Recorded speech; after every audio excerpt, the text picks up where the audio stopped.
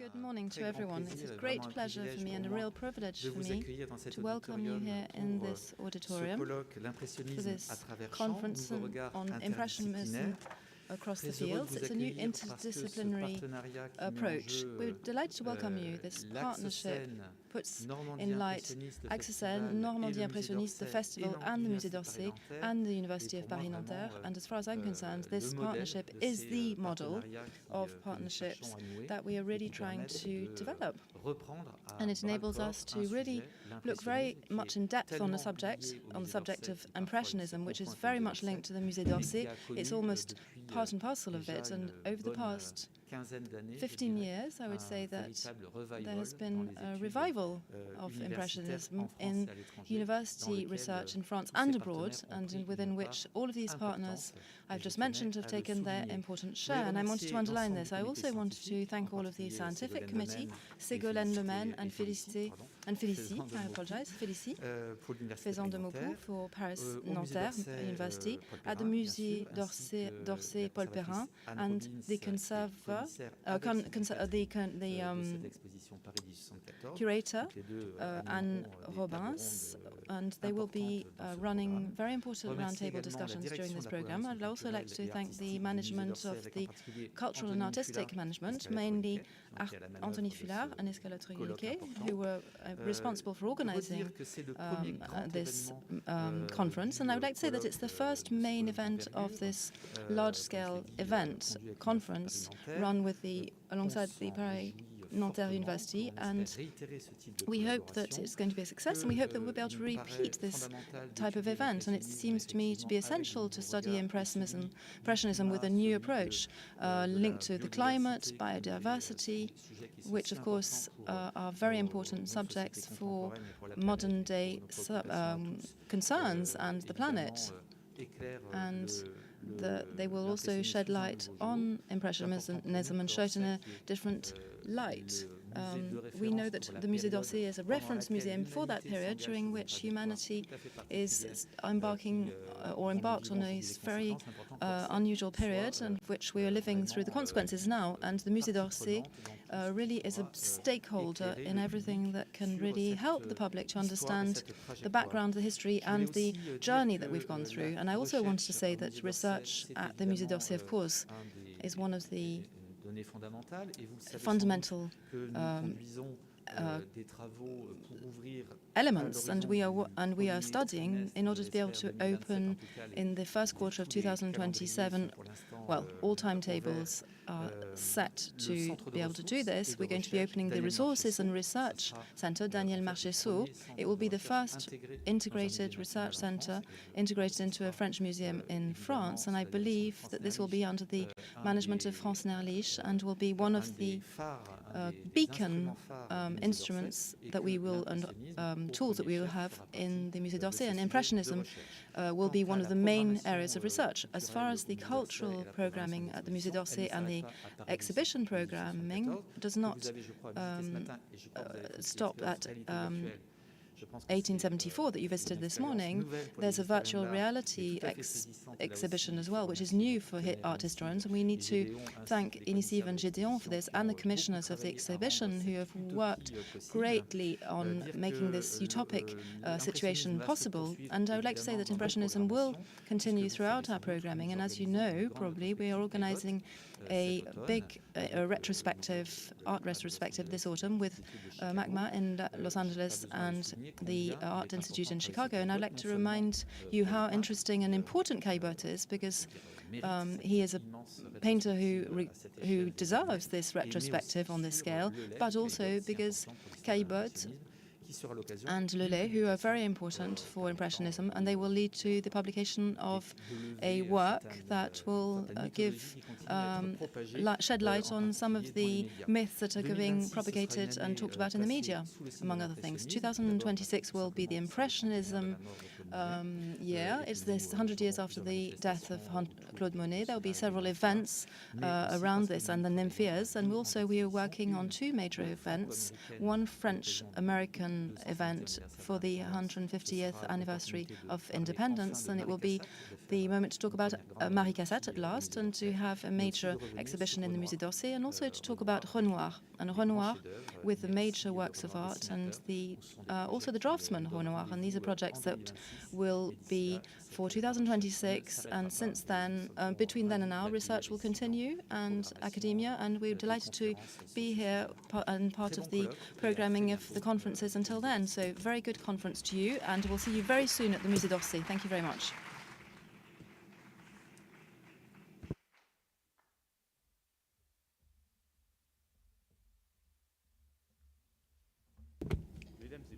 Ladies and gentlemen, good morning. I'm delighted to talk to you in the name of the foundation of the Université of Paris Nanterre. The president of the museum talked about the Paris Nanterre. The foundation is alongside this university, and there are three areas of research: support for solidarity, running the alumni network, and also accompanying chairs for partnerships in research. Now, first of all, I would like to thank the chair team, Art, Culture, Patrimoine, Heritage, linked to the Laboratory for Research, History of Art and Representations. And this is one of the first chairs of the foundation. It's quite an unusual chair, actually, because it's the one that worked to organize this symposium, and it proposes or offers the research on heritage and artistic creation, and opens up university academic research into this area of heritage. Through the program on research on Impressionism, it allows for an original partnership between academia and research and museums or heritage institutions, with approximately 15 partners throughout the land, and this in a joint and very original way with the tourist sector as well, and more specifically with the destinations, Impressionist destinations Contrat. Alongside this, the work is being developed in an area that is made up of two regions, Ile-de-France region and Normandie region. And it's also active abroad through transatlantic activities, namely in partnership with the Terra Foundation. Now, of course, we're delighted to work on this together, and to see that it's the first time it's being put into play is in the Musée d'Orsay, with where the highest collection of Impressionist paintings is present, and at a moment when this new museum is structuring its ambition for art in the 19th century in terms of resources and documentation for the future. This symposium and the extensions will no doubt be one of the most handsome results of this new exploratory ecosystem with universities, museums and tourism. Thank you very much to this art, culture and heritage team, Ségolène, Natacha, Félicie, Olivier, Yannick, who is the General Director of the Foundation. Thank you very much for this wonderful organization and for this symposium that is just beginning. Now, alongside this, the Foundation of the University of Paris Nanterre warmly thanks all of those who have made this event possible, alongside the university, the foundation of the university, and to ensure the success of the next 3 days. The president of the Morisot Museum, the predecessors and the teams, thank you for welcoming us in this wonderful place, and the Monsieur le Préfet, who hasn't yet arrived among us, and his office for the continual support that he has provided us with in our work, and also for helping to develop this chair that has been around for a few years now, and that is aimed at sharing art and culture. So I would like to wish you all, people in the audience and speakers, wonderful exchanges and wonderful presentations, and I wish you a very interesting symposium.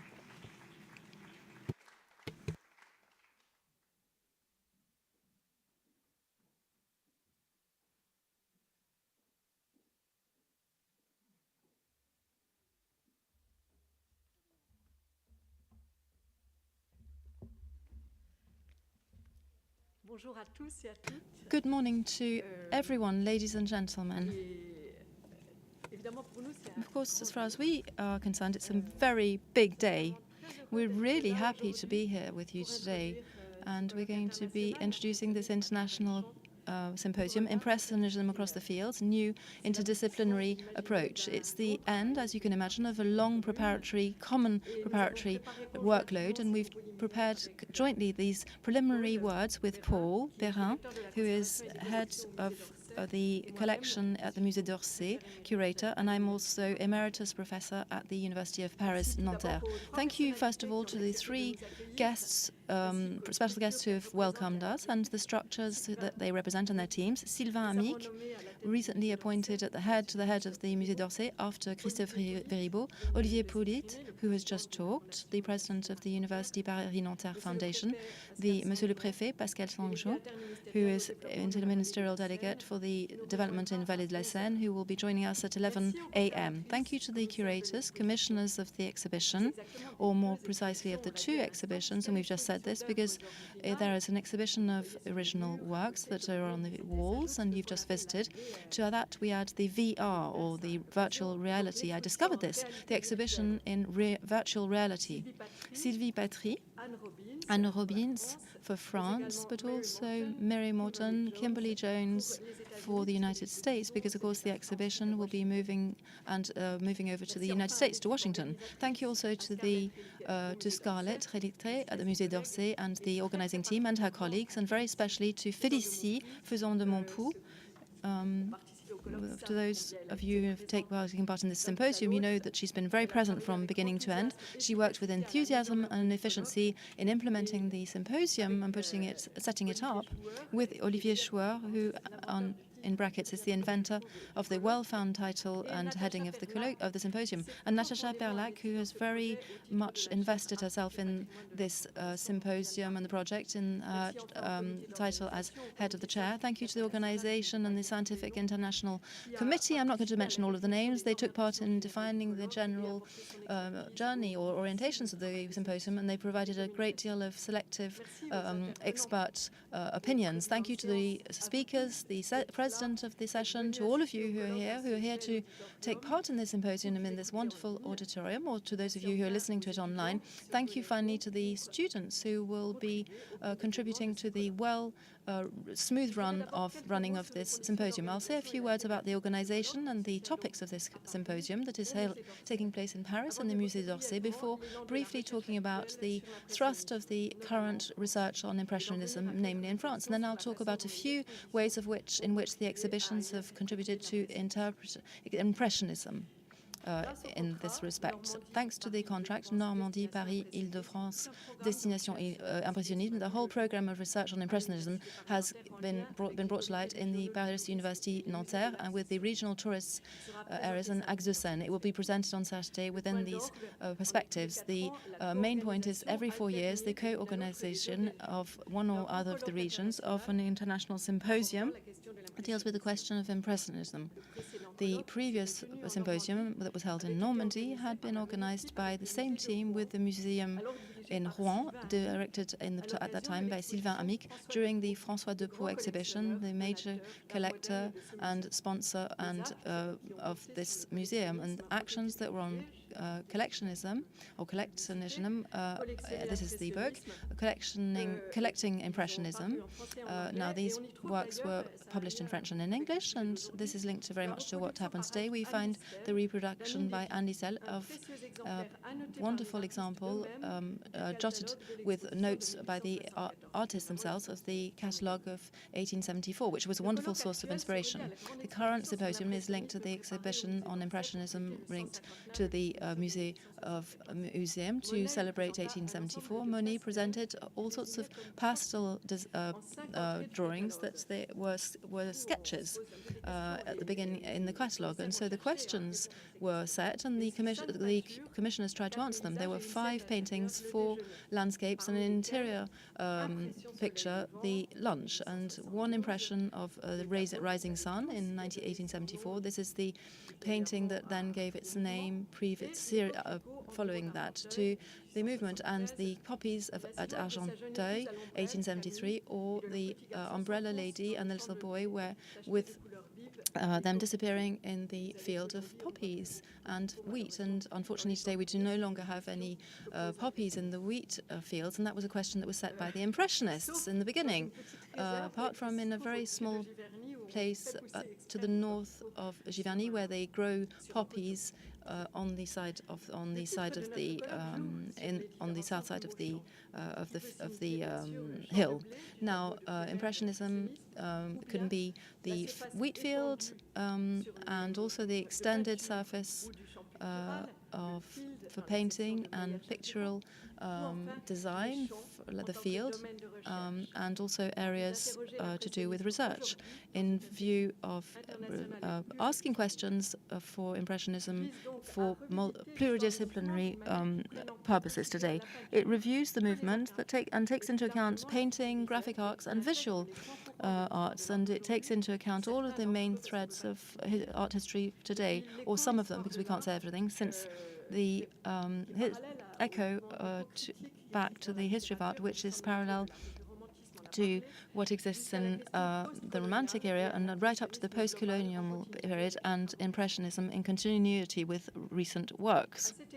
In this respect, I would like to underline that research on Impressionism has developed greatly over the past few years, and in fact, a recent edition of the Art Review concentrates on these various issues I've just raised through books and theses and exhibitions.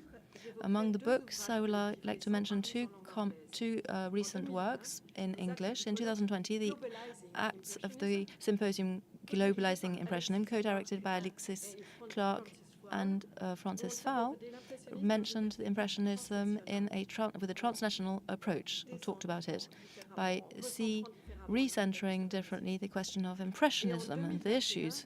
And in 2021, the manual directed by André Dąbrowski and Dana Arnold, Companion to Impressionism, which presented the state of the art of research, did so too. In France, the theses over the past 15 years show that Impressionism has regained has renewed interest. I wanted to research this, and I asked a question on the internet on Impressionism in our final, not in the internet, but on our final central file, and I didn't find anything to begin with. It was disappointing, but afterwards, searching a bit further, we do have access to this keyword, and we discovered there are 50 different items for the different theses that talk about this keyword, Impressionism, chosen by PhD students, and we can see the information and the description of their thesis in the main file. And it was a surprise to me to discover that many of these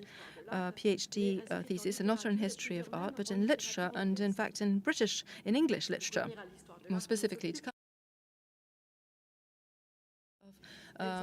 Theses has beefed up, and it has then first of all talked about the material aspects based on the cathedrals by Monet, with the thesis of Bénédicte Rémolière, who is a restorer as well, and it showed the challenges of Marine, for example, with the work of Marine Kiziem, who published her research.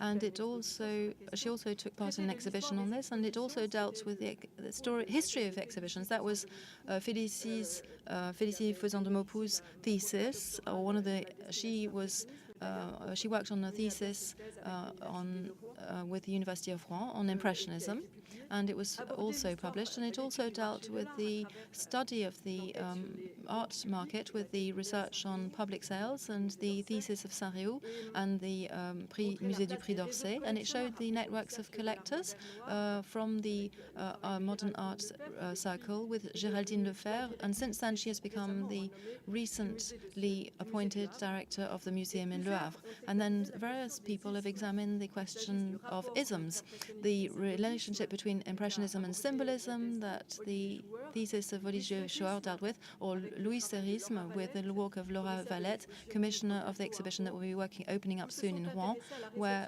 all looked at the reception of new painting in the 20th century. Manet, after Manet, with the thesis of Mathieu Léglise in the criticism of Impressionism in the 19th and 20th century, with the important thesis of Victor Claes on Mayer-Grève against Impressionism, which gave rise to an article in the Review Art edition that I mentioned earlier on, that is directed or run by Télémy Jobert.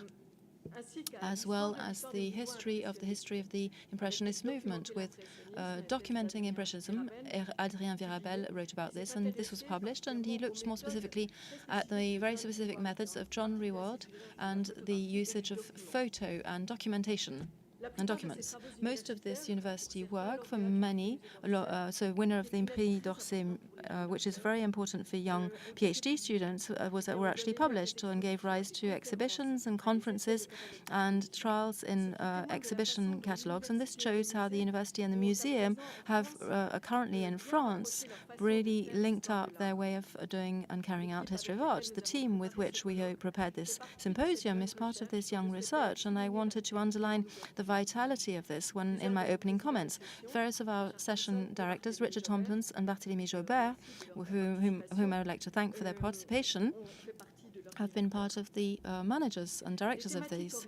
Original topics have been presented by the exhibition medium, the one that was at the birth of the movement. Despite the fact that Impressionism gave rise to a different type of exhibition that was difficult to achieve, because of the cost of moving the works again and ensuring them, the works of art, despite the fact that it was going to be a success. The monographic exhibitions dealt with the artists of the group, Monet and Renoir, among others, and the new painters with Manet, and an angle that often is linked to time and topics. And in this type of exhibition, monography highlights other players other than painters in the merchant critic system, from merchants with Roland Duret to the collectors with Laurent Monet and the Passion exhibition. Through exhibitions, new questions were set, and it really is a thought and reflection on the history of art that is led in view of situating Impressionism in the pictures of the 19th century, beginning with movies. And the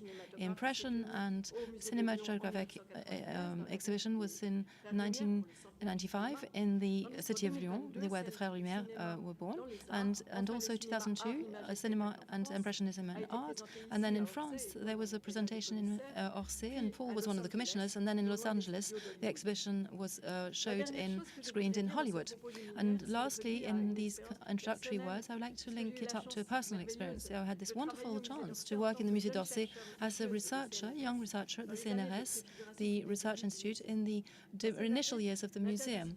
And in these years, interdisciplinarity was coming into the Art Museum with the file exhibitions that meant that we could deal with cinema, movies, history, media, files, and opera, and also to show photographs and drawings. But the major exhibitions, the ones that were held in what we call the Monterland space or in the Grand Palais, only showed the traditional arts, and the two areas were very separate. The journey for the main visits was concentrated on painting and also sculpture, and then led at the end of the nave to the Amont Pavilion with the decorative arts and architecture, with a very quick journey or circuit that could lead the visitor who was in a hurry directly from the nave to the high gallery, the one with Impressionists on the last floor, before they were to come out of the museum.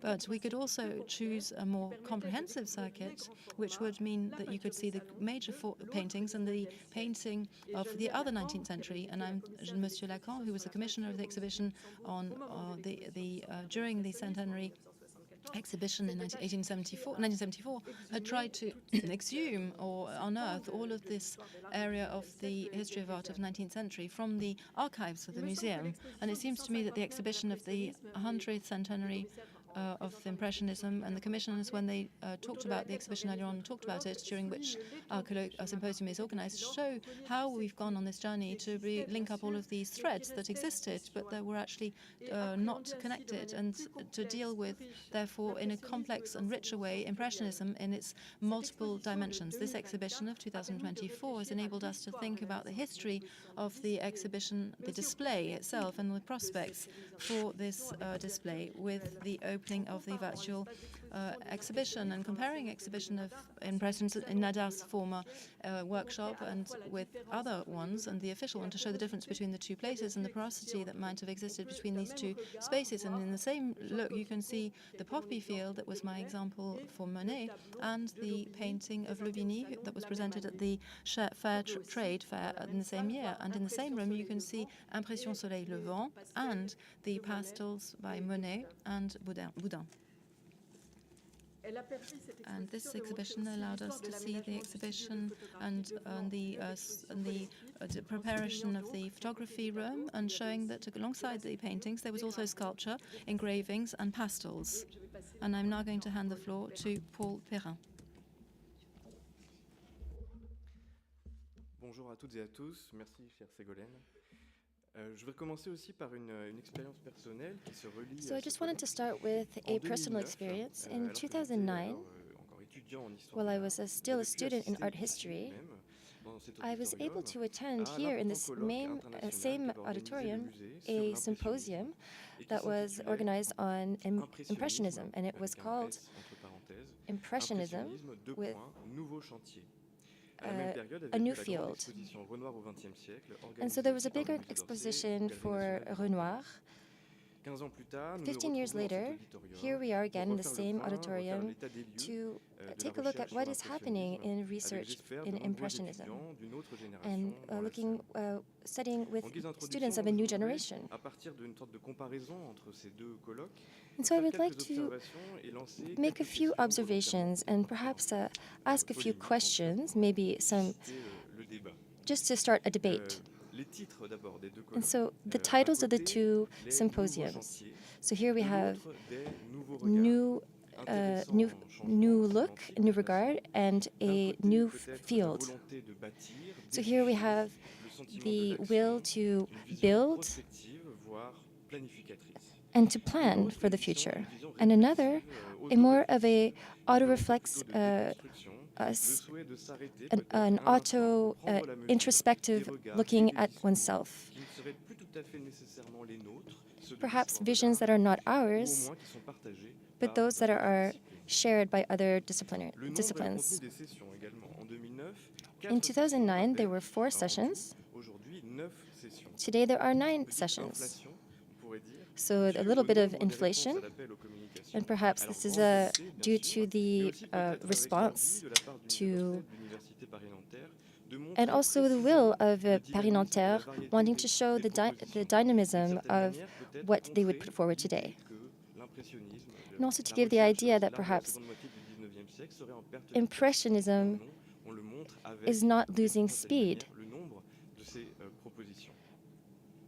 And this we can see with the number of propositions that we have here today.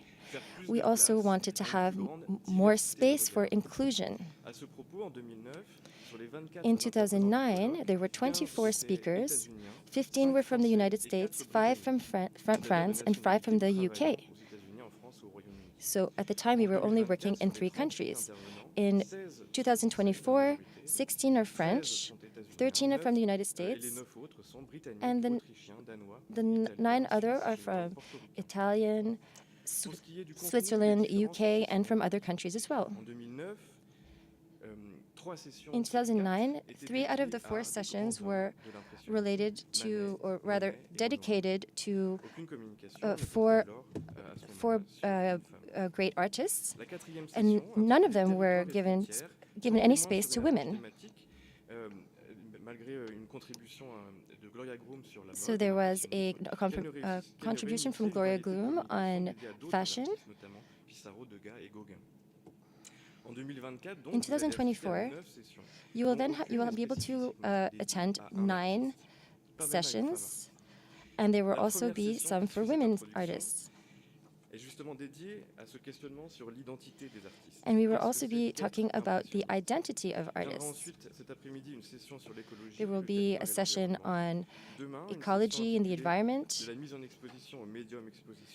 We will look at the medium of expositions. Friday afternoon, there will be a session related to paper and photography, and then also the materiality of works. Saturday will also be a day where we will have a session of social and cultural, and also the history of Impressionism. There will be part dedicated to research happening at Paris Nanterre, and also music at Musée d'Orsay. And there will be a last also session looking at what's happening across the world. So I just want to leave you with 4 comments. The first session, which is regarding identity. Even if it's not said this way, so we are doing an exposition, so rather an exposition on an exposition. And we will hear many speakers give us their impression on this. So the first part of the exposition, we will talk about Monet, Degas, and Renoir. And then we will see other artists. All of the artists that were able to expose their work in 1874.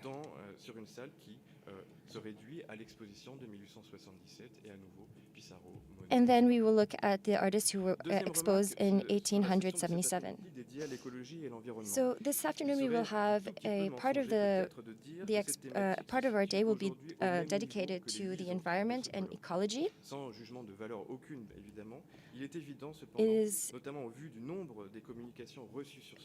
We have received so many papers on this topic, and so I do think that it is a very dynamic topic when it comes to Impressionism, and we will have the chance to look at this afternoon. And on the last session, on geography and Impressionism in other countries other than France, in 2010, this was something that was at the heart of the debates. And since we are talking about a symposium, the Courtauld Institute of Arts, writing Impressionism and out of history, they said that they had the ambition to dismantle the Franco-centralism of art history. And so we were there. This is a kind of a battle of looking for art outside of France. In 2024, the topic is less of a debate, but perhaps we will still have some debates this afternoon.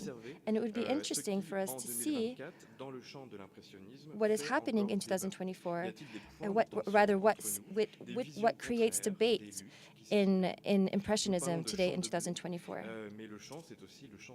We have spoken about fields, but we're also talking about a battlefield. And finally, the fourth point, a topic that was brought up, which was very important, which is a little bit absent in our symposium today, because unfortunately we could not bring up and talk about all the different topics that were suggested.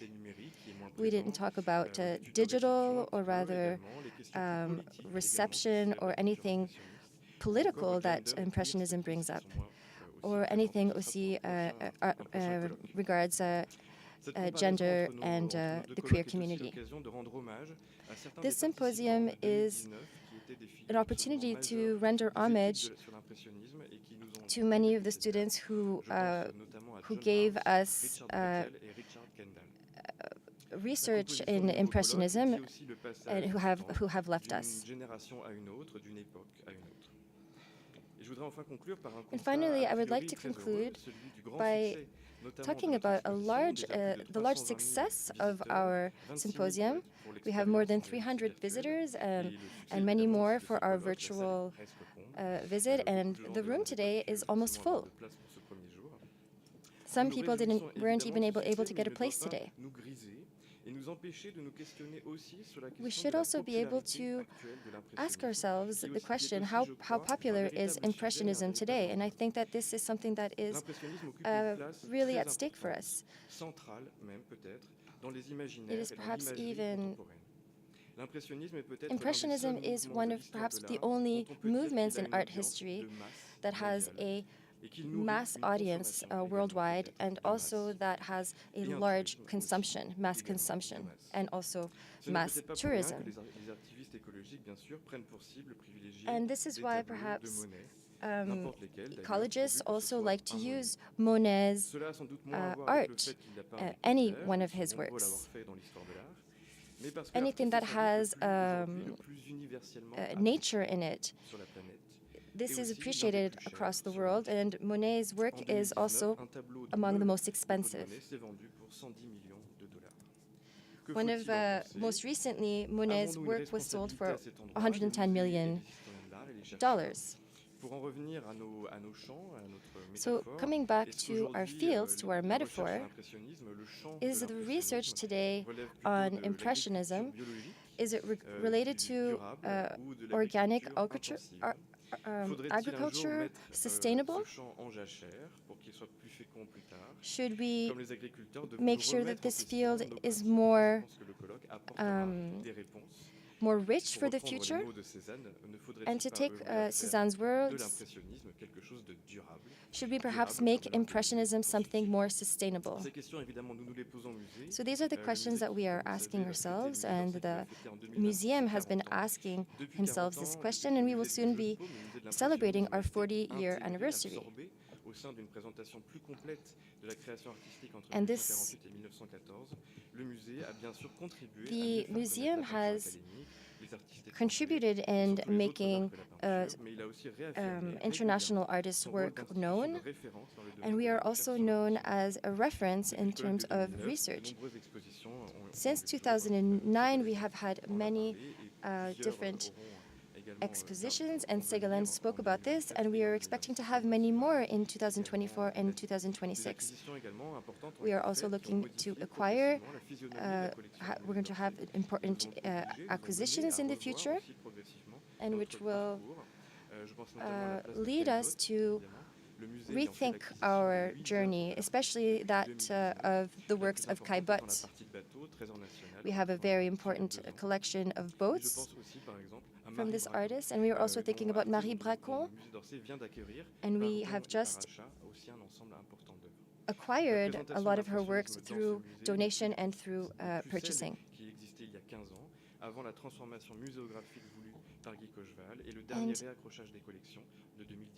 And in 2008,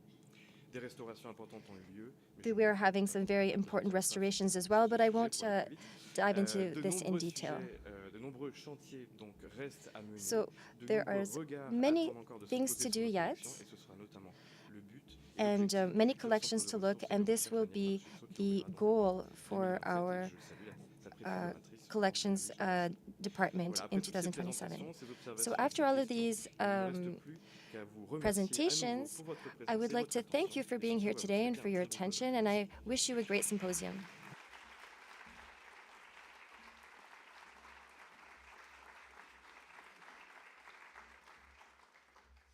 Nous avons maintenant le plaisir et l'honneur d'accueillir Monsieur le Préfet Saint-Jean. So now I'm going to give the floor to Mr. Préfet. Thank you very much for being here today, and regards, even though you have a busy agenda. Ladies and gentlemen, Mr. President of the Musée d'Orsay, so I only have a few minutes to speak to you, but I wanted to absolutely be here today because of the incredible location, and I wanted to speak to you today to give you some information, because you might be wondering what a prefect is doing here today. Why is he here? And so I just wanted to say that this is a premium partnership, and we wanted to support this. And so I wanted to first welcome you here today, welcome everyone here today. I wanted to thank all of the speakers and also all of the scientific committee and Paris Nanterre. We have been working with them almost daily. Bernard, Monsieur Chouard, Guillaume, Le Serre.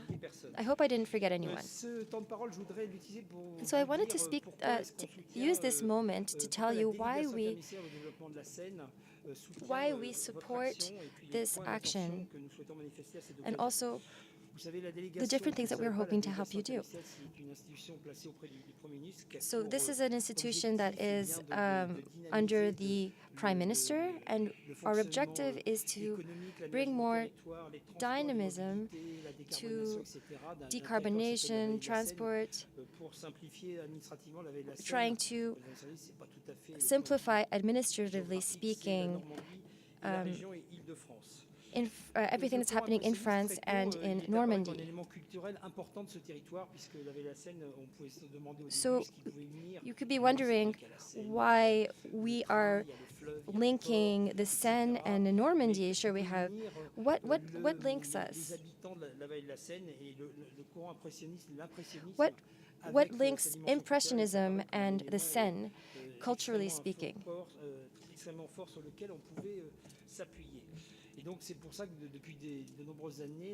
And this is why, for the last few years, after my predecessor, we have decided to support Impressionism and also the universities, not only Paris Nanterre, but also a partnership with the University of Rouen.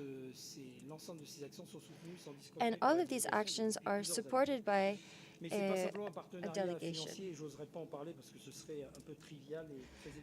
So I didn't want to get into this too much because it's not part of what we were speaking today.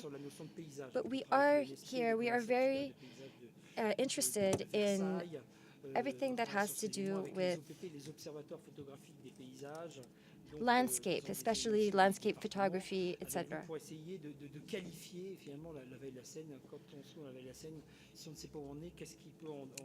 So what kind of characteristics are we talking about when we're talking about the Vallée de la Seine? And so artistry is part of our work. This is a human adventure.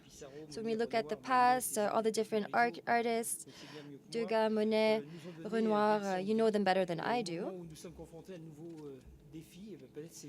We are facing new challenges today, and so it's important to look at the world through their prism.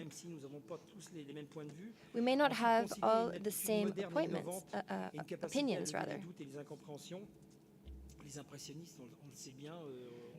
Impressionists, when we look at the exhibition of 1874, you can see that they were innovating. And today they can allow us to see things in a new way. Today they are allowing us to perhaps take risks and to have opinions and to rethink the way we see things in art. 1874 is a date that is in a specific time in history. I'm not a specialist at all, so I'm trying to be very modest in what I'm saying, but this was a very particular time in history. There was the Second Empire that was just overthrown. It was quite a humiliating time. Paris was crushed. There was a lot of uncertainty at the time, a lot of uncertainty regarding the new regime. And so it's good for us to be able to look back and think about our future. And there were other topics as well. The view on the contemporary world, and this can lead us to asking many questions on the evolution of our world today. These are discussions that I have often with the organizers of the different symposiums, the people that I mentioned before.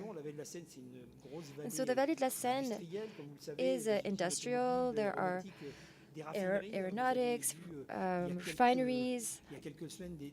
You saw it a few weeks ago. There was a American oil and gas refinery. As you can see, the different territories will be changing. And artists are the first to paint these things. They paint trains, they paint whatever's happening. And so this can allow us perhaps to look at the different landscapes and help us evolve. à la délégation entre nous. On parle beaucoup du We changement often climatique, talk du about risque inondation. On peut regarder the Cécile risk a pas of remarqué flooding les and épisodes climate de froid, change, vous vous rappelez, le jour Sisley, la cold journée blanche et son temps de neige à Vénus-Nadon. periods of Il y a la cold. préservation du patrimoine naturel. On peut There's oser, also the Basile, preservation la fois of Fontainebleau. our Sur la national décarbonation, alors vous allez heritage. dire comment on peut parler de When we talk about décarbonation, decarbonization, on you're parle probably de wondering how Pierre can we Démonier et ses déchargeurs de link charbon, qui sont decarbonation dans les salles to au-dessus. Une ligne nouvelle de chemin de fer. to Impressionism. Je m'occupe du projet de ligne Well, nouvelle for example, Paris-Normandie, donc we are Paris working Nord. on Maintenant, on peut a new train station going from Paris to Normandy. Argenteuil, l'industrie, et là c'est un de mes tableaux favoris. And of course, the industry, there's Guillaume ça rejoint un peu les in préoccupations que je Ivry. disais, toutes les problématiques de réindustrialisation. So there's also all the issues that come with j'illustrerai ça par un exemple industry à and Portugal, with mais il y en a bien d'autres qui peuvent decarbonization. venir à l'esprit. La logistique, l'activité des ports, la ville. So logistics, whatever's happening on the different ports, Et ensuite le boulevard Montmartre ou l'avenue de and of l'Opéra. course the Voilà un petit peu Boulevard quelques Montmartre. éléments. So here are a few elements. I didn't want to get into this too much. I hope I didn't go too long. I just want to wish you a very successful, a lot of success in the different work that you do, and that you enjoyed the symposium today, and that you're able to pay attention to the different cultural, and I thank you very much for being here.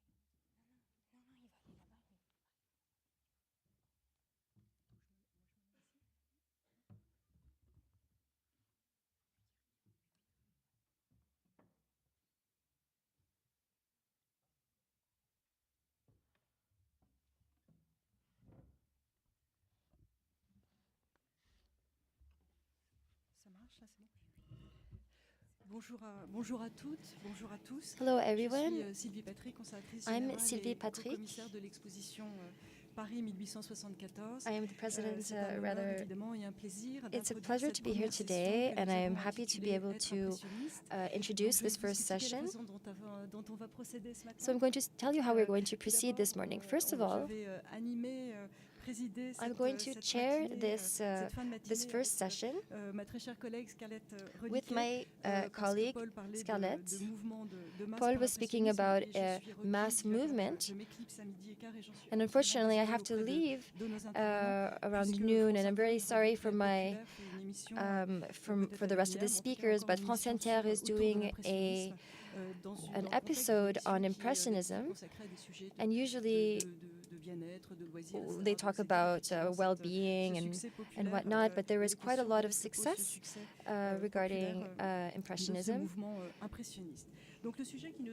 And so the topic that we will talk about this morning fondamental, comme l'a souligné Paul Perrin, qui est au cœur de l'exposition que is a subject that is at the heart of what we will talk about today. Is what is it to be an artist or an impressionist? The way that we have defined it. Don't think we usually ask questions or questions about positioning or a group dynamic. What makes this definition? And what allows someone to define themselves as an impressionist? And when we look at the 1874 exhibition, what can we say about, for example, the sculptures who were there? And also, is there a lot of different, or rather something that ties the first exhibitions that took place back then?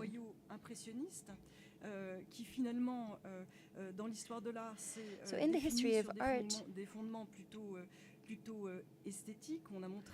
We perhaps define this being more based on aesthetics. As you know, the public and the critics at that time thought Impressionists to be it was quite innovative.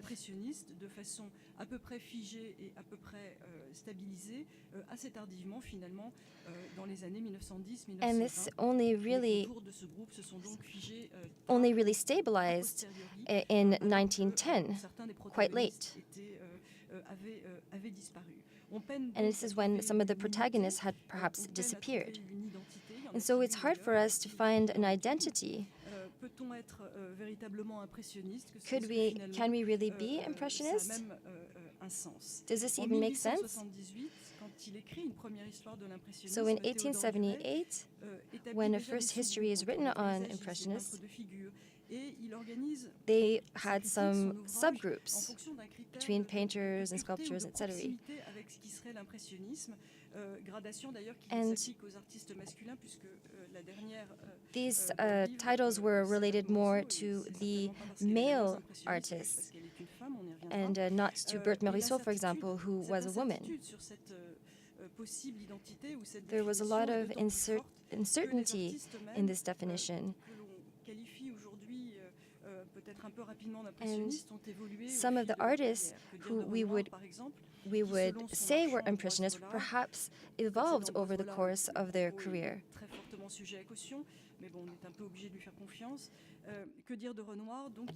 For example, Renoir. And so he, for example, 6 years after the first exhibition, he was no longer considered to be Impressionist. So for the most part of his 30 years of his career, he wasn't really considered to be an Impressionist. And so as you can see, it has evolved, and the society who created this first exhibition, there were 22 members, and of these 22 members, not all will present.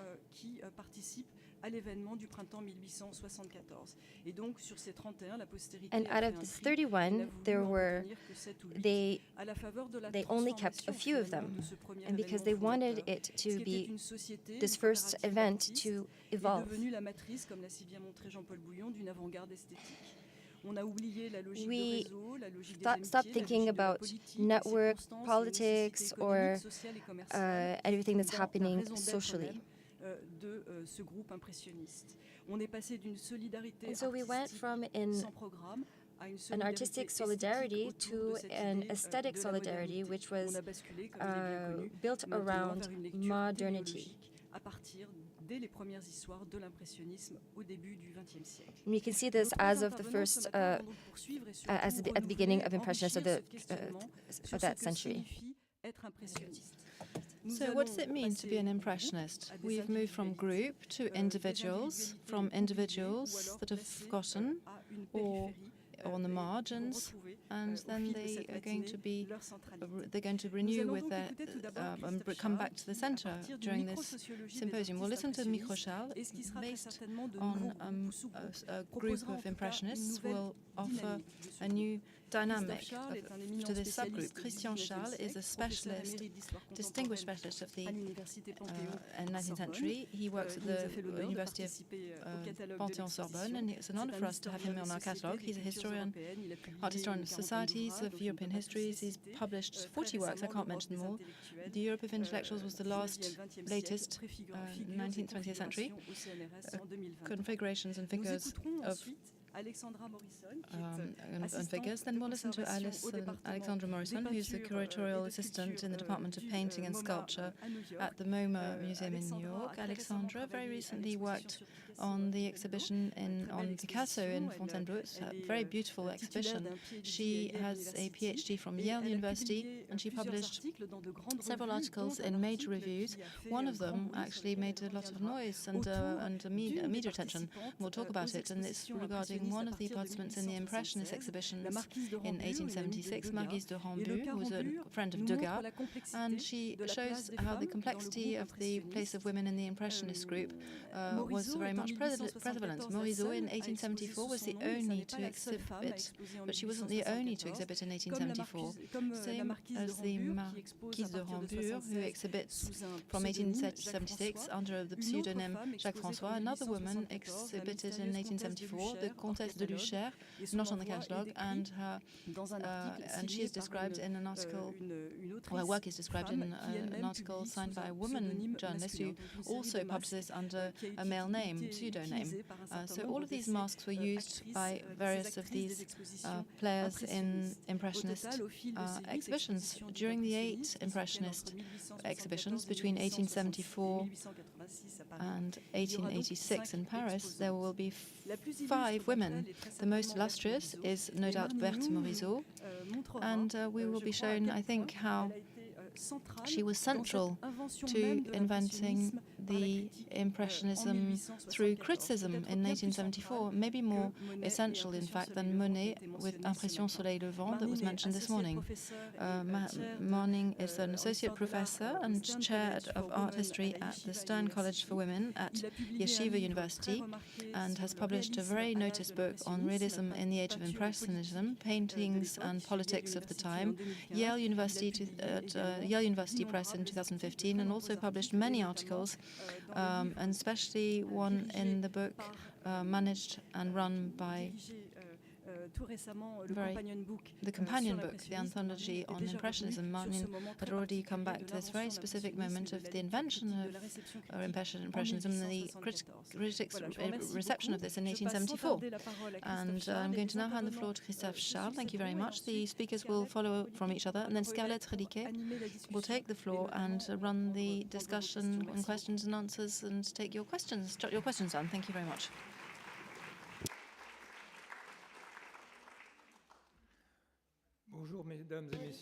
Ladies and gentlemen, good morning, and thank you, President. I'm very honored as a guest and art historian in this home of very prestigious home of art history. I'm going to be out of sync, but it's normal because Impressionism was also out of sync in relation to the way of doing things of art historians. And you can see on the title itself of my exhibition, of my presentation, I've done a play on words. These were Impressionists. There's an allusion to this anonymous or secret society of sculptors and engravers who organized 1874 exhibition, for which we are celebrating the 100th anniversary. So there's this notion of 150th anniversary. Sorry, there's the idea of voluntary work. But are these Impressionists just individuals who have coalesced and come together in an opportunist way? And we can see that there's a great deal of eclecticism. There's an eclectic aspect to this exhibition, but are there more personal or social aspects that are invisible in the sidelines or in the shadows that could actually explain that this society that was just a legal entity in the beginning became a group that actually lasted throughout the duration of 8 exhibitions with changes and updates? But there was a hard core of people, and this hard core of people in this society defined the identity that was then to become Impressionism. Even if what Madame Sylvie Patry said, there was a great deal of difference between some of them, and some of them weren't always, of course, totally faithful to the initial message of Impressionism as it is defined today in art history. And so that's really the structure of what I'm going to say. Now, to try and be to explain the difference between the anonymous or secret society and the real society, I'm going to go back to what historians use in general. In other words, archives. Very humble ones, actually, because we're just using dates and the register, the National Register. Why have we chosen this? Well, because when an artist goes to a mayor to see a mayor. I'm going to use the wedding certificates and also the birth certificates of the children of Impressionist artists. Well, they have to define who they are from a professional point of view. Now, of course, the normal idea would be to say painter, artist, and most of them will say this, but we'll see that some of them do not dare to say artist or painter. And in the case of Berthe Morisot, she, who undeniably for us is a painter, artist, in none of the official certificates does she say that she's an artist or a painter. So we can see that there is this distance from women from a certain social background to be able to admit that they really are painters and artists, because it's still something that's shunned by society and it's not very perceived very well for women in society. Second source that I'm actually using are the memories and testimonials and letters, exchanges of letters that are unequally preserved, of course, but one of them is very well preserved, and that's the one between Monet, or the one of Monet, the Monet wrote, published by Wildenstein, and also Pissarro, because he regularly writes to his son who was, or he used to write to his son who was in England, and he used to talk about the daily life of an Impressionist artist, and also it gives us an idea of family relations and the relations that they have with other artists. Those are my sources. Those are my third element that to structure what I'm going to say. I'm going to look at the parent links or the affiliation. Now, do the artists get married, and with whom do they get married, and who are their best man or woman when they go through this important moment of their life? Because being an artist is not simple. Some of them refuse to be married, actually, because it's too problematic and difficult for them. And when some of them have children, they also get witnesses to come to testify, and the choice of these witnesses, or best men and women, is never by mistake, and there's a sort of circle of privileged people or forced people when they don't have the right person at hand. Now, based on these different indicators, what I'm going to try to do, as Mrs. Petri just said a few moments ago, is try to redefine the group, and I'm going to widen it. I'm not going to just deal with those for whom we are certain they are Impressionists, but also I'm going to talk about the ones who worked with the Impressionists and travelled on their journey without necessarily being defined as such today within the context of the definition of Impressionism. But I'm going to say that they were alongside them and that they were their moral and symbolic and often material support, because of course the most famous case is Caillebotte. Financially, he helped many of them, and through this help, he was able to, enable them to help them get out of the predicament they were in, and it created a sort of society of friends, the friends of Impressionists. Those are the different groups that I'm going to talk about in the text. It's in this text that I'm going to read, and that's very long, so I'm going to jump some of the paragraphs. Now, first consideration are the comparative social biographies, and an initial question is, well, it's all very well studying people who are married, and that's just conformist, but they're not all married. But what do we do with artists who aren't married? Well, we notice that actually that single artists, non-married, are actually in a minority, so it doesn't mean that you are an artist and therefore you're single. That's actually not confirmed when we look at this group of Impressionists. Second element,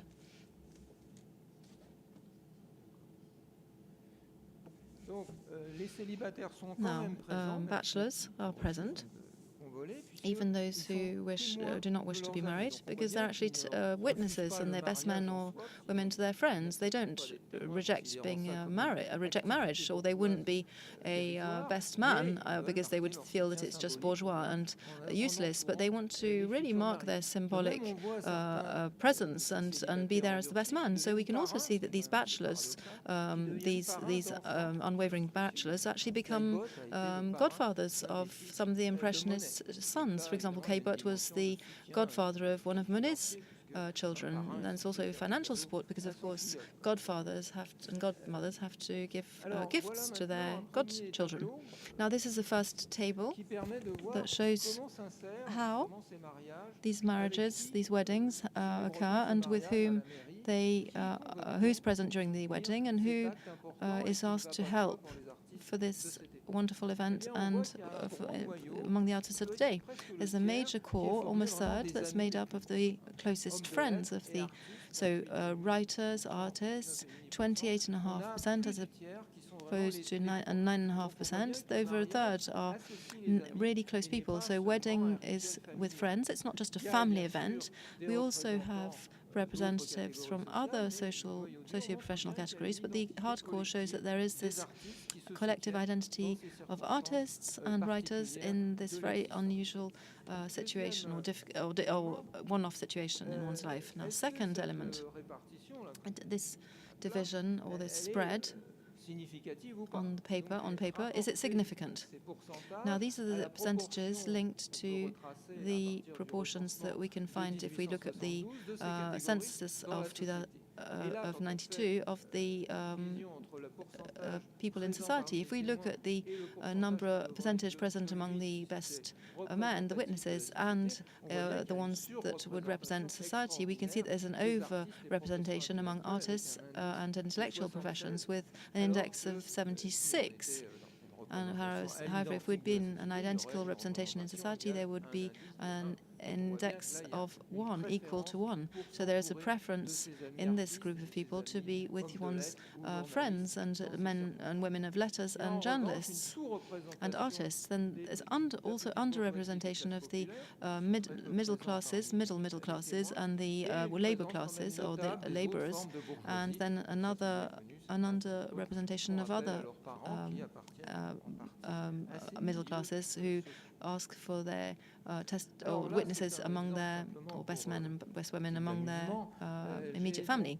Now, this was just for fun. I've copied, you can get these on the internet. I've copied the signatures of the wedding certificate of Claude Monet and Camille Dancieux on the 28th of June 1870 at the city of Paris. Now there's a signature by Manet. It's not the real Manet because it's his brother. And then you have the Courbet as well signature, which isn't bad on a wedding certificate. And you have the signature of Claude Monet, who at the time was not as famous as Courbet and Manet at the time. And then this is just for your information. You also have the presence in the at the town hall of the parents. Dancieux, Monsieur Dancieux, who's the father of Camille Dancieux. And Manéchal is the maiden name of the mother, of her mother. The parents are present. So it means that they're not against the marriage, which is very symbolic. They are not against this union, this marriage, which is slightly unusual because there was a birth before the wedding, and Monet's father absolutely disagreed with the birth of the child and the subsequent wedding. So you can see that there's part of the family that accepts this sort of unusual wedding, because at the time Monet hadn't yet reached a situation in which he was later, and there's a great deal of dissension among the families because Monet's father is not present and didn't really agree. He sent in his agreement on paper, but since he wasn't present, it shows that he didn't actually agree with the wedding taking place for real. This is Camille Dancieux, a portrait of her. Why did I pop this up? Well, we can see that the friendship links. We have some of the portraits of these wives, and the friends often paint them. This is a Renoir, of course. Renoir painted Monet's wife. It wasn't Monet. Of course, there are paintings by Monet of his own wife, but this is a real portrait, an official portrait painted by a friend, and this symbolizes the special relationship between these people and during weddings and friendship. So weddings and friendship. Now, some people know that this bourgeois custom is going to cause financial problems in a situation in which artists can't actually sell their works of art, but some of them are actually resisting. And I found this letter, I find it quite moving actually. It's from Armand Guillaumin, who is the préfet who preceded me at Cité Guillaumin, so I find this quite amusing. Guillaumin is one of the impressionist who's on the margins, who didn't actually get the recognition he wished to get, and he took a great deal of time to be to really show himself as an impressionist, and he didn't have the success, financial success, as the same as his friends, and he's slightly obsessed with these problems artists have, and he knows that wedding, despite his desires, would be actually a disability as far as he's concerned. And he writes this letter, which is very moving, and this is in 1876. I've noticed that I was starting to frequent Miss Guéchet, the daughter of the doctor who supported the Impressionists, with too much pleasure, and I was almost very taken by her emotionally. Don't laugh about me. You've understood that having been a full bachelor for many time, and being fully dedicated to work and not want to do anything else, I have to pull away from this relationship little by little. So you can see that the artist really wishes to be faithful and loyal to his vocation, and it wasn't the case actually for most of the other painters who anticipated before their wedding and had a relationship with their wives. But a lot of them really do set this question and ask the question of compatibility between this social act or action and their vocation as artists, and different from everyone else. Now, in the end, he gives in, but very late. He marries at the age of 46, which is he's the oldest. He married later than anyone else. He gets married to a cousin, and this cousin is very lucky to have a job. So we can see that he mixed the enjoyable with the useful. She is a professor at the Lycée Fénelon, which was exceptional in the society at the end of the 19th century, how she had a very good wage, and therefore this marriage or this wedding isn't something that's going to impoverish him, because it contributes to helping with the wedding and the marriage. I didn't know that I don't know if in 1876 he thought that one day he would have this exceptional matrimonial opportunity, but it is the case of the wife of an impressionist who's actually making a living. We're making a living in a sort of stable and sort of easygoing way, and this is a wedding certificate that's very impressive. You have the signature of Paul Gauguin, Edgar Degas, someone a bit less known, Zandomenigy, and also an obscure journalist called Georges Sauton. But you can see here that there's this desire to surround yourself with your friends, and there is no parent present. The two parents of his future wife are not present. They, apart from the authorization, because they had to get it at the time, but they didn't sign the certificate, which means that they weren't very happy with this wedding taking place, because it was someone who didn't earn a living very well, because at the time and this is how he signs his certificate as a worker in the roadworks, and this enabled, and so he then painted paintings when he was not at work and being supervised by his bosses. So these are two certificates that show social relations in full swing. Now I'm going to look at this because we were told that we don't talk about women enough in art history. I'm going to look at women, and not necessarily just women artists. Of course, women artists are important, but there are also women who support artists without being artists themselves. This is the case for all of the women in this list, women who shared officially or non-officially the lives of artists. I've added sustainable or long-term relationships. Caillebotte was a hardened bachelor, but he had a named mistress who lived with him and with whom he leaves an important amount of money at his death. He was very much he very much recognized her support and was very happy about it. And then we have various weddings and marriages that, well, actually most of the biographers know about these different relations. But actually what's interesting is the age gaps.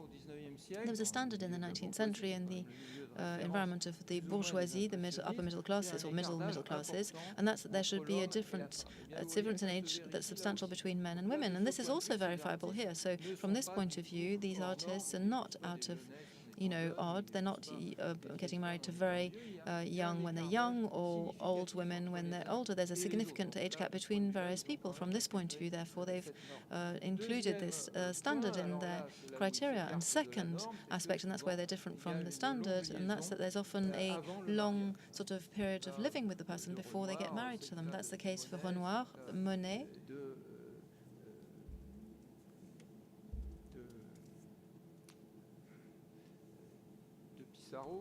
and Pissarro as well. They all had or relationships outside of marriage, or marriages, or extra relationships outside of the marriage before they got married. And this is why, no doubt, their families do not approve their lives or the wedding, because it's not really in line with the habits of the middle classes at the time and the bourgeoisie. Now, this is one of the obscure people that we often forget was alongside Caillebotte, Charlotte Berthier. There's a discussion about this. Some people say that it's her real name, others say it's not. There are two names, there are two dates of birth dates. I wasn't able to decide with the documents I looked at, but this young woman is very much younger than Gustave Caillebotte. You can see this on this very sort of picturesque painting. She's a former actor, and she played, or actress, she played roles in the theatre. She was, and in high society sort of theatrical productions. And Caillebotte lived with this young lady for many years, and she did not leave a child or give him a child, but he did leave her an important donation in his testament. And you know that he belongs to a very wealthy bourgeois family. One of his brothers was a priest, actually, so it was probably very badly sort of perceived for him to have this long-standing relationship with this young lady. But he was fully faithful to this young lady who shared his love, and he wasn't, one of these artists who had a mistress and then just got rid of their mistress. He really did have this feeling of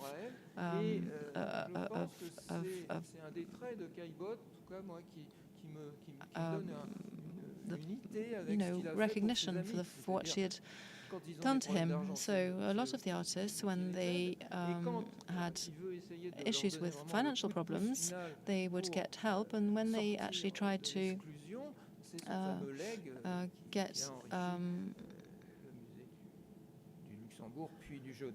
so then the works of art are then donated to the different museums. So we can see that there's this loyalty linked to this deep friendship, and there's this desire to use their money to then transform it into something symbolic that is then beneficial to all. And this is where I can see that there is this true society of Impressionists, and this involves solidarity, deep solidarity, and this throughout the lifetime of the artists. This is a very a different relationship. We're talking about Camille Pissarro, who married the maid, his parents' maid, which is a totally unheard of in terms of his social circle at the time. And Pissarro had a very unusual matrimonial situation. After a non-official phase of living with her, he then had a very official one, and he had 8 children subsequently to this, and he absolutely did not fear marriage, as Guillaumin did. He did not fear that this is something that was going to prevent him from working and painting, and he founded a family, and a very big family, and this is very exceptional. He had the greatest number of children than any of them with his wife, and he then told and encouraged his children to be artists. So there's this real desire to transmit not just his name, because of course at the end of his life Pissarro was very much a recognized painter, but also this ideal as an artist, and the fact that being an artist is one of the most wonderful job in the world, which is not at all the case for other Impressionist paintings. That's very special to Pissarro and in their relationship, and there's a real division of work. Pissarro is the artist, he's totally obsessed by his work as an artist, and his wife is the one who, for a blankly is the one who runs the household. She looks after the household, has the children, and she also grows vegetables in the garden.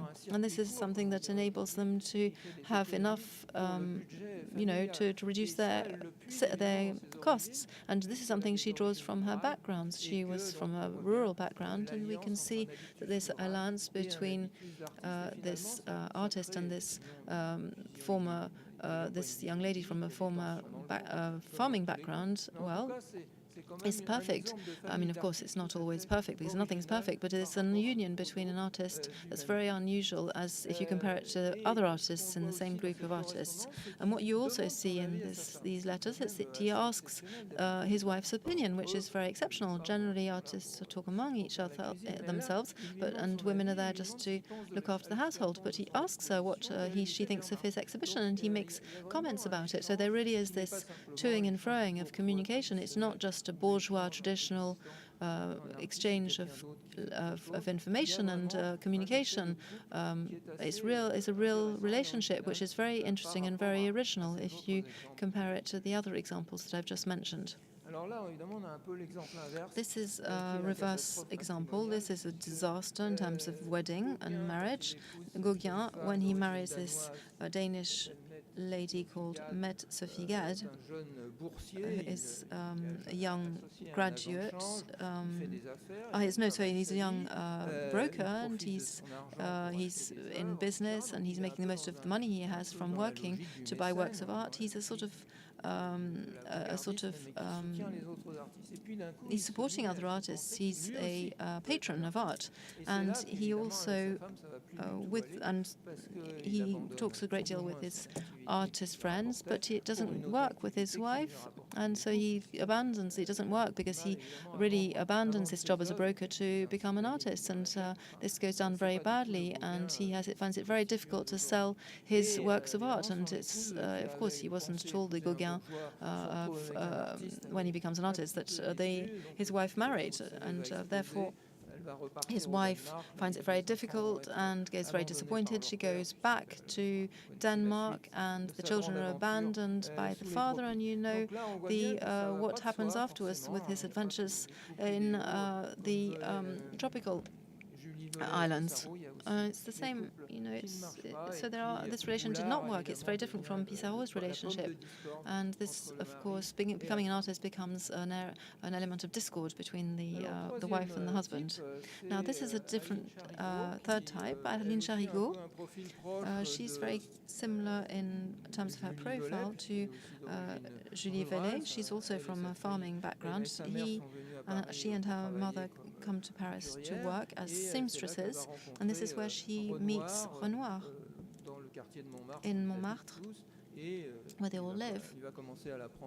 And he uses her first as a model, and then she becomes his mistress, and then finally he marries her, and then she becomes the mother to his 3 sons. And this is a sort of structure of becoming bourgeois, of upwardly socially mobile, upwardly social mobility, or upward social mobility for Gauguin and his wife. And what's interesting, if you read the book that Jean Renoir, his son, writes about him, there are a lot of things that go swept under the carpet. For example, it seems as if they got married straight away, despite the fact that actually they lived for quite a long time before the wedding, the official wedding. The first son was actually born before they were in wedlock, and this was all forgotten in Jean Renoir's book. He didn't mention it, and then there's a massive forgetfulness in the book. Before Adeline Charigot, Renoir had another mistress who was also one of his models, and he also abandoned her, and she had 2 children with him, which was far less honorable than this slightly sort of embellished life that's talked about or recounted by Jean Renoir in his book. So there are things that are not said as well, and that are swept under the carpet in these Impressionist families. Now, the comparative social ascension. Now, why do some of these relationships work, and why do some of them not work? Well, it's very ambitious to draw conclusions from this statistical table, but I think that we can find social reasons for why people get on or don't get on over the long term. And more specifically, we can see that those that last and become wives or mistresses over the long term, these are the women for whom the artist in question finds that there is an interest. It's prestigious. They're not yet famous artists as we know them, but for the wife as well, it's also very prestigious. And these women move into environments that they don't actually frequent. They are from much more lower class environments than the artist. For example, the wife of Pissarro was actually a maid. Her parents were farmers, and they were very smallholders. They were smallholders and very lowly farmers. Guillaume's father was a mason. Even if she became a professor, she ended up mingling with artists who then were to become famous, and so on and so forth. And so, for some of these women, moving into this world of artists is not necessarily just bohemian or doesn't mean a decline. It means opportunities that opens their world to something else. Some cases, of course, don't work at all, and the case in point is the one that I've just mentioned, Gauguin's, because, of course, there was a misunderstanding in terms of the work Gauguin wanted to do. And Cézanne and his wife, we know that things ended very badly as well, because he got bored of her and he no longer was interested, and in fact he disinherited her officially. So we can see that this is not always an easy situation, but there are also situations in which there is this dynamic that is very positive in terms of these marriages. So now we're looking again at Pissarro, and this will allow us to compare the evolution of his wife's family compared with her sisters. And so she has 4 sisters that were married to men from more modest social circles. And the children of her sisters also remained in very modest social circles. And so the dynamic of the Pissarro couple meant that they were part of a very higher social circle, because Pissarro made quite a good living from his art. And it also allowed their children to change social circles. They became themselves artists, which is quite different from her sisters' children. And so, as you can see, there is quite a specific, particular dynamic here. And so now let's talk about the number of children. So here we have a few groups. So there is the bourgeois group, so people who will get married from the same social circle. So, for example, Morisot, Marie Cassatt, she doesn't get married, but she is related to great American families. So here are people who mingle in the same social circle.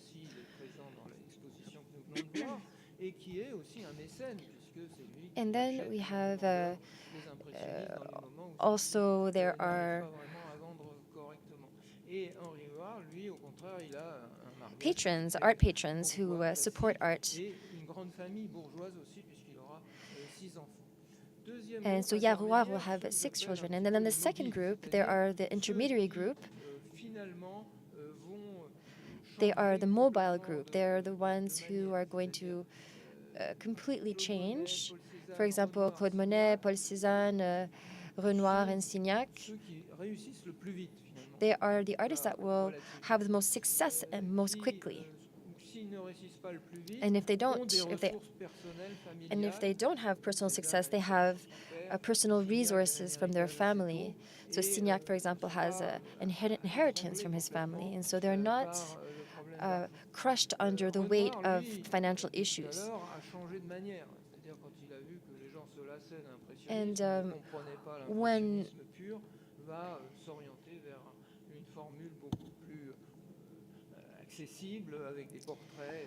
and so some of these artists had to adapt their art as well, making portraits.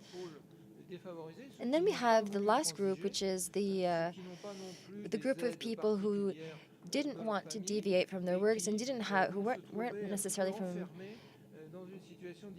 People will be in a difficult situation, found themselves in difficult situations, and also, coincidentally, was the group who had the largest number of children, which, in consequence, made their situation a bit more difficult. And so they had a little bit of a harder time. So now we can look at the births of the children, and did we have the same number of witnesses during the births? And here we can see that there is a high number of witnesses for the bourgeoisie, because they would use people in their social circle, not necessarily the parents would come. But we can see that there are less and less witnesses as you go down in the social class. Here we have a painting. It's not in the exhibition that you have visited. So here is something that was painted when Cézanne's son was born, who was also named Paul Cézanne. And here we can see the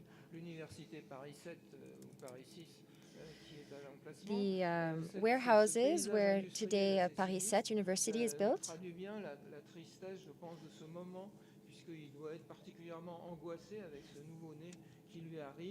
And it's a sad painting because he must have been going through a difficult time when his son was born, perhaps hiding from his parents, his relationship issues, and also hiding from them the fact that he had a son because his father would cut him off.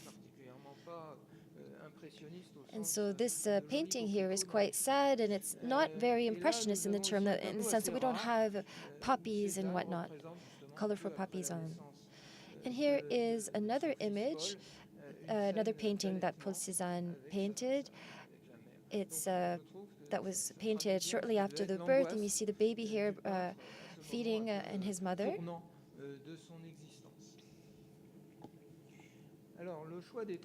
So now we're going to look at the choice of the witnesses. So for Renoir, it's really interesting because we can see the changing of his social circle through the changing of the witnesses. So we have his brother here, and also a neighbor who was a woodworker. Then there's Jean. There are two artists who are there, and so we can see that there is a friendship with amongst people who share the same passions. Then we have Claude, who was born in the countryside, and here we have a family. So there's a cousin and also a friend. For Gauguin, it's quite interesting because he doesn't declare himself as being an artist off the get-go. He says that he is an employee of, and he has with him witnesses who are friends and also an employee at the bank. And for the third person, we have for his second children, he has also other employees or other. And he has asked people who work in his neighborhood to be witnesses. So as you can see, for the different children, he has had different people come as. And for Paul Roland, and so he finally changed his job position as artist later on. And so you can see how the artists at the time would change the people that they interacted with at different moments in time. And so here are paintings of some of the children, so children of Jean Monnet and Aline Gauguin. And here we have a painting of Julie, who is the daughter of Berthe Morisot and Manet. So I think my time is up. I see that the chair is looking a little worried. Has this social analysis, has this taught us anything? Does it allow us to make any hypothesis or be able to interpret the dynamism in this group of Impressionists? Yes, I think so. I think it shows that we can ask ourselves why some remain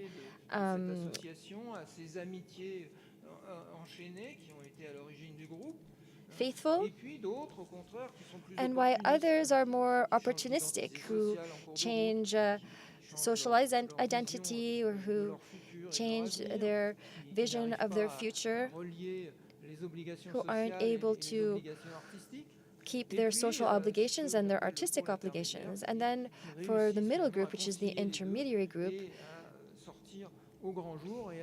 which is able to,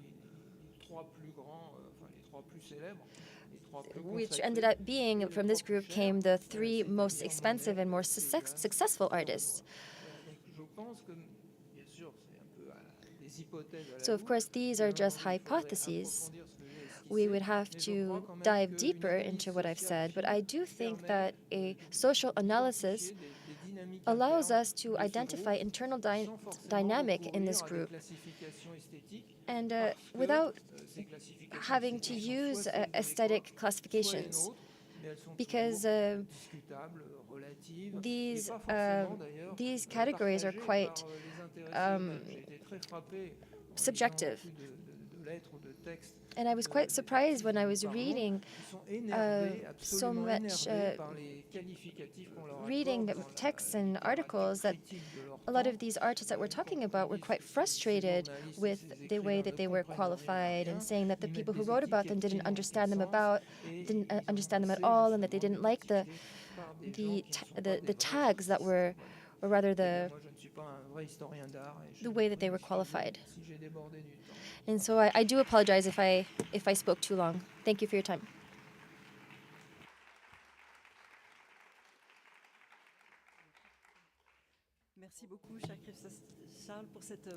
Thank you very much, Christophe Charles. It was a really interesting presentation, and just as a transition, instead, before listening to Marlene Young, I would just like to show you what the students have drawn while you were speaking, because we do like to show art here, but the different sketches that were done during the presentation. And so that we do have a few students here from the École Émile Caux from Lyon, and I would like to thank them for these beautiful renderings.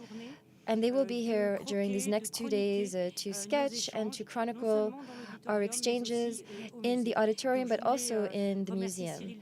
And so I would like to thank Cyril Delesse and all the students who you are seeing walking up and down the stairs during these exchanges. And so now I would like to give the floor to Marlene Young. And so I'm not going to introduce them, because my colleague already did it. And so I think this presentation will be done in English. It will be the point of view of the Impressionists, Bert Marie.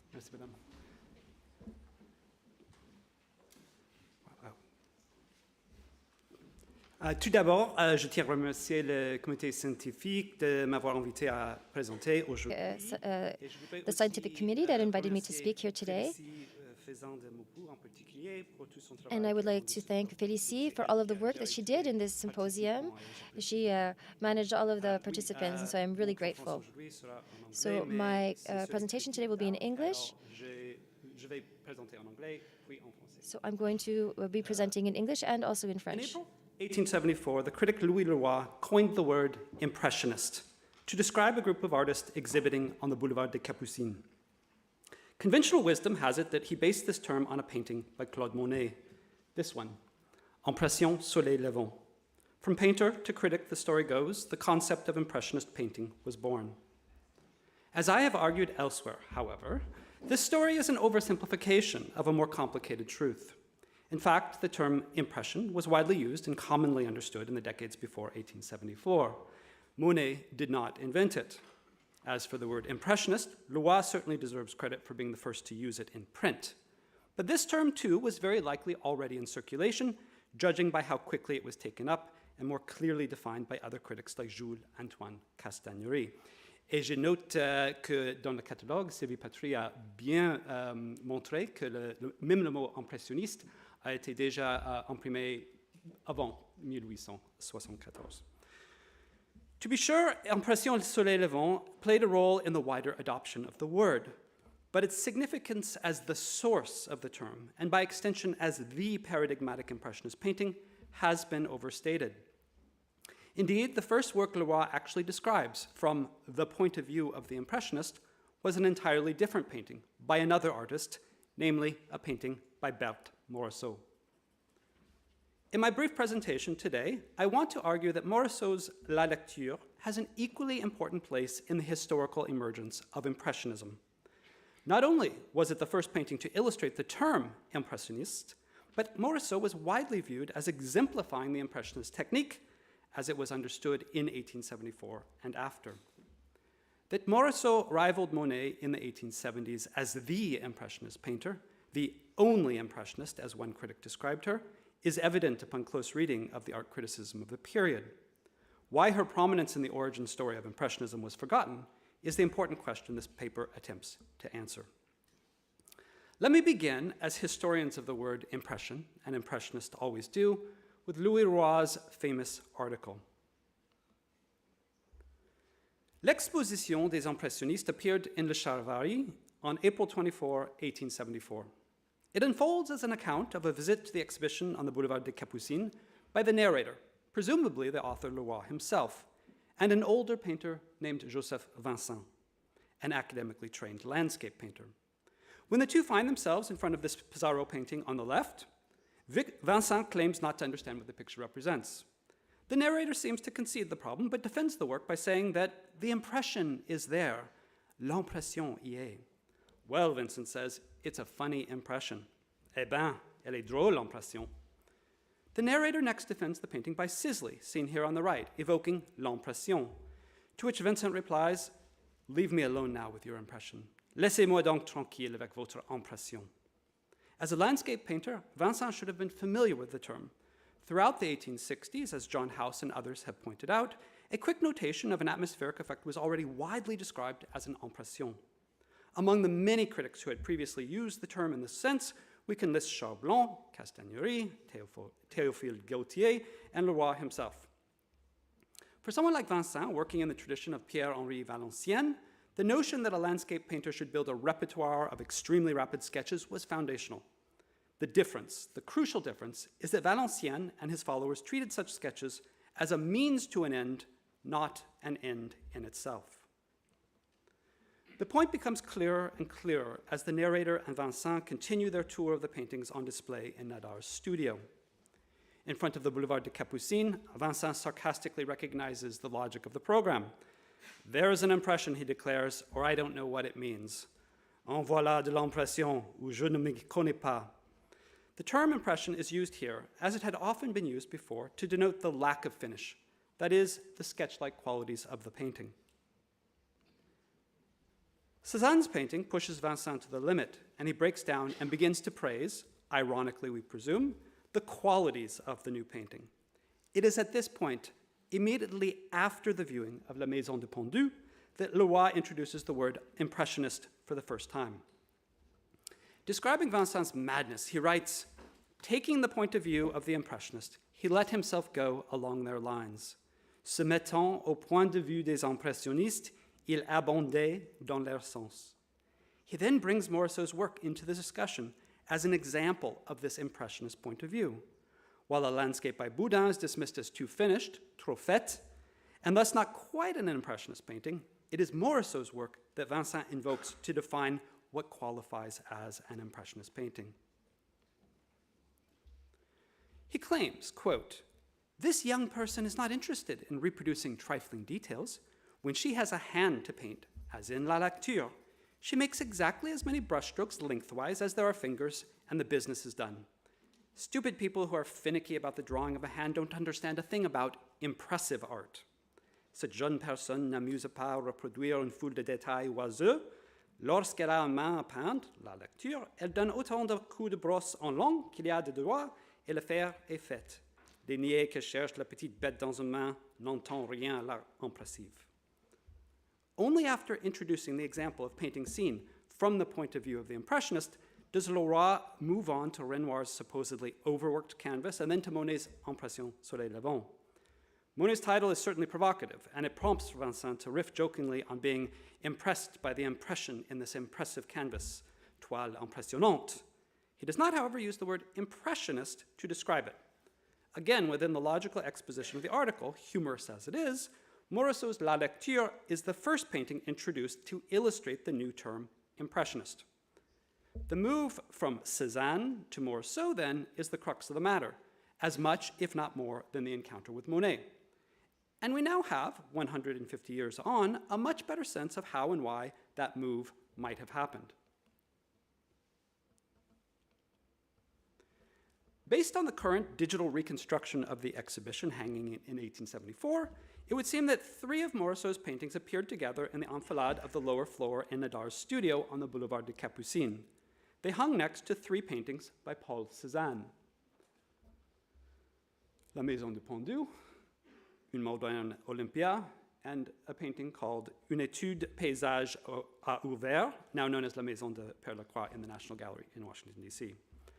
The juxtaposition of the 2 artists' work has long been known. For example, Morisot's teacher, Joseph Guichard, said as much in a letter at the time to her mother. But this reconstruction of the hanging brings out some key points that might be elaborated elsewhere, such as the depiction of pictorial space and the role of the artist as beholder. Most importantly, it helps explain why Cézanne and Morisot were spoken of together in 1874. And for Leroy in particular, what binds these artists together is the crucial issue of finish, what he calls fini. For Leroy, the term relates significantly to the work of Edouard Manet. Quite interestingly, the name Manet arises only twice in Leroy's article. The first follows his description of the loose brushwork in La Lecture. The second, after Cézanne's modern Olympia. In the first case, Manet stands as the enemy of nitpicky or finicky handling, la petite bête à la main, or petite bête dans la main. And in the second case, Manet's Olympia is a masterpiece of drawing accuracy finish compared to the one by Cézanne, un chef-d'œuvre de dessin de correction de fini comparé à celle de Monsieur Cézanne. Manet is thus an ironic foil to illustrate the absence of finish in both Morisot and Cézanne. The defining characteristic, then, of this new painting, of Impressionist painting, is a lack of finish. In turn, Morisot stands as the exemplar of Impressionism in her commitment to the non-fini, or the aesthetic of the sketch. If La Lecture can be understood to exemplify and thus define Impressionism in its first iteration, these 2 paintings arguably prompted the second discussion of the term that appeared in print. Writing just 4 days after Leroy, Castagneri provides a more nuanced and sympathetic account of the word Impressionist. Rarely noted is the crucial fact that his definition of Impressionism follows immediately upon a brief, enthusiastic description of Morisot's pair of paintings. Here is what he writes. Berthe Morisot has spirit all the way to the tips of her fingers, especially her fingertips. What fine artistic feeling. You cannot find more graceful images handled more deliberately and delicately than Berceau and Cache-Cache. I would add here that the execution is in complete accord with the idea to be expressed. Berthe Morisot, enfin, a de l'esprit jusqu'au bout des ongles, surtout au bout des ongles. Quel fin sentiment artistique. On ne saurait trouver page plus gracieuse, plus délibérément et plus délicatement touchée que le Berceau et le Cache-Cache. Et j'ajouterai qu'ici, l'exécution est en rapport parfait avec l'idée à exprimer. It is in the very next paragraph that Castagneri puts forward his famous characterization of Impressionism as demonstrated in the work of Morisot and her fellow painters on the Boulevard des Capucines, offering what is probably the most influential definition of the artistic logic of Impressionist technique. Once the impression is captured, they declare their role terminated.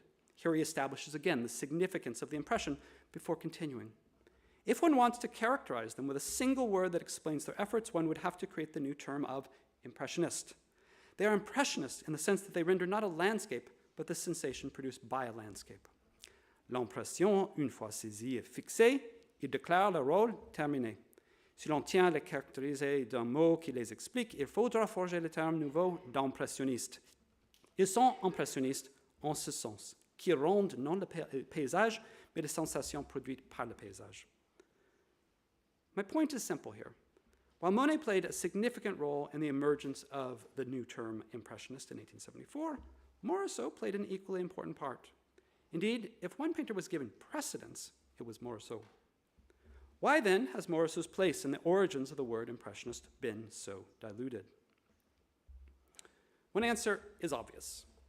Following the scholarship of Tamar Garb and others, the characterization of Morisot's work as feminine by critics from 1874 onward no doubt served to obscure her place in art historical accounts of the definition of Impressionism. This is a crucial point worth underlining. The question of Morisot and gender in art history has been developed quite persuasively in the art historical literature and in recent exhibitions of Morisot's work, including the 2019 show here at the Musée d'Orsay and earlier this year at the Musée Marmottan-Monet. What has become clear is that Morisot's equation with Impressionism was used to disparage Impressionism as a whole in the 1890s. The reason this equation held in ways that it did not for Monet, Renoir, and Pissarro has to do, I believe, with Morisot's consistent prioritization of the aesthetic of the sketch. As has been noted many times, Morisot had a career-long concern with the impression. In her words, to capture something that passes, fixer quelque chose de ce qui passe. As such, she rejected the notion of the finished picture as an aesthetic goal. This was noted from the beginning, and it is precisely why she so exemplified Impressionism. La Lecture was nothing but an esquisse, a sketch to return to when it is more finished, as Étienne Carjat put it in 1874. Her paintings were incomplete. They were pochades or ébauches. For academically trained landscape painters like Louis Leroy and his fictional friend Joseph Vincent, this critique made perfect sense. A preliminary blocking in of local colors, usually completed en plein air, had long been recommended for landscape painting. In his influential manual of 1827, Pierre-Louis Bouvier called this an ébauche. But the ébauche was understood as a mere step towards a finished painting or a tableau. And by tableau, academic painters and critics of the period meant not merely a painting, the literal sense of the French word tableau, but a well-composed painting. Morisot would certainly have learned all of this from her teachers. Camille Corot understood it well. Although, frankly, any painter at the time would have been familiar with the distinction between an ébauche and a tableau. For their part, critics in the 1870s and 1880s repeatedly pointed out Impressionism's failure to produce fully realized tableaux and called for a return to compositional and narrative closure, unity, and completeness. Initially, critics seemed to claim that Impressionists knew quite well how to produce what Carjat calls a picture worthy of the name, un tableau vraiment digne de son nom. Provocatively, however, the Impressionists deliberately insisted on replacing tableau with mere étude. Although rarely noted, this distinction runs through the various critical reactions to the Impressionist exhibitions. Just to give one key example, the critic Charles Bigot repeatedly hammered the point in almost every review. In 1875, one day they will understand that a sketch is not a tableau, but only the start of a tableau. Ils finiront par comprendre qu'une esquisse est non pas un tableau, mais seulement le commencement d'un tableau. In 1876, for an artist, a sketch is not a tableau. It is the first impression of things. Mais une esquisse pour un artiste n'est pas un tableau, c'est la première impression des choses. And unrelentingly, in a review of the Impressionist exhibit of 1882, they make ébauches, which are pretty frank, pretty lively. This I grant, but so what? Is all of art to be found in an ébauche? Is a true tableau found in a canvas made only to be seen from 6 or 7 meters away? Ils font des ébauches assez franches, assez vives, je le veux, mais quoi? Est-ce tout dans l'art qu'une ébauche? Est-ce un vrai tableau qu'une toile fait seulement pour être vue de 6 ou 7 mètres de distance? The answer in 1882, as in 1874, is no. While perfectly fine as sketches, Morisot's works, like those of several other Impressionists in the 1870s, failed as aesthetically unified pictures as tableaux. As such, her pictures exemplified Impressionism's radical overturning of the long-standing distinction between a sketch and a tableau in French art. And here I disagree slightly with Kathleen Adler and Tamar Garb, who dismissed the significance of the sketch-tableau distinction in Morisot's reputation. In my view, La Lecture and other paintings in 1874 mark a monumental shift in how pictorial unity might be achieved. Instead of offering significant moments in a narrative or subtle tonal modulations, Morisot and her peers sought to obtain a striking and coherent aesthetic effect through plein air painting that prioritized high tonality, peinture claire, lack of finish, non fini, scaling down of canvas size, and uniformity of touch. She maintained a commitment to this version of Impressionism throughout the late 1870s and 1880s, unlike many of her Impressionist peers. That is, while she continued to ground her work in the sketch aesthetic, artists like Monet, Renoir, and Pissarro gradually abandoned it and sought instead newer aesthetic modes that would engage Impressionism once again with the ambitions of the tableau. For Monet, this meant the series. For Renoir, a return to large-scale figure painting. For Pissarro, an embrace of neo-impressionism. Meanwhile, a younger generation returned to the tableau as a model, as in Seurat's large paintings, or to the decorative, as in Van Gogh's Décoration of the Yellow House, as a means of moving their work beyond the perceived limitations of the Impressionist sketch. Morisot, by contrast, remained the purest of Impressionists. Morisot's dedication to the sketch aesthetic and her refusal of the tableau as a model for her art continued from 1874 into later Impressionist exhibitions. For example, in 1876, critics proclaimed that Morisot produced only ébauches. In 1877, Paul Mans declared that Morisot will never finish a painting. Jamais Mademoiselle Morisot ne terminera un tableau. But again, this lack of finish, this insistence that the sketch, the ébauche, could replace the tableau, defined Impressionism. Mans went about as far as anyone in his equation of Morisot with Impressionism. The truth is, he wrote, that there is only one Impressionist in the group, Berthe Morisot. La vérité, c'est qu'il n'y a qu'un impressionniste dans le groupe, Berthe Morisot. In 1880 and 81, critics again used the words ébauche and étude repeatedly to describe Morisot's paintings. For Mans, her paintings were incomplete. They were the mere start of a tableau, commencement de tableau. For many, this was hardly a failing. As Gustave Geoffroy put it, no one represents Impressionism with more refined talent, with more authority than Morisot. Nul ne représente l'impressionnisme avec un talent plus raffiné, avec plus d'autorité que Madame Morisot. For these very reasons, Henri Trianon saw Morisot's sketches as exemplifying Impressionism, if, that is, Impressionism is nothing more than the codification of the sketch. L'impressionnisme n'est guère que la codification de l'ébauche. Like many others, Trianon remained to be convinced that the ébauche could ever replace the tableau. Whether it was meant as praise or criticism, critics seem to agree that Morisot's work was paradigmatic of the Impressionist rejection of the tableau and their embrace of the non-fini. Esquisse, ébauche, étude, Morisot.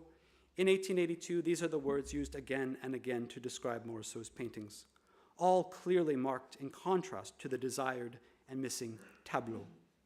A more sympathetic critic declared that among the 5 paintings Morisot exhibited in 1882, there was indeed one, and only one, tableau, à la campagne, thus implicitly confirming that the tableau was the perceived superior model of painting.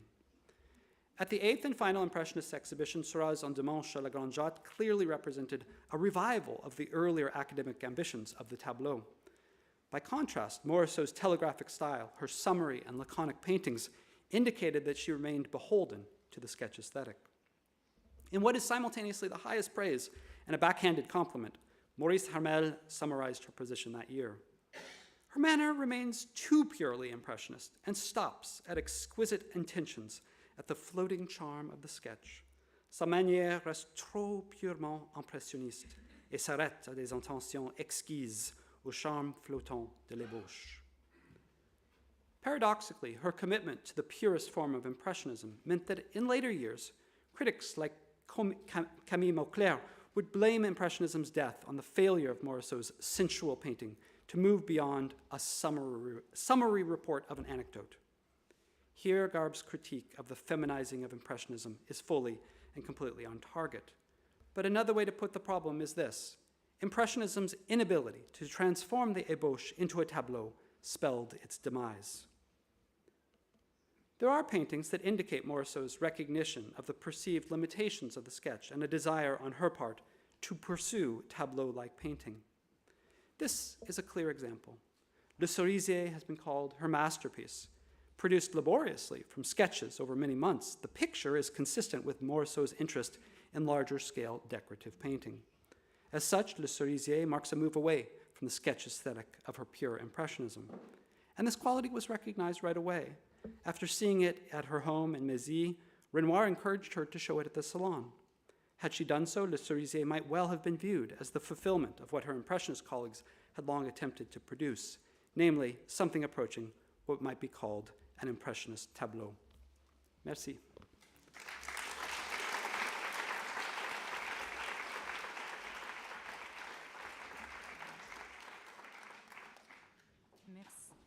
Merci beaucoup, Morning Young, et suivant le même Thank fil, you, Morning voilà, Young. quelques Morning dessins Young, and pour cette just a few transition sketches now, before we move on, and before we give the floor to Alexandra Morrison.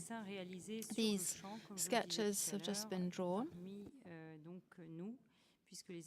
by artists among us, because the whole art school students are here with us in the first row and they've been sketching. I'd like to ask Alexandra Morrison to come up here and give us a presentation on her study of Jacques François. So this is, Jacques François is the Marquise de Rambures, as Sylvie Patrick told us so rightly about an hour ago.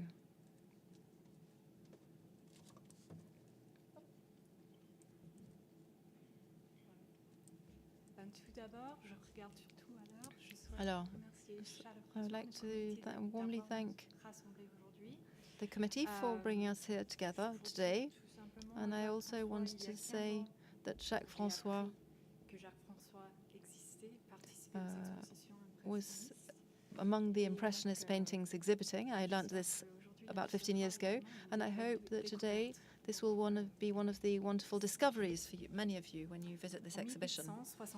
In 1873, the artist Jacques François begins exhibiting at the painting exhibition. They accepted this still life, fruit and flower. It's a major picture in a Spanish framework with apples, pears, peaches and flowers set on a table. An interested visitor might have seen by looking at the catalogue of the exhibition that the painting number 189, as it says on the label, was painted by an artist from Guadeloupe, from the French Bahamas. As opposed to the artists on the same page, one might have noticed that Jacques François had not actually declared a master, and Monsieur François had also said that he lived at 4 Rue de Seine, which was not the address of a workshop of the studio, but the supplier of the palette. Jean Garnier may have been one of the visitors, and he did not actually spot these anomalies. He included the still life in one of the reports of the show and described it as a very good painting that shows real quality in paint, in colors schemes. In the next spring, an exhibition started in the studio, the Mahler studio, and a group of artists critics went to see the exhibition, and Louis Leroy, Marlon talked about it, arrived and called this exhibition the Impressionist exhibition. And this is the event that brings us here today. And it was the moment of the fabulous exhibition, and this event is famous. But within the context of this presentation, I would like to concentrate on two moments that really sandwich this linchpin event, the trade of 1873 and the second Impressionist exhibition that took place 2 years later in 1876, so 1874 and 1876. It's in this situation that Jean-François, Louise Marie de la Roche de Fontenille, Marquise de Rambures, exhibits for the first time and joins the group of Impressionists and becomes one of the 5 women to take part in this revolutionary experience. The question of being Impressionist was talked about in the presentations today, and then I will show that the Marquise de Rambures had an exceptional position in the group, and this was on the margins. She was French and from the Bahamas, and she was very privileged, but she was limited by the conventions of her rank. She was painter, photographer, she was a writer, self-taught, Impressionist woman, but excluded from the history of Impressionism. None of her works exhibited at the Impressionist events have been localized, and we do not know where they are. But some of her still lives, which have been kept and still exist, demonstrate her paradox. Because she was not feminist and not impressionist and an impressionist. So this is a masquerade that is fun, and it's also the reflection of an artist, woman artist, developing in a world that's developing and changing, but also very traditional, which differentiates her from her Impressionist colleagues. Now, to begin it with, who is Jacques François? Jean-François is probably not a well-known name, including among the most distinguished members of this audience. And it's mainly because of her desire. She was born in Petit-Bourg in Guadeloupe in 1844. The family of her mother, the de Bonneuil, were in the region in this island for many generations, and they were sugarcane producers. The de Breuiller, the family of her father, were in Guadeloupe and had been since the French Revolution. The artist was born in the Bahamas, and her European ascendants mean that she is from the Bahamas, according to the Creole, according to the definition of the 19th century in France. Her family moved to Paris from Paris in 1849, but she identifies herself, moved to Paris in 1849, and she distinguished herself as an overseas French person. In 1874, she marries Charles-Antoine de la Roche de Fontigny, who's the future Marquis of Rambures. In the mid-1870s, the young couple moved to Spain, while her husband takes on a diplomatic position at the French embassy, and she therefore turns to art. Back in France, the couple live between Paris and Picardy, to the north of Paris. She dies in 1924, and her husband dies in 1930. The aristocracy that the artist belongs to is even more conservative than the bourgeoisie. Other women in the Impressionist cycle, such as Berthe Morisot or Marie Cassette, have come up against obstacles to access education. The subjects of maternity, game, play, the entertainment environment, or are subjects of the paintings. And one of the first paintings of Marie Cassette was on this topic. This painting was exhibited in the fourth exhibition. So, being members of the upper classes, they did not have to hide to exhibit, and that's why well, they were not allowed to exhibit, sorry, and the Marquise de Rambures had to hide the fact that these paintings were painted by herself, and it had to be hidden for 150 years. Now, the Salon of 1873 and the report. These are the keys that I used to identify the Marquise de Rambures as being the painter Jacques François. At the end of the 19th century, a few years after the creation of Jacques François, I reread these. As we saw, Rambures hid behind the name Jacques François in 1873 and revealed biographical information by doing so. Her place of birth, for example, in Guadeloupe. The second element is from Gustave Caillebotte in 1871, and Caillebotte writes and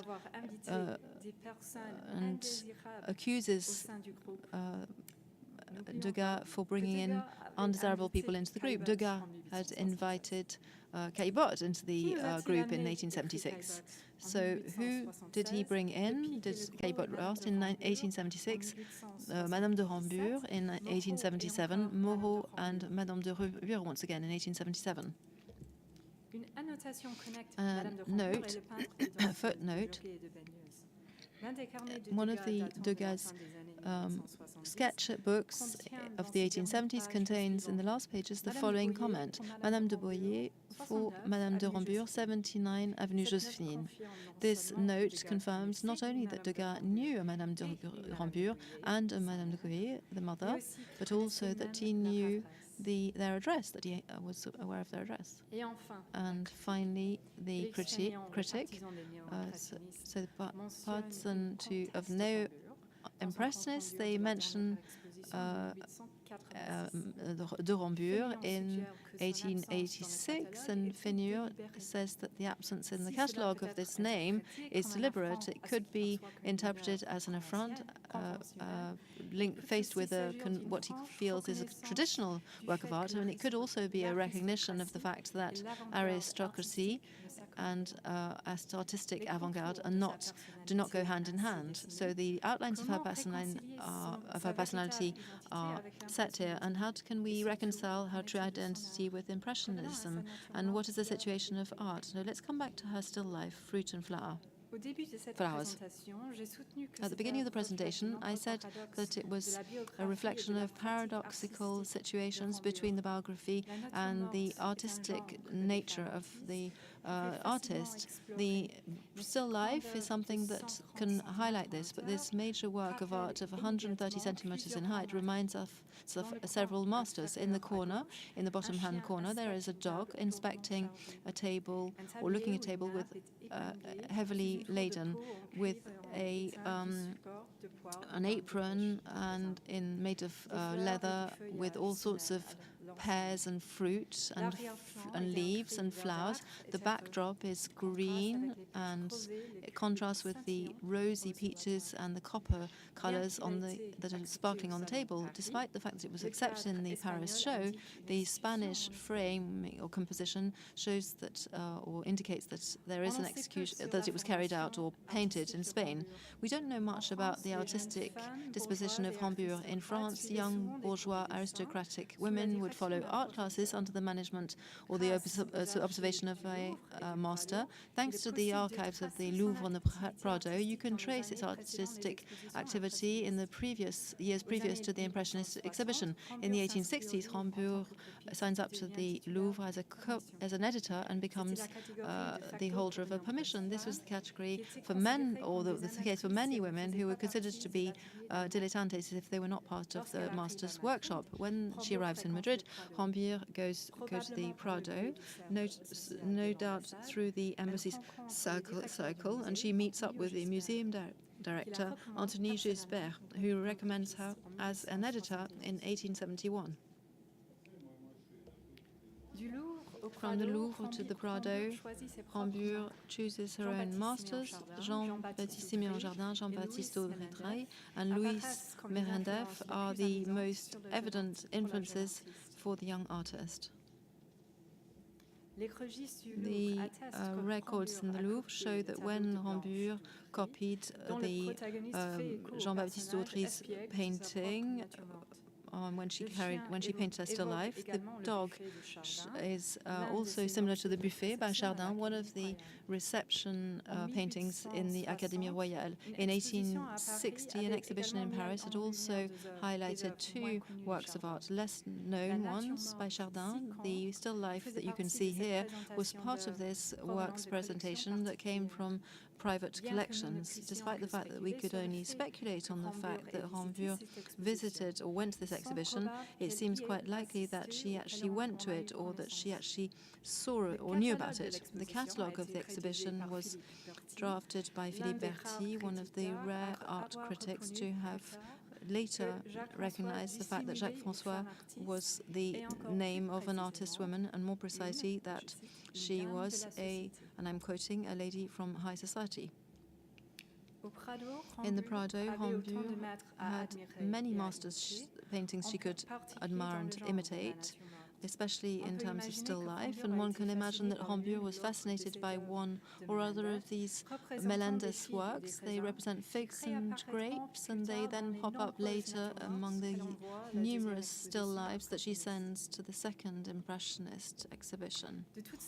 Among all of these potential influences, the one that we saw by Chardin is the most prevalent, especially in terms of scale. The size of the work of Rambure are very big, as well as if she were creating her own piece, a reception piece for official reception. If her alignment with these masters that she chose was not clear enough to you, then just look at some of the other still lives that were accepted at the fair or the salon at the same period, in the same era.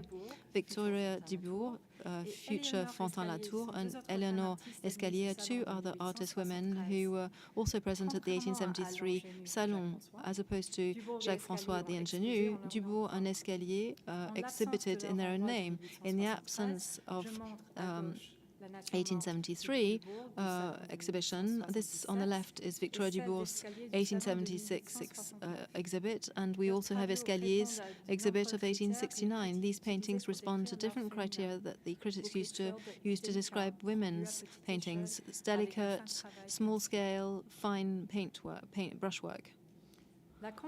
The comparison of the still lives by Escalier and Dubourg with the fruit and flowers of Rambure highlight the fact that the protective name of Jean-François protected the artist, but also extended to the androgynous nature in which and wave in which she painted her paintings. So this enabled Rambure to take part in the trade in the salon and also push out the stylistic structures that she could have followed and carry on pursuing her apprenticeship with Chardin. Following the next 3 years, many things change. As the exhibition on the lower floor shows, Impressionism took shape in April 1874, and as the exhibition really shows this first attempt was marked by an eclectic, multidisciplinary production. The 33 artists who took place in the exhibition worked in different styles, media, and formats, and workshops and studios. When they grouped together in 1873 for a second exhibition, only half of the exhibition from the initial exhibition are back there, but their aesthetic unity is still missing. And so in this situation, as an experienced artist and well-connected artist, but an amateur, independent amateur, despite this, Rambure is integrated very well in the very moving mold of the Impressionist circle. Upon invitation of Degas, Rambure takes part in the second Impressionist exhibition and then becomes the third woman to join their circle. Her works are acclaimed or welcomed. She presents a portrait of Madame M, 8 works, so Estamo de Tabaco at the Alhambra, and the various still lives. And given the identification of Rambure and her biography, other elements lead to us thinking that she is Jacques-François. So the place of the time she painted the painting, when she was in Spain, and not managing or not speaking Spanish, the Madame de Rambure might have given this painting this sort of Spanish name. Now, the number 77, the pudding, is one of the works of art that we haven't been able to find or localize, but a description of this work of art harks back to the still life that we still have. The critic, Gustave Rivière, drafts the following. And Monsieur Jacques-François, a lady, I believe, has exhibited a remarkable still life with raisins, pastries, boxes of figs, and so on. It's a masterpiece that is unprecedented. Never has a still life been painted with this spirit and with this expert hand. It's a new work of art that opens up on still life, and we can only repeat this. We've never ever seen anything similar. The painting is wide, varied, and very ingenious and very feminine. Mr. Jacques-François has just obtained a result that many artists will no doubt benefit from. Thanks to this testimonial, it is obvious that Fruit and Flowers was not the painting that Rambure exhibited in 76. It seems that this was even more experimental than the still life from 1873. In the absence of the dessert or the pudding, Fruit and Flower is substituted for it, and it allows us to get closer to the her remarkable taking part in the exhibition, the Impressionist exhibition. Gustave Rivière is, of course, one of the rare critics to have noticed that Jacques François was no doubt a pseudonym that meant that the artist behind it was a woman, and was no doubt the only critic to have made a positive association between the style of the work of art and the gender of the painter that actually painted it. In fact, most of the critics recognized the fact that Jacques François was a pseudonym, but very few of them actually said that it was probably a woman artist behind it. Only Philippe Arty, writing for the Academy, the London Journal, alluded to the gender and the status of the person who painted the painting. As other critics of 1876 demonstrate, the paradoxical position of Rambure as an exceptional impressionist painter, but also collector and amateur, has had a result on the reception of the painting, of her reception in the group. And thanks to this, she avoided the specific comment of critics reserved for other painters, women painters, such as Berthe Morisot, who that year was presenting works such as Aubin, that were about shows and entertainment, and the critic of other women artists are often very partial, and so she received critics that assessed the quality of her work, and in the Gazette the critic described her position as centre-left in the group, despite the fact that she is considered to be quite moderate by Impressionists. The critics who describe her painting in depth really state the fact that there is an experimental aspect to her work. The scenography of Jacques François' work and the composition have influenced this situation. They were exhibited next to approximately 20 of Degas' pastels, with among them the dance pastels and a painting of New Orleans. If Rambure's painting is has similarities with Degas, it must be noted that these paintings were very separate in the Ruel gallery. The still life appears rarely in the Impressionist paintings. In 1876, the only other still life of a large size is this decorative panel by Monet, which is on the 5th floor here, and it has all of the hallmarks of what might call pure Impressionism. Despite the fact that Fruit and Flower is an attenuated version of the painting style and the novel style celebrated by the critics, the comparison with the palettes and the touch of Renoir and Manet shows how this painting was probably very different in this situation. Not only did Rambure not work in full light with live real colors, but she also works very close in a closed environment with a palette of colors very close to the master's palette. And ironically, despite the fact that he would probably hate this comparison, it's probably with Caillebotte that she probably has the most closest link with Caillebotte. They are both looking at the light and the game and the play of the light and the composition. In the composition, both artists also have this privileged position in society and financial independence, which means that they could work closely outside of the pressures of the market with a great deal of flexibility.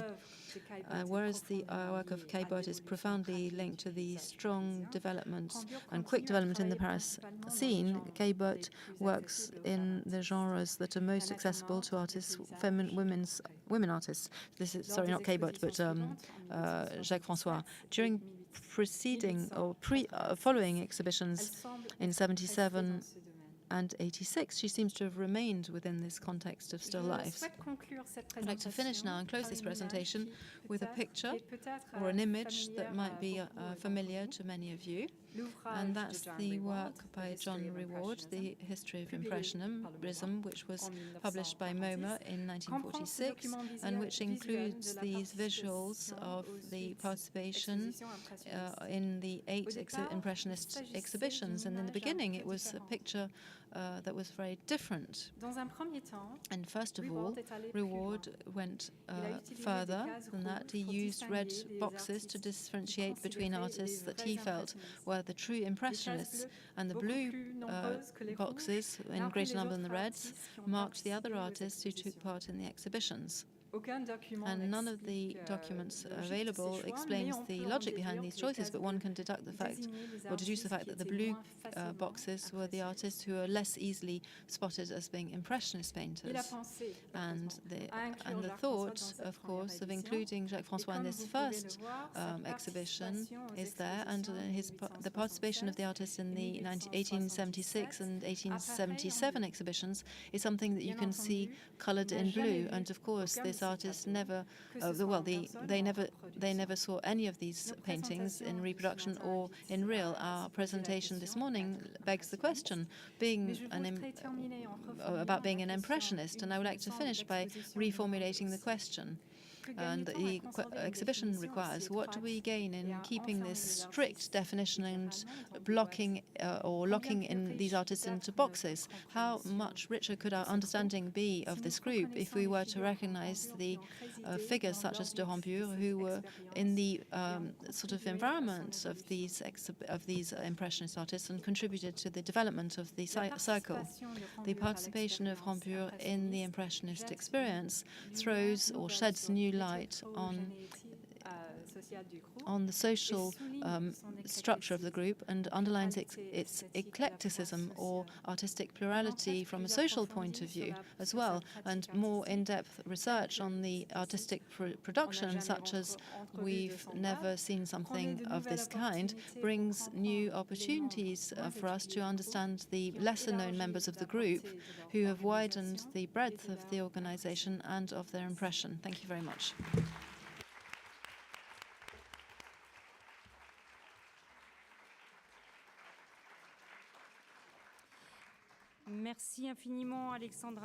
Thank you very much, Alexandra Morrison, for this presentation on the Marquise of Rambure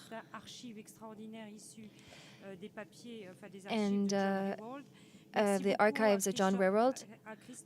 Thank you very much, Christophe Charles, for your different approach, looking at the different social factors and indicators for the artists. And thank you also to Martin Young for valuing Berthe Morisot, whom he believes is the first painting that illustrates the term Impressionism. And also the term sketching, which is also the symbol of the definition. So it is 1 p.m. now, and so unfortunately we won't be able to have a discussion right now. We ran over a little. You'll be able to ask your questions in regards to these three presentations this afternoon, and we will see you later, and thank you very much for having been here this morning.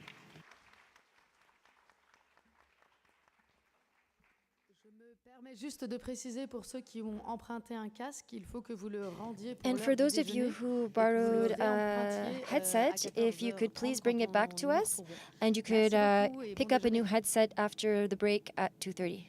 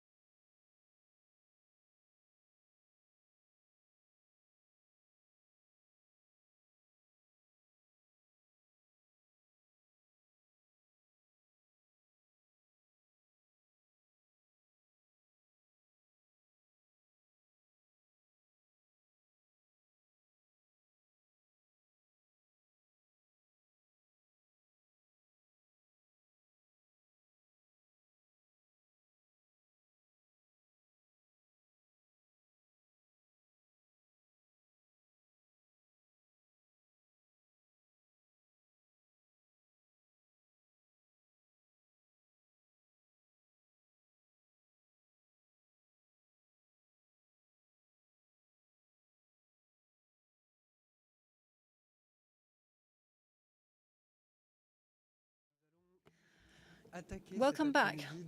We're going to start this afternoon with apologies for the presenters that we listened to this morning and also people in the audience, because you might have had some questions. We have a very short or strict timetable, and we're going to have to cancel or push back these questions to the coffee break. So I apologize if you weren't able to ask questions at the end of this morning. We'll start with this afternoon. We'll talk about the environment, the country or the territory and the environment. I'm going to be presiding it. I'm Olivier Schuller, Université of Paris Nanterre, and with Mary Munton we're going to be co-running it. And after Mary's introduction, we're going to be presenting our 5 speakers this afternoon. We're going to have a very heavy afternoon and dense. And interesting. We'll have time to talk this afternoon. It would be a shame to not have questions and answers this time round. The environment and ecology are words that we use a lot, that really bring to mind the climate crisis. They make us think of words linked to the end of the world, and they also awaken a sort of form of militant sort of concern for the daily environment, but it doesn't really have the environment here doesn't have much to do with the word that was coined in 1866 by Hegel, and it doesn't have that much to do with the environment in relation to Impressionists either, and that's why we were talking during this symposium of the fact that it's more than just a fashion topic. It's a topic in history of art, and especially linked to Impressionism, which of course is an important vector for renewal of and revival of the way we look at things from an historiographic and historical point of view. In terms of human resources, social sciences, we talk about and refer to work and documents and conceptual opinions that bring us to think about things in different ways. For example, all of the theoretical work around elements to do with the living, and in other territories that are very important to think about the history of art. And ecology, environment, is a way of reading the things for art historians, and it's also linked to science and a whole load of skills and climatologists. We have a climate expert with us, Anna Lea Albright, and she's going to talk about the environment and how it's going to help with interdisciplinary work, where climate is very much linked to history of art and brings new ideas and vice versa. And it's also about the environment and a tradition that goes back to the 1900s, 1970 to be precise. The history of the environment that's very alive and very strong in France, especially among art historians. For example, Nicolas Leroux's and François Jarry's book on the history of pollution could, really exemplify this, or another book, for example, that's very enriching to understand what the environment and the ecology it was in the 19th century. Serge Audy wrote a book on the ecological or environmental society and its enemies, and also something else that is linked to the history of art, Estelle Zong-Mengel, in a book called Learning to See, and militant or activism for so we also have a work of art, or a book on Impressionism and the environment.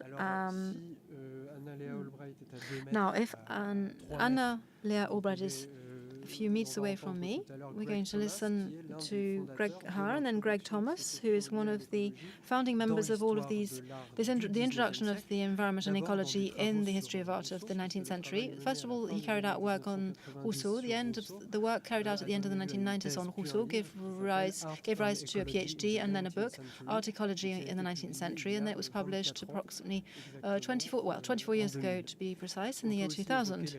We could also talk about the enthralling discussions of Jonathan Rittner, who conceptualized a notion that can be useful of the poetry behind pollution. We could also talk about the ecology of Impressionism, an exhibition in 2010 that Greg had taken part in with Richard Brighton, John House, Michael Zimmerman, and different Impressionist specialists and academics who've been dealing with these issues for the past 15 years. And the question in the news with a question by Anna Leah a couple of years ago, and she'll talk about this question in a few moments as well, of course. All of these different works I'm mentioning have demonstrated the very ambivalent and paradoxical nature of the 19th century, which is the century of urban planning, town planning, industrialization, industrial revolutions, and more precisely because it is so, and it's also the century of the birth of the environment, ecology, at the time of the science for underlying the conditions of our existence on Earth.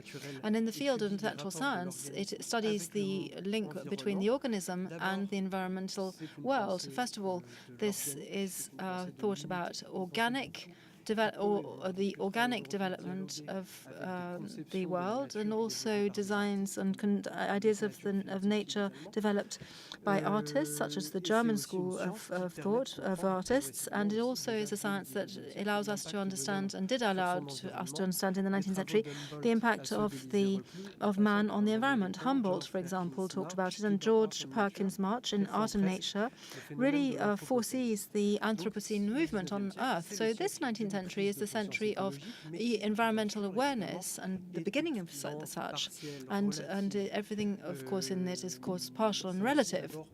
But it's also, rather than awareness, the century of concern, which could lead to environmental questions. And all of this, of course, has to be put in light with the industrial world that is fully developing and that sometimes concerns and sometimes fascinates these artists. Now, to leave the floor for everyone to speak,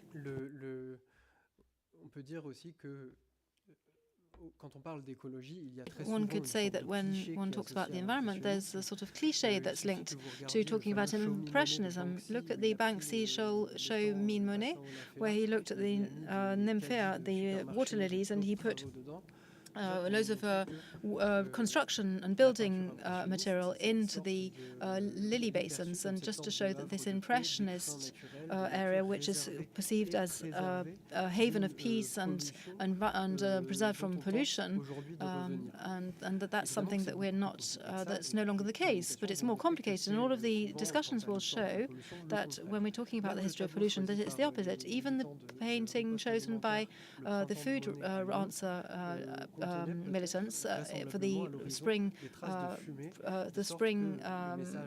event in Lyon shows that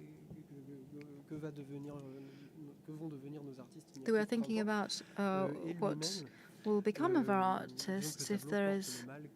So the painting was chosen with the. So the Impressionists are not militants, but they are painters who are working and developing in an industrial world, and their painting changes on the landscapes, and that's what we'll talk about with Geneviève. And it maybe even changes the landscape, or they change the landscape when they become gardeners, for example. When we'll talk about this with Holliston, but they're also trailblazers for the industrial world, and we'll talk about this with various of our speakers, Anna Léa and Marion Duguerrois, with whom we're going to be talking at the end of the day. I'm now going to leave the floor to Mary Morton to say a few words, and then we'll start the sessions. Thank you, and thank you for very cleverly introducing the topic. I'm very honored. I'm very happy to co-chair the session with you, and I'm delighted to take part in this symposium. I am going to introduce, with great pleasure, our first speaker, Greg Thomas. Greg Thomas is professor at the Art History Department at the University of Harvard, under the supervision of Henry Zerner. His first book was published in the year 2000 and was Art and Ecology in 19th Century France, as you just said. And this book, as far as I'm concerned, from a personal point of view, because of course I work a lot on landscapes, had made a great impression on me and fully changed the way I thought about all of this.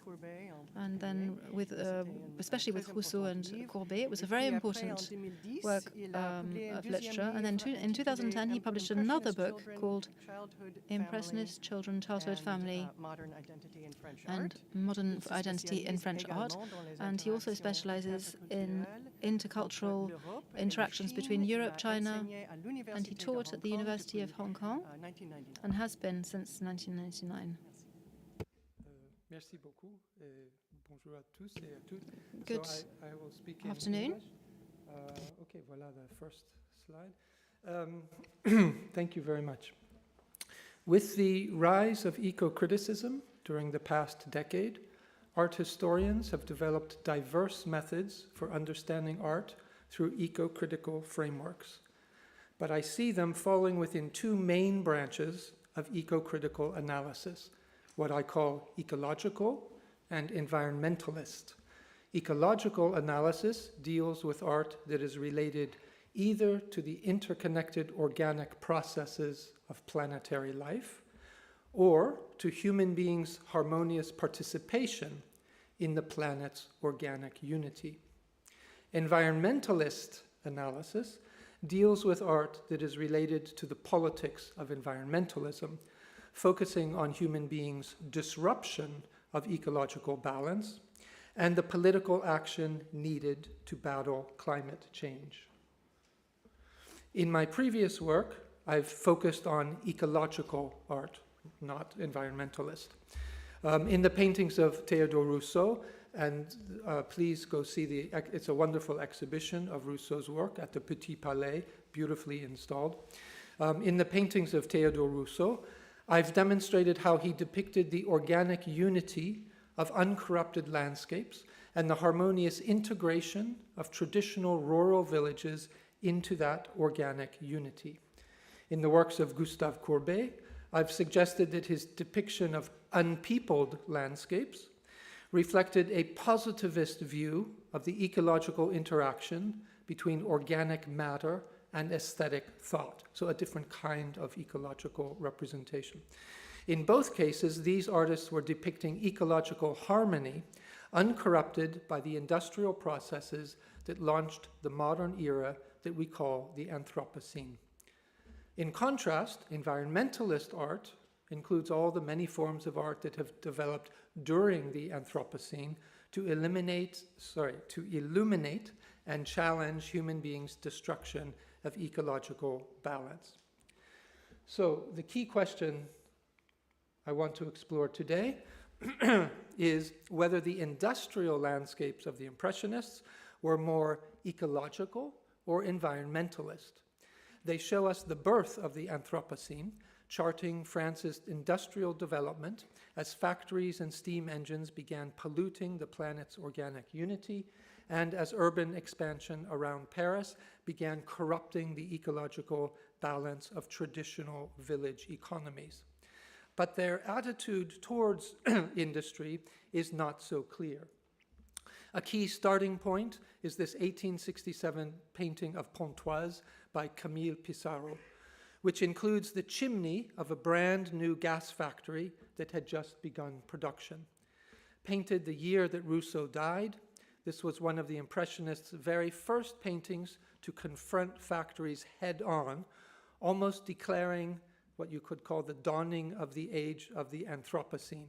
That's a humorous reference to the musical Hair, which declared the dawning of the age of Aquarius exactly 100 years later in 1967. Pissarro makes this monumental theme clear by placing the smoking chimney right in the middle of the composition, with Pontoise's old stone church to the left and the new iron railroad bridge to the right. And he reinforces the contemplative, questioning attitude of the view by including a local man in the foreground who has paused to gaze upon this new industrial experience. So the church tower, the bridge, and this man who I call a Rücken figure with the turn back, gazing on the chimney. What did it mean to show this smoking chimney rising far above this small town's Gothic church? And what did Pissarro intend this realist Rücken figure to be thinking about the intrusion of modern industry in the countryside? Was this a gaze of ecological beauty or environmental ugliness? Focusing on Pissarro's factory images of the 1860s and 1870s, I will suggest that his pictures actually created a new industrialized vision of ecological unity, showing a modern harmonious balance between industry and nature, between urban landscape and rural landscape, and between city life and village life. Richard Bertel wrote a little bit about this also when he wrote about Pissarro, talking about the existence of a kind of agricultural industrial philosophy in that time. But I don't know so much about that. I need to research that more. And so I'll talk about that and then contrast Pissarro's work with those of two fellow Impressionists, Guillaumin and Monet, very briefly. So start, advance, okay. Oh, this is the close-up detail, and we move ahead. Okay. In the book, The Contamination of the Earth, just cited by François Jarige and Thomas Leroux, we learn that large-scale factories that burned coal for steam power developed in France in the 1830s and 40s. And we know from the work of Richard Bertel and James Rubin that many prints were published in books, travel guides, and magazines in the 1840s and 50s that celebrated this rise of industry because it was considered part of modern progress. This picture, for example, is a modern copy of an 1855 lithograph by Ignace Bonhomet depicting Le Creusot, a factory complex near Burgundy that was France's largest industrial complex in the 1840s. And this is a detail. And then this one, can go ahead. And this is an 1860 engraving of the large factory complex at Clichy on the edge of Paris, published in a new magazine devoted to celebrating the nation's factories. While today we, excuse me, while today we immediately perceive the danger of factory smoke for the health of both humans and the earth, Jarige and Leroux say that people only started to link smoke to ill health around 1870, leading to the first controls on industrial air pollution in England in the 1870s. Furthermore, chimneys were made taller in this period to keep the fumes away from the local population. So it's possible that Pissarro's village flaneur, it's not advancing, yes, it's possible that Pissarro's village flaneur was thinking that this big new industrial chimney was progressive and beneficial to health, especially in comparison to the shorter chimney of the old distillery to the left. If our strolling observer was informed about the latest developments in agriculture, then he would also know that gas factories like this one were a major source of ammonium sulfate, which was used to produce chemical fertilizers. According to Sabine Barle and Laurence Lestel, Paris in the 1850s was still collecting human waste and converting it into a powder to fertilize farmland.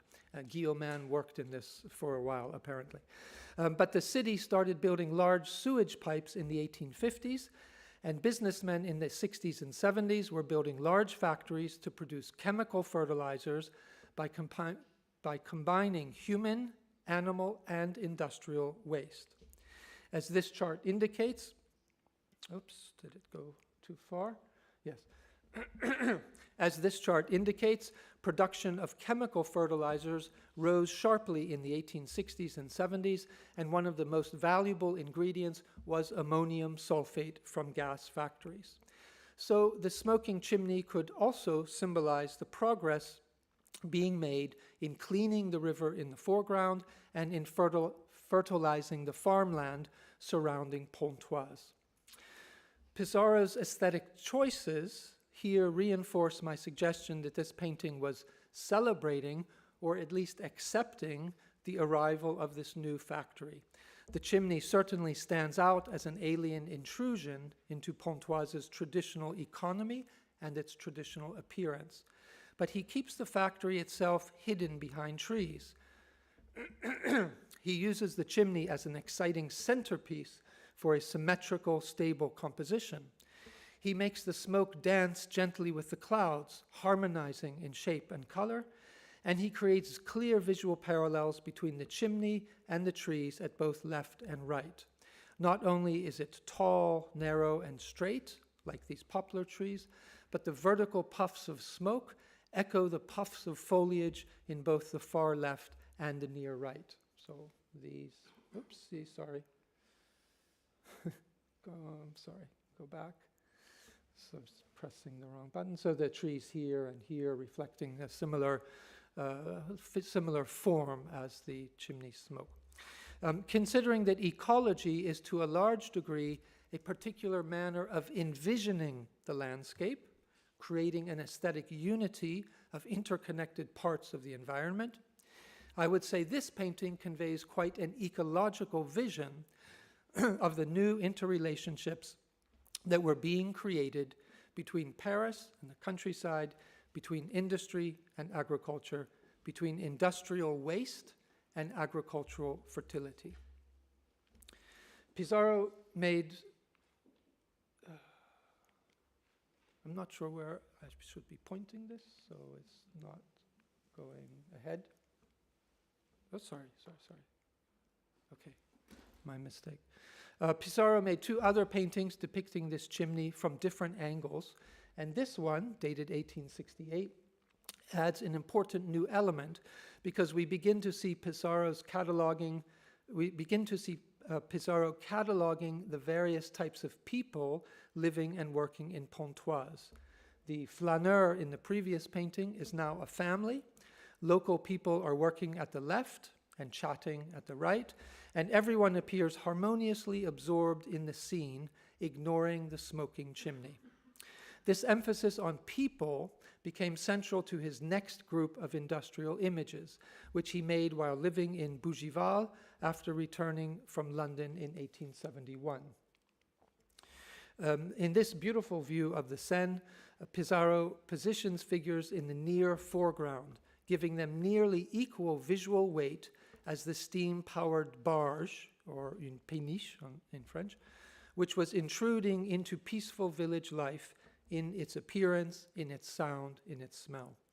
In the foreground is a fisherman who establishes a clear contrast between this traditional ecological use of the river for food and the modern industrial exploitation of the river for economic profit.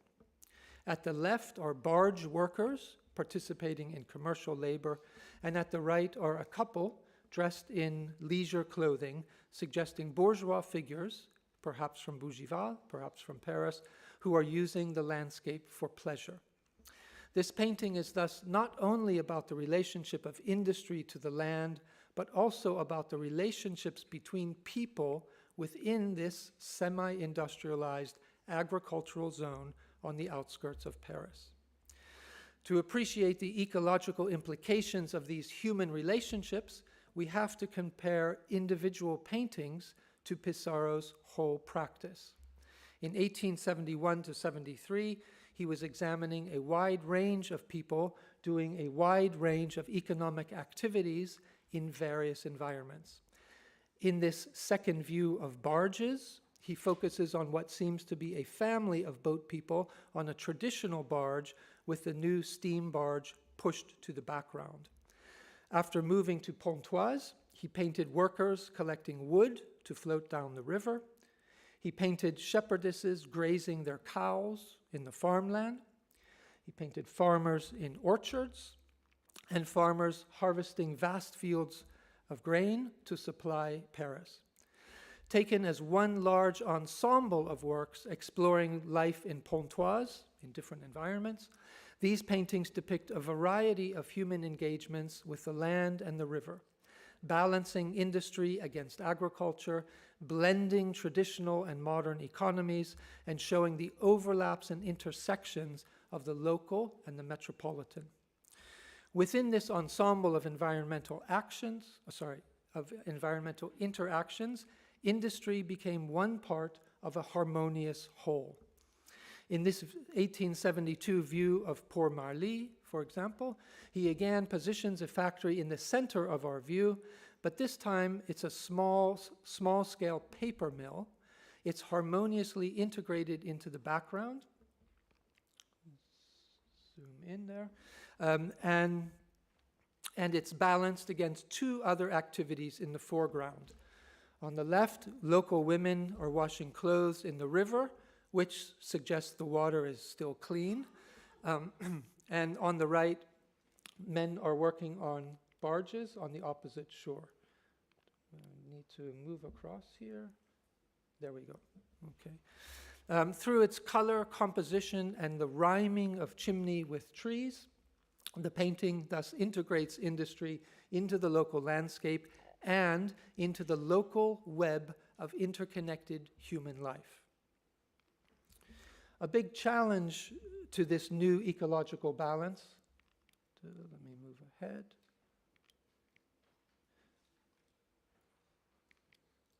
Move ahead.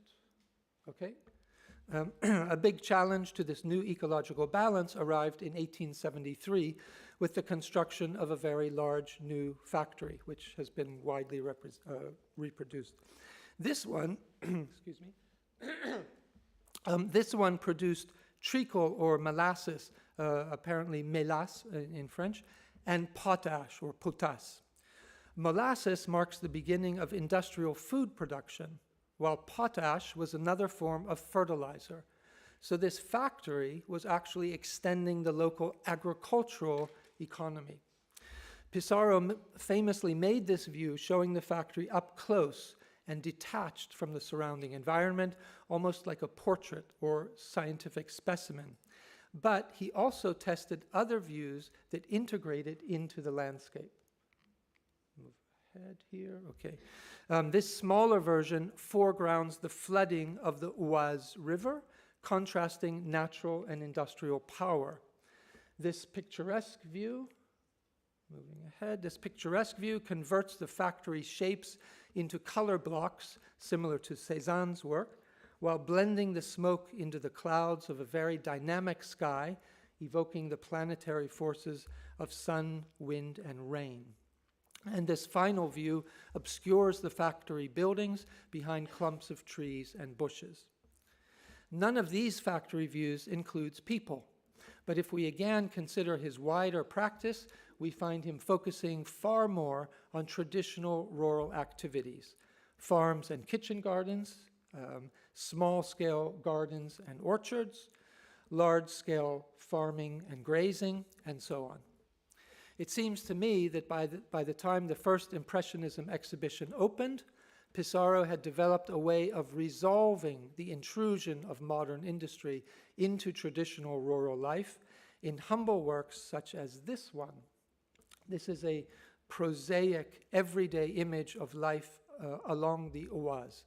It shows the river's dual use, with local people still using its apparently unpolluted water for drinking, cooking, and cleaning, while the barge in the background indicates the river's economic use for commercial transport connected to Paris. And for his sign of industry, he depicts one of Pontoise's smaller factories and nestles it on the edge of the background. The chimney at the far left, you can see it, rhyming quietly with the mast of the barge in the center and the straight tree trunks on the right. Returning to the factory site several years later, it's not going, okay. Returning to the same factory site years later, the enlarged industrial complex now barely stands out at all, and rather appears naturalized as an integral part of Pontoise's large environment, a mere background element in a painting that foregrounds instead the timeless, organic, rural lifestyle of grazing and growing. Let me turn now to some very brief comparisons with Guillaumin and Monet, whose work depicted industry differently. Very few of Guillaumin's works from the 1860s survive, but two pencil drawings depict the large iron forges at Ivry on the southeast edge of Paris. Guillaumin was working for the railroad in the 1860s, traveling around Ivry very often, so he was connected to iron trains and iron rails every day. In this early view of the iron factories, dated 1865 on the left, we seem to be viewing the forges, the factories, from the south, with the Seine to the north, so out of view. He focuses on capturing the factories and their smoke, but he also adds a farmer and two plow horses in the foreground, creating a clear contrast between the old agriculture and the new industry, a little bit like his close friend Pissarro. In the later drawing, on the right, he captures the factories from the east, possibly at the point where the Marne River flows into the Seine. There are no farmers here, and this became the basis for his famous large-scale painting of 1873. What's going ahead? In the galleries at the exhibition, which is the only major industrial scene shown in the first Impressionist exhibition. Deeply influenced by Daubigny's curving rivers and broadly brushed sky reflections, Guillaumin emphasizes the spectacular play of sunset colors and the equally spectacular billowing of factory smoke. Unlike Pissarro, there is no attempt to blend the smoke into clouds, and there are no local people walking or working along the river. So in my view, there is no sense of organic unity or ecological interconnection here. It is instead a theatrical display of industrial pollution, welcomed for its aesthetically exciting intrusiveness. Because it stands out, it makes it aesthetically interesting. And how about the relationship of this work to Guillaumin's other works?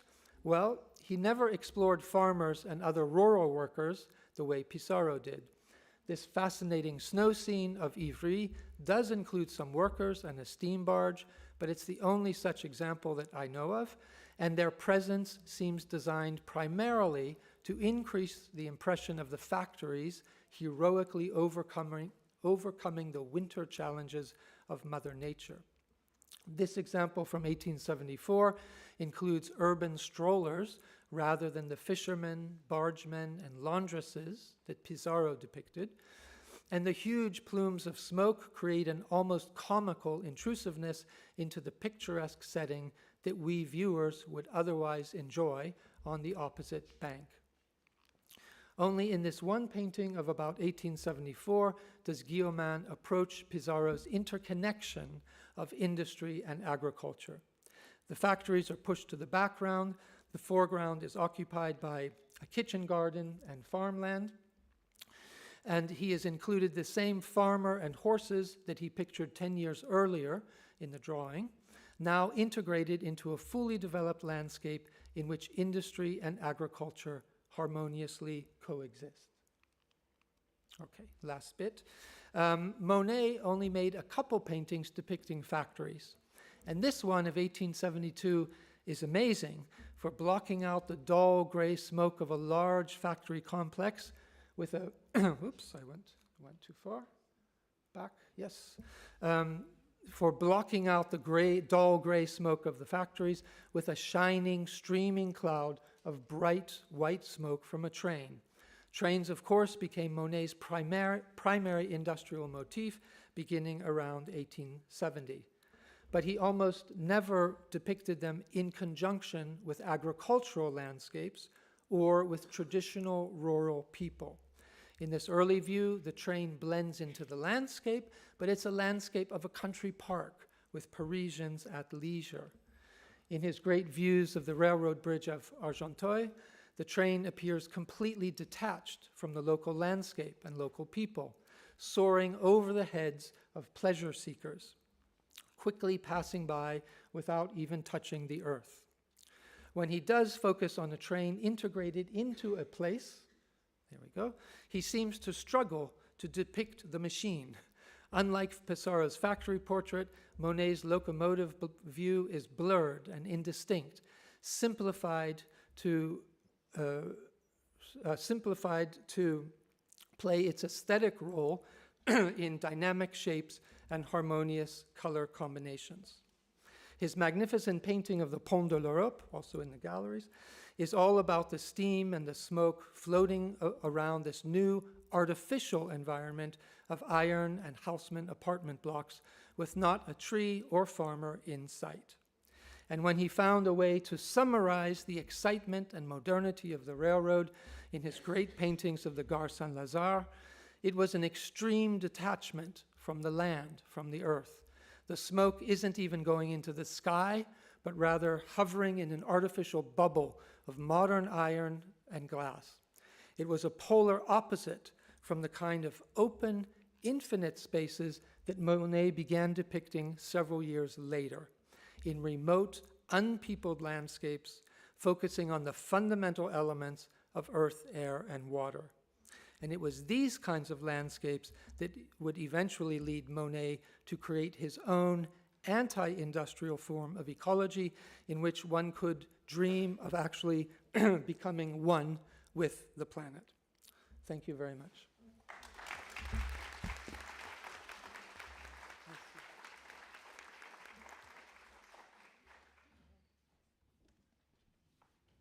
Merci Greg, non, c'était parfait. Merci. Non, c'était très bon.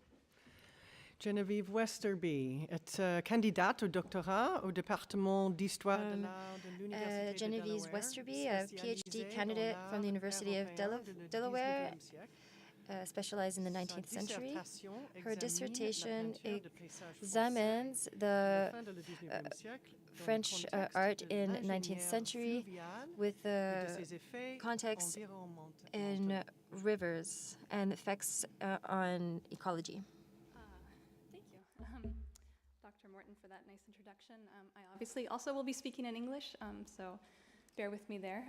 I want to start off first by thanking the organizers for bringing us all together today and the Musée d'Orsay for hosting us for the next 2 days. Thank you all of you for joining us today and everybody that's watching virtually as well. So with that, oh, I see what you mean. Okay. The extraction of sand from rivers was essential to the modernization of France in the 19th century. While it was a centuries-old practice, beginning in the 1830s, civil engineers ordered sand dredging on an entirely different scale as part of their project to turn the Seine into a hydraulic highway. The work was carried out by teams like those in Alfred Sisley's The Seine at Port-Marly, Piles of Sand, in which 2 pale yellow mounds of dredged sand anchor the foreground. While the primary aim of this dredging was to facilitate navigation, the extracted sand itself was increasingly valuable. As Georges-Eugène Haussmann began to rebuild Paris in the 1850s, as railways radiated out from the capital, and as dams, canals, and sewers were built to control the nation's water and waste, the demand for sand quickly outstripped what such river maintenance projects could supply, and its extraction was industrialized. As sand piles began to line rural riverbanks and urban quays, Impressionist painters Sisley and Armand Guillemot featured them in their paintings, together with the depictions of the human labor on which this growing industry relied. While scholars have looked to these pictures and their view of men at work to reveal the degree to which the Seine was a workplace as well as a site of leisure in the 19th century, my focus today will be on the sand itself, to explore its status as a finite natural resource, the shifting methods of its extraction, and its place in the landscape. While not immediately evident in Sisley's view of Port-Marly, a variety of new infrastructure projects were undertaken along France's rivers throughout the 19th century that aimed to create a predictable and reliable transportation network. They unified what were largely natural and separate river basins and created an interconnected and consistent network that could meet the needs of a rapidly industrializing capitalist economy. On the Seine, this transformation was accomplished primarily through canalization, a method of river management that introduces dams and locks to maintain a suitably deep navigation channel. The dams subdivide the river into a series of segments where water levels can be individually regulated.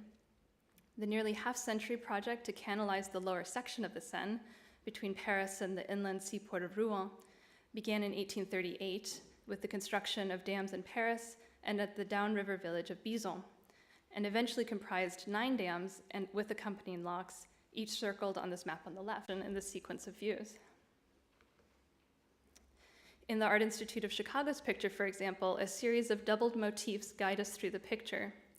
From the 2 sand piles resting on the bank in the foreground, past twinned anchoring poles, and onto a pair of 2-man dredging teams working in the middle ground, a visual link is formed between the work required to keep the river navigable and the material that resulted from their labor.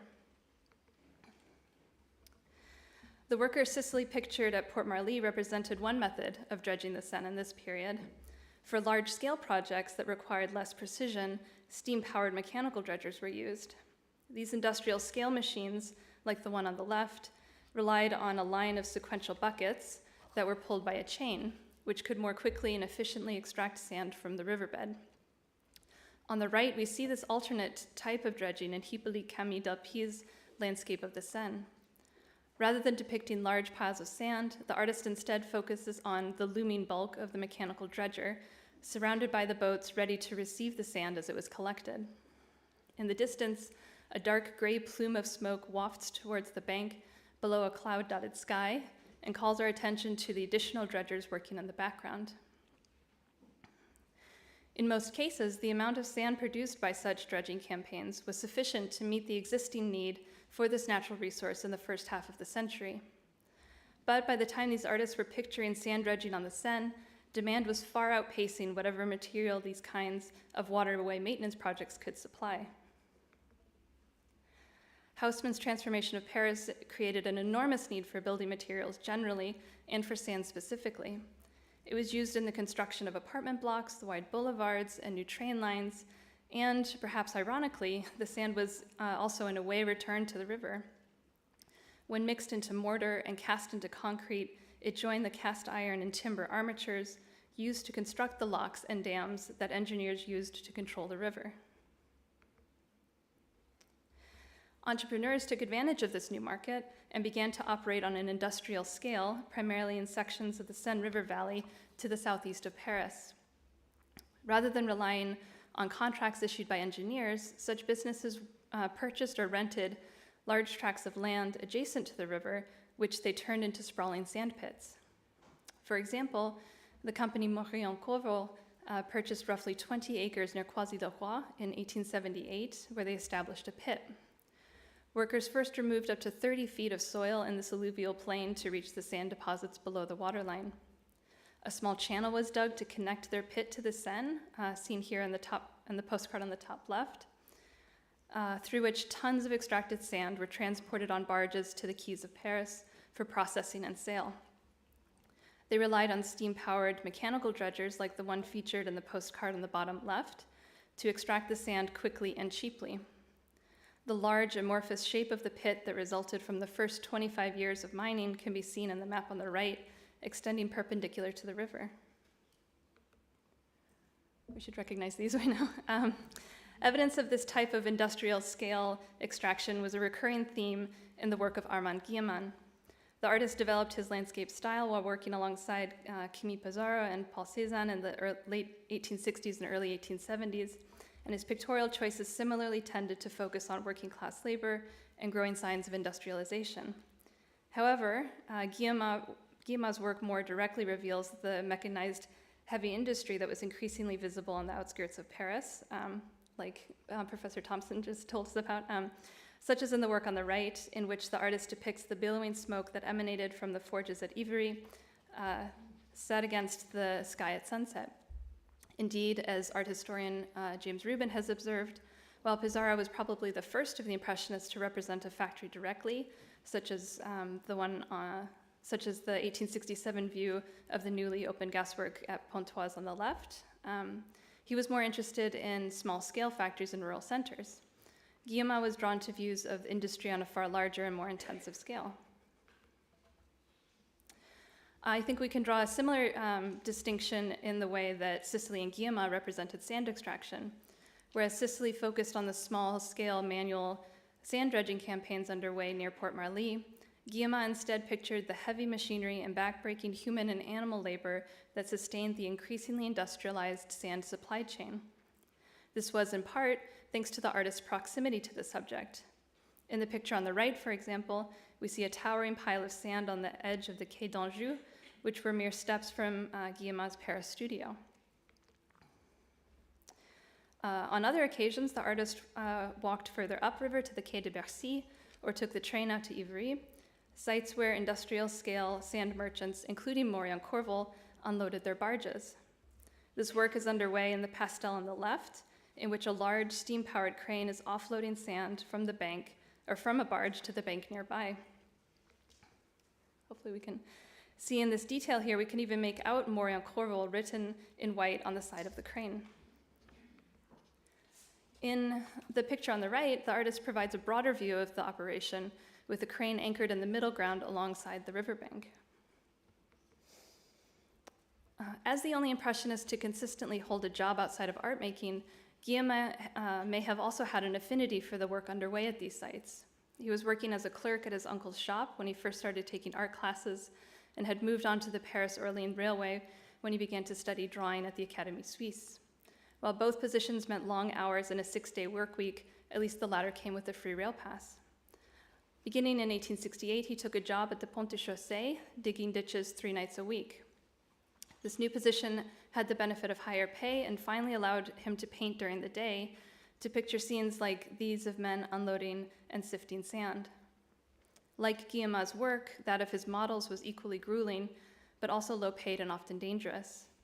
The largely itinerant and immigrant workforce employed by Moret and Corville, for example, endured 14 to 16-hour days, 7 days a week, and those working on sand dredgers and cranes frequently fell victim to mechanical accidents or drownings.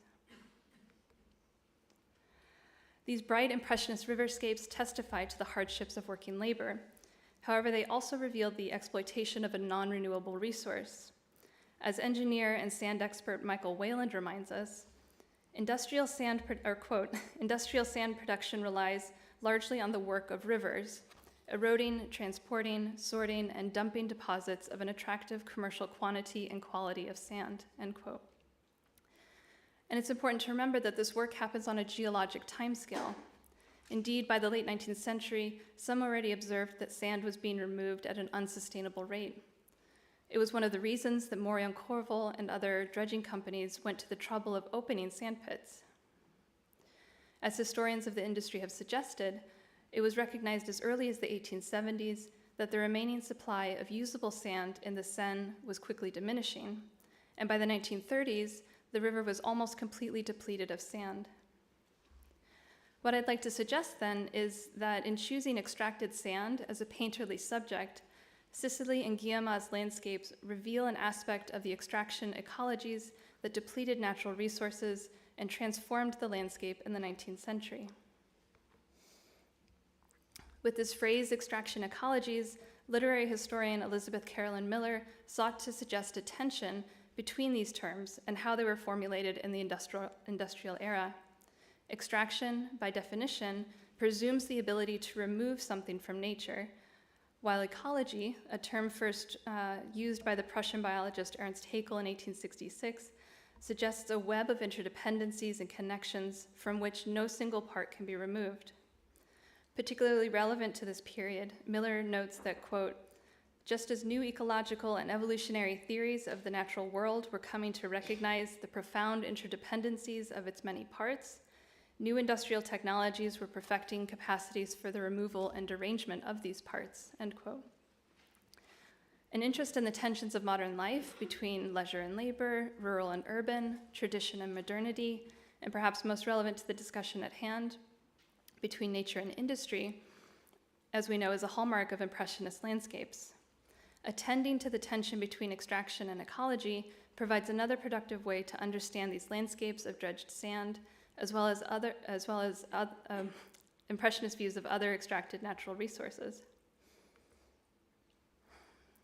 This tension is at work, I think, in Monet's The Coalman, for example, in which men covered in black dust work to unload coal-laden barges moored near the riverbank at Asnières.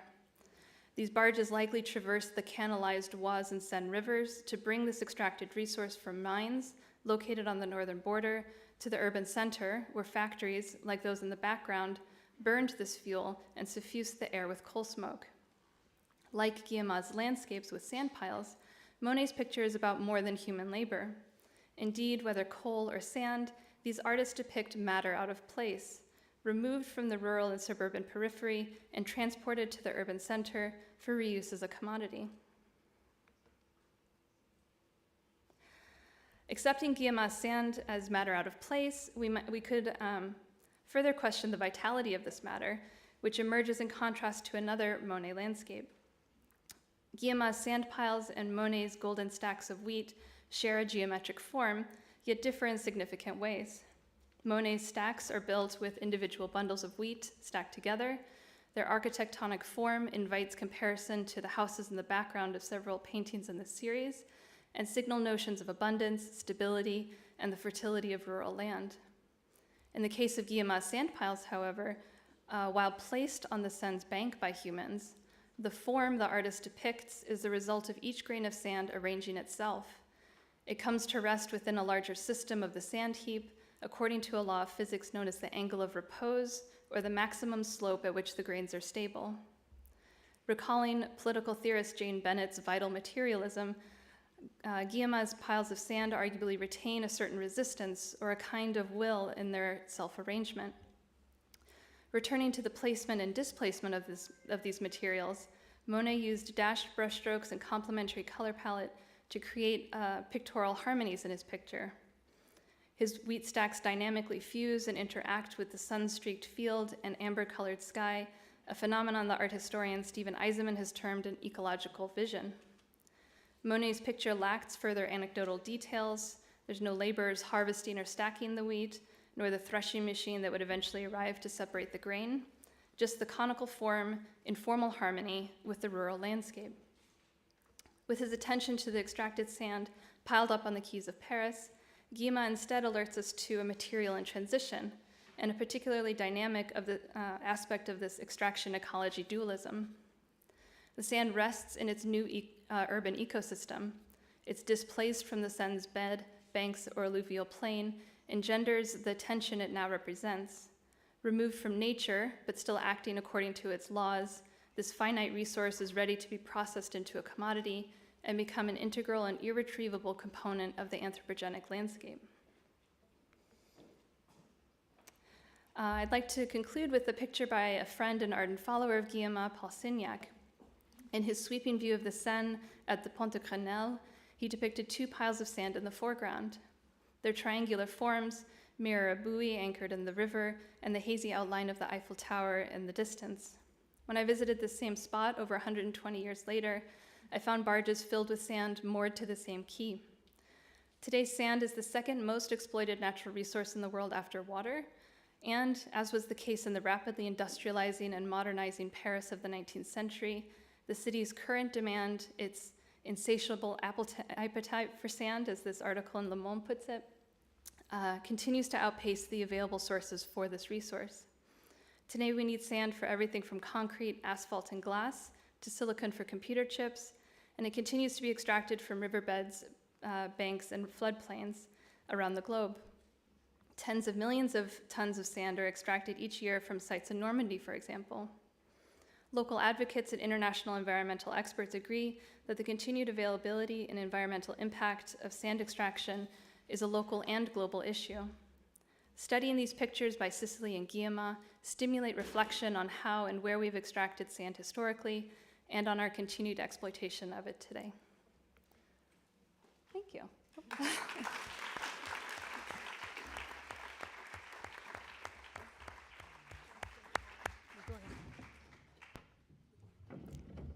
Merci Geneviève. Excellent.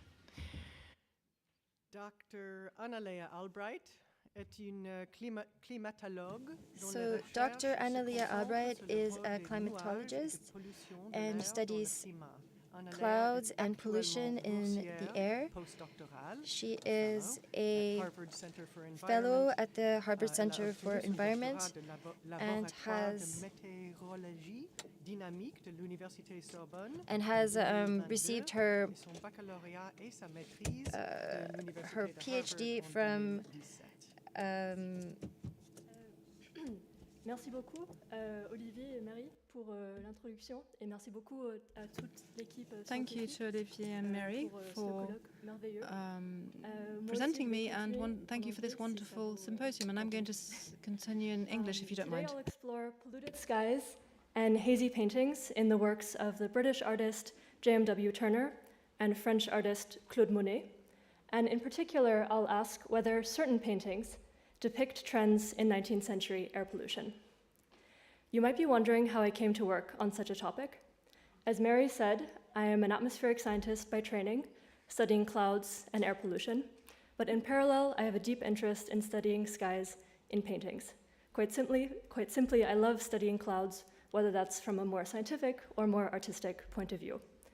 About 5 years ago, I was visiting paintings here at the Musée d'Orsay, as well as at the Tate Britain and National Gallery in London, And I noticed, as many art historians had pointed out, that certain works depict optical effects that are consistent with what we'd expect from increasing air pollution during this time, and that made me curious to test this association more empirically. This work is done together with Peter Hybers, who is a climate science professor at Harvard.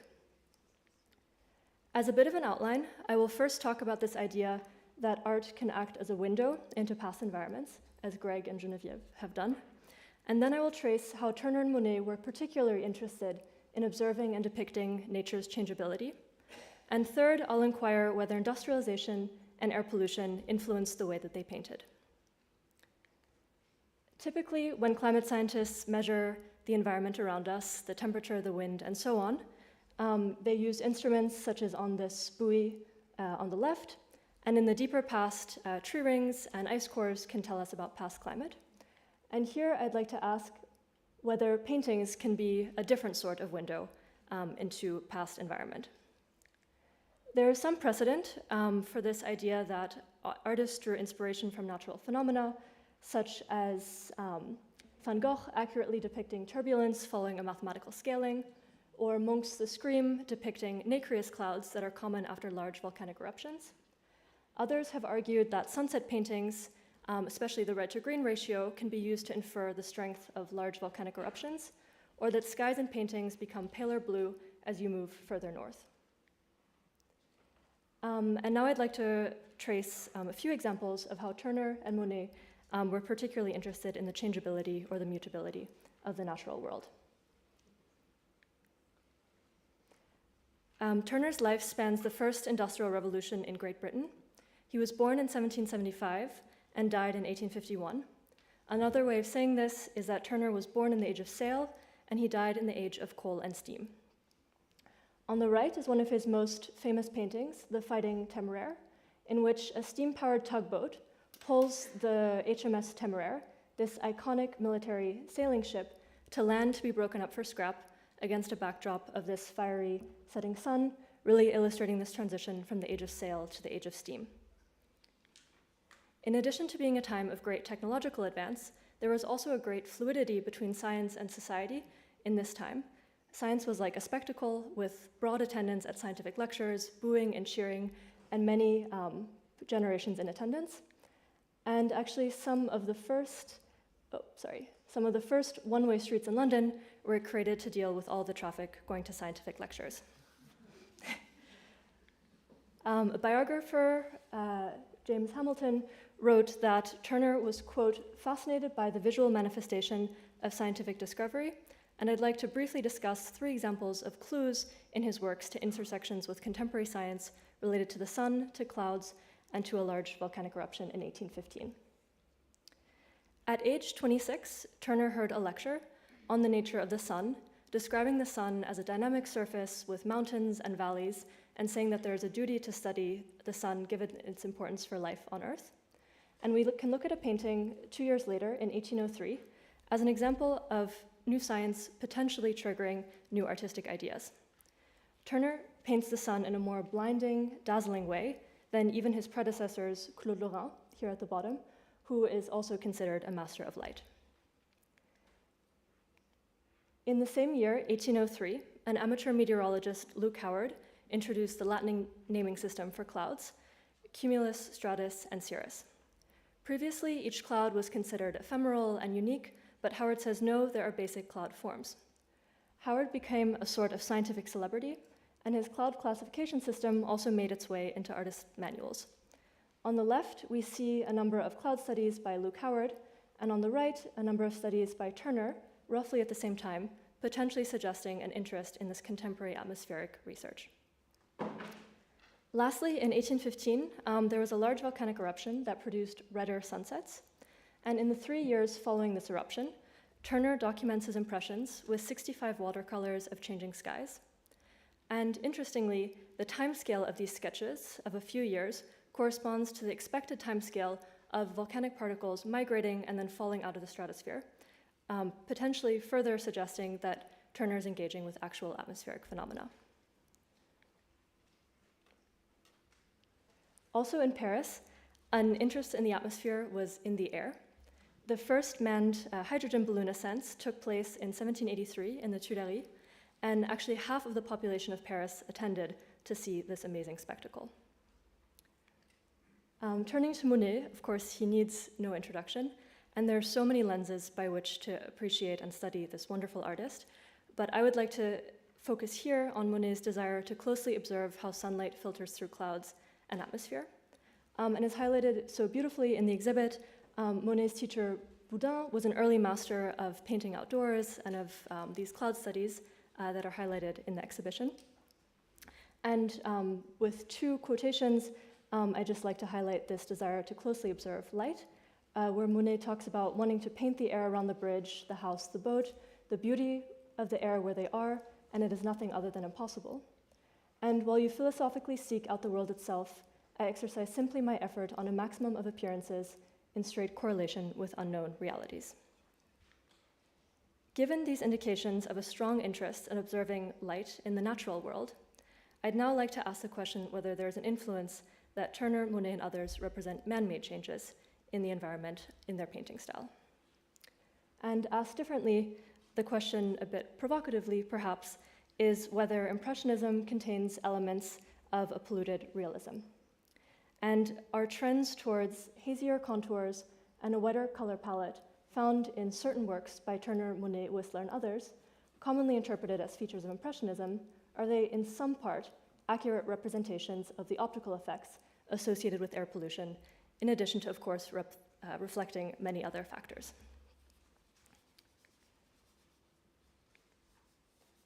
And here I'd like to stress that we're seeking empirical evidence for an existing art historical hypothesis of a strong artistic dialogue among these painters and an influence of industrialization, as was, for instance, presented in this 2004 exhibit and presented in this non-exhaustive list of art historical publications. So now turning to the question, what is the air pollution at the time?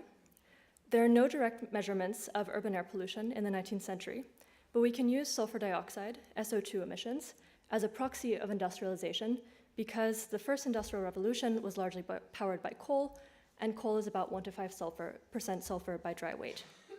Here you can see sulfur dioxide is on the y-axis and time, and I'd like to point out two things. First, during Turner's lifetime, the United Kingdom emits nearly half of the world's sulfur dioxide, with the UK here in blue and global emissions in black. And not only is this pollution concentrated in England and the United Kingdom, but specifically in London, this red dot here, with darker blue corresponding to more air pollution. You can get a sense of why London got its nickname, the Big Smoke. And here's a different cartoon view of London as the Big Smoke, where on the left we have old king coal, described here, puffing out smoke and soot and producing this fog demon on the right that creates this hazy, unhealthy-looking atmosphere in London and reduces visibility. Meanwhile, in Paris and elsewhere on the continent, industrialization was also going on, but the magnitude trailed that of London, which can be seen by comparing these two sulfur dioxide curves, Paris in red compared to London in blue. And now the question is, how does air pollution change how we see? We see an object because it reflects sunlight that then bounces into our eye, and we see this object because of its contrast with this background light denoted by the blue line.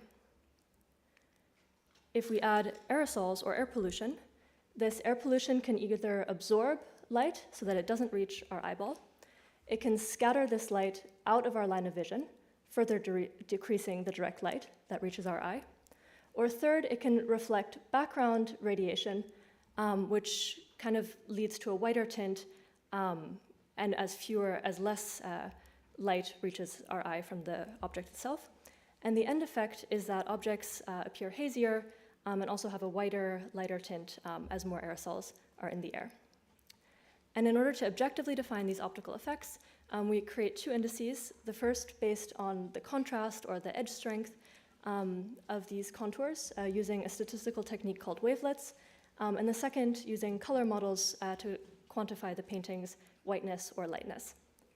And here's simply an illustration, two photos that I took in Paris while biking, where moving from left to right, we have more pollution, and we see this effect of a whiter tint and lower contrast or hazier contours. We test this method on 27 pairs of clear sky and polluted photographs and find that in each case, the polluted photograph has lower contrast and higher whiteness, giving us confidence in applying this approach to certain paintings. And so then we apply this method to a representative, but of course non-exhaustive sample, 60 paintings by Turner, 38 by Monet, as well as a smaller sample by Whistler in London, as well as Caillebotte, Pissarro, and Morisot in Paris. Here is a representative sample of works by Turner, which might be very hard to see, time going down the columns and then from left to right. And what strikes me when I look at this first is the dissolving of contours, kind of the hazier contours over time, as well as the fact that the paintings seem to have a whiter tint, moving from left to right. And looking at a specific example, here's an early work by Turner with exquisite detail. You can make out the leaves of the trees, the bridge, and so on. And this is also a painting glorifying the English countryside during the Napoleonic Wars. And as we move 30 years later, approximately, Turner unveils this work, Rain, Steam, Speed, in which he contrasts this engineering marvel that allows people to move at unprecedented speeds, this train racing through the countryside on a rainy, misty day, with symbols of the past age, where you can see a rowboat that is gliding on the water so calmly, a farmer with a plow without mechanized equipment, and a hare or a rabbit, the fastest natural animal in Britain, caught on a race for its life with the oncoming train.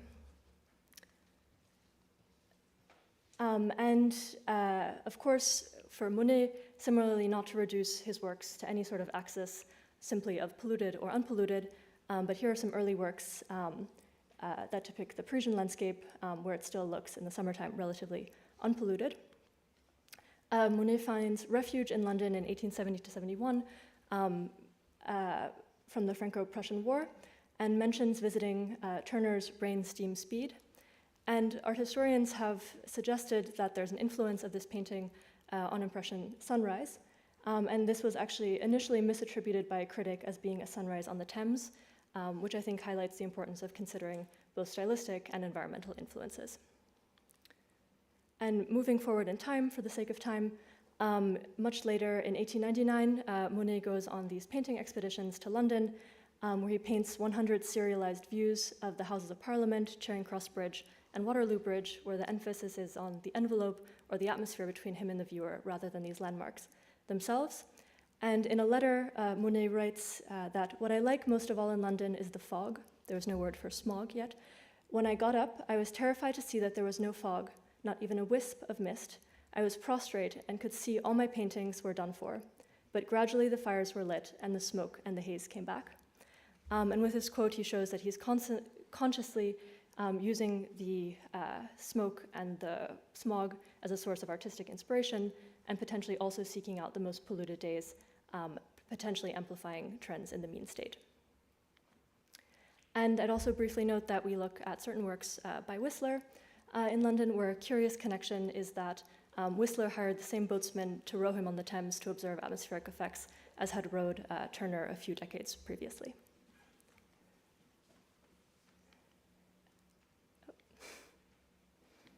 Sorry, having the same issues with the... and having shown a few examples, here's an overview of our methodology or workflow to quantify trends in contrast and intensity. We first take digitized versions of paintings and convert them to matrices or a collection of numbers representing the painting. And then we calculate our contrast and intensity indices. And in addition to formulating a physical model of how we see, we also have a statistical model that takes into account the air pollution, the time trends, or which represent stylistic trends over time, the interaction between the two, and this type variable, which takes into account whether it's clear sky, mostly cloudy, or dawn or dusk, taking into account time of day and weather.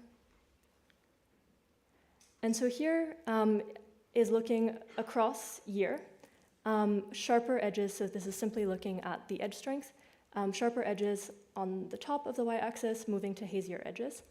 And colors represent different painters, Turner in red, Monet in blue, a non-exhaustive sample, Whistler, and a much smaller sample by Caillebotte, Pissarro, and Morisot. And this is puzzling if we think that haziness is a stylistic trend that evolves over the 19th century. If that's solely the case, why would we have like this more disjoint-looking curve?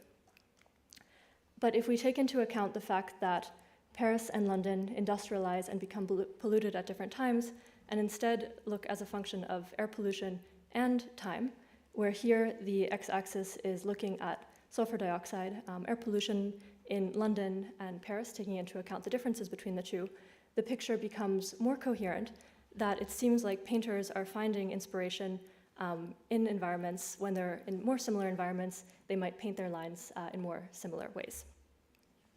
And this is, of course, not to suggest any sort of overly simplistic or deterministic readings of these views, but rather that a changing environment allows painters to actively use this environment to provide new creative impulses.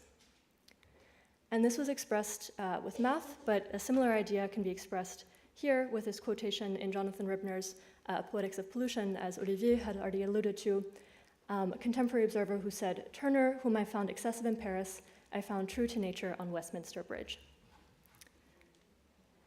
And this debate of how much inspiration is found in nature versus how much is purely imaginative or a figment of our imagination has been going on for a long time, such as when Turner unveiled Rain, Steam, Speed. The Times reported whether Turner's paintings are dazzling unrealities or whether they are realities seized upon at a moment's glance. We leave his detractors and admirers to settle between them, which I think we are still doing, but we provide some empirical evidence for realities seized upon at a moment's glance. And for the sake of time, I won't mention that we went through looking at trends in the whiteness and also visibility in paintings, but I won't present it to be a bit more concise. And before concluding, there are other considerations to such a quantitative analysis of paintings, such as painters perhaps selecting the most polluted days, as Monet maybe alluded to in his letters. There's a question of seasonality, with more air pollution in the winter than in the summer, complex atmospheric chemistry occurring, and more generally, we can't read into the minds and the souls of these great artists and to really ascertain their intention behind the paintings, and that is a work more for other fields, and as Greg wonderfully discussed. And at this point, you might also think perhaps these painters became older and their eyesight was not as good, and other scholars have discussed this, saying that Turner's cataracts came later, he was not myopic. Monet's cataracts came later, he was not myopic, and Turner did not have cataracts. And so to wrap up, our central conclusion is that certain impressionistic works by Turner, Monet, Whistler, and others contain elements of a polluted realism. We provide empirical evidence for an existing art historical theory that certain paintings depict optical effects associated with increased air pollution in addition to reflecting stylistic choices. Contextual evidence such as letters strengthens the physical and statistical results. And I think what I would like to end with is that we are not in any way trying to reduce these great artists to make this association in any overly simplistic or deterministic way, but rather that the environment around them was changing substantially, and that allowed them to actively use this environment to provide new artistic inspiration, and highlighting how connected we are to environment then as now. Thank you.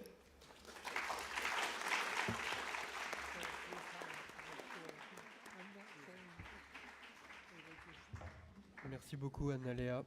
On réserve donc la discussion pour tout à l'heure. Maintenant, on fait une pause. We'll have a discussion later on. Let's have a break now, though. We'll have a 10-15-minute break. En gros, il faut qu'on soit tous partis d'ici. We all Théoriquement, should on be termine à leaving here 17h30. at Donc, on est dans un 5:30. timing serré. We have quite a very tight. We have a very tight timeline. 5 minutes. Okay, I apologize for this very tight timeline. We're just going to have a break and walk around. There are loose on either side of the room and upstairs, downstairs, and just sort of, stretch your legs, but stay around, because we're really going to be starting back in 5 minutes, the latest, because we want to stick to our time, especially for people who have to, listening online, and also we have to leave the room at 5:30. Thank you for your understanding.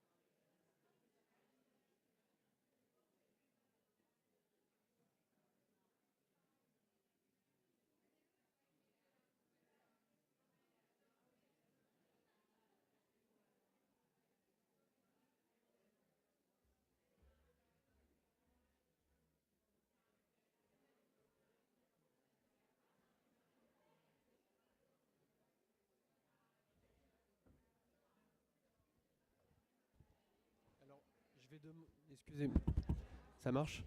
Je vais demander à Claire et à Marion de s'asseoir et on va reprendre dans 30 secondes.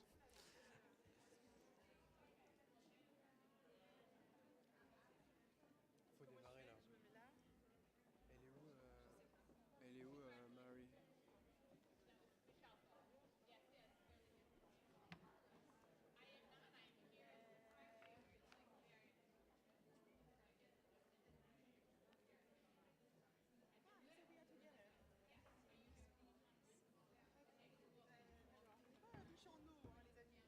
Pardon? Je vais demander si on peut pas nous en remettre. Non mais un petit texto.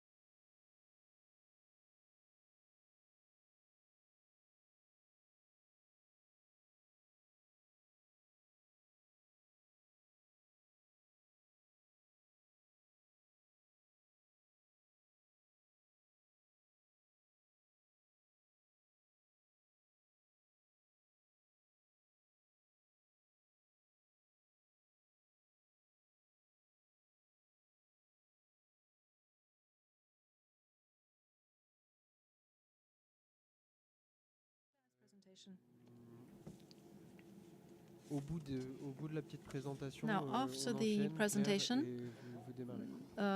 well, the introduction, Claire, you can just start.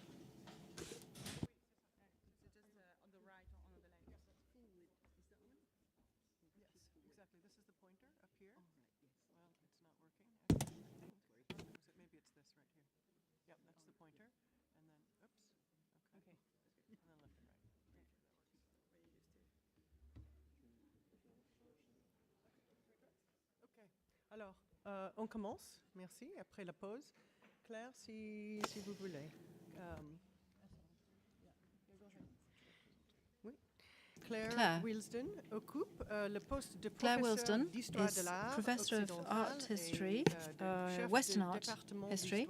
She is head of the art history department at the University of Glasgow. She's written several books, mural paintings in Britain, 1840 to 1940, which won the prize of the historians of British art, and in the gardens of Impressionism. Claire? Thank you, and I'm going to talk in English. I apologize for this, but I'd like to thank you greatly for allowing me to come here, and thank you very much for inviting me to this wonderful symposium. I'm going to speak about Impressionist gardens at Argenteuil and Pontoise, as you can see, partly because for Edmond Duranty, writing in 1876, Impressionism itself as a movement was what he called a little garden, and also a new branch on the trunk of the old tree of art. Such references, of course, were only logical, perhaps following the Franco-Prussian War and Commune, when trees in Paris had been felled for firewood, the Ile-de-France invaded, and part of French soil itself, Alsace-Lorraine, lost to Germany. But these metaphors by Duranty also, I think, vividly evoked his hopes for reinvigoration of art. So the 150th anniversary of the first Impressionist exhibition makes it very timely, I think, to consider how far Monet's flower gardens in the town of Argenteuil on the Seine, there's Argenteuil with its boats and river, but in that town, Monet had his garden, as we'll find out. And it's also timely, likewise, to look at the kitchen gardens that Pissarro painted at Pontoise. Here you see the town itself. Within that, or on its edges anyway, were kitchen gardens that Pissarro chose. So I'm going to ask today, in the context of this anniversary year, how far these might be seen, these gardens within these towns, as sites of generative action, sowing, growing, painting, that form a symbolic contrast in the minds of the artists and perhaps of their viewers also to the passive show of the Impressionist exhibitions themselves in Paris. But I also want to consider whether these gardens might be seen as part of a nascent green consciousness and how that might link with the drive for renewal of art, what Duranty called the new painting. So, to move to a picture which is ambivalent, perhaps, but an interesting one. As scientists have shown in our own times, gardens, after all, are key sites of biodiversity, whose flowers provide vital food for pollinators and whose trees attract myriad insects and birds. They are thus a means to counter threat in our own time from climate change, and already in the 19th century they were of course often seen as a counter to the perceived ills of industrialization that we've already seen in papers today. The gardens at both Argenteuil and Pontoise are part of the literature of Impressionism. Tucker and Bretel included them in their landmark studies of Monet at Argenteuil, Pissarro at Pontoise, and they've been highlighted since by Impressionist garden exhibitions in Britain, France, and North America. Yet they remain surprisingly under-researched, I think, in terms of their environmental identity. That is, as places where plants, flowers, people, and animals existed in an intimate interrelationship, perhaps even what we might now call an ecosystem. Monet and his young family made Argenteuil their home in the 1870s after their refuge in London during the war and Commune. Should be a picture, oh, sorry, no, never mind. After the events of 1870-71, Pissarro's did likewise at Pontoise, both places easily accessible by rail already from the 1860s and increasingly industrialized. Tucker argues that Monet ultimately left Argenteuil because of this.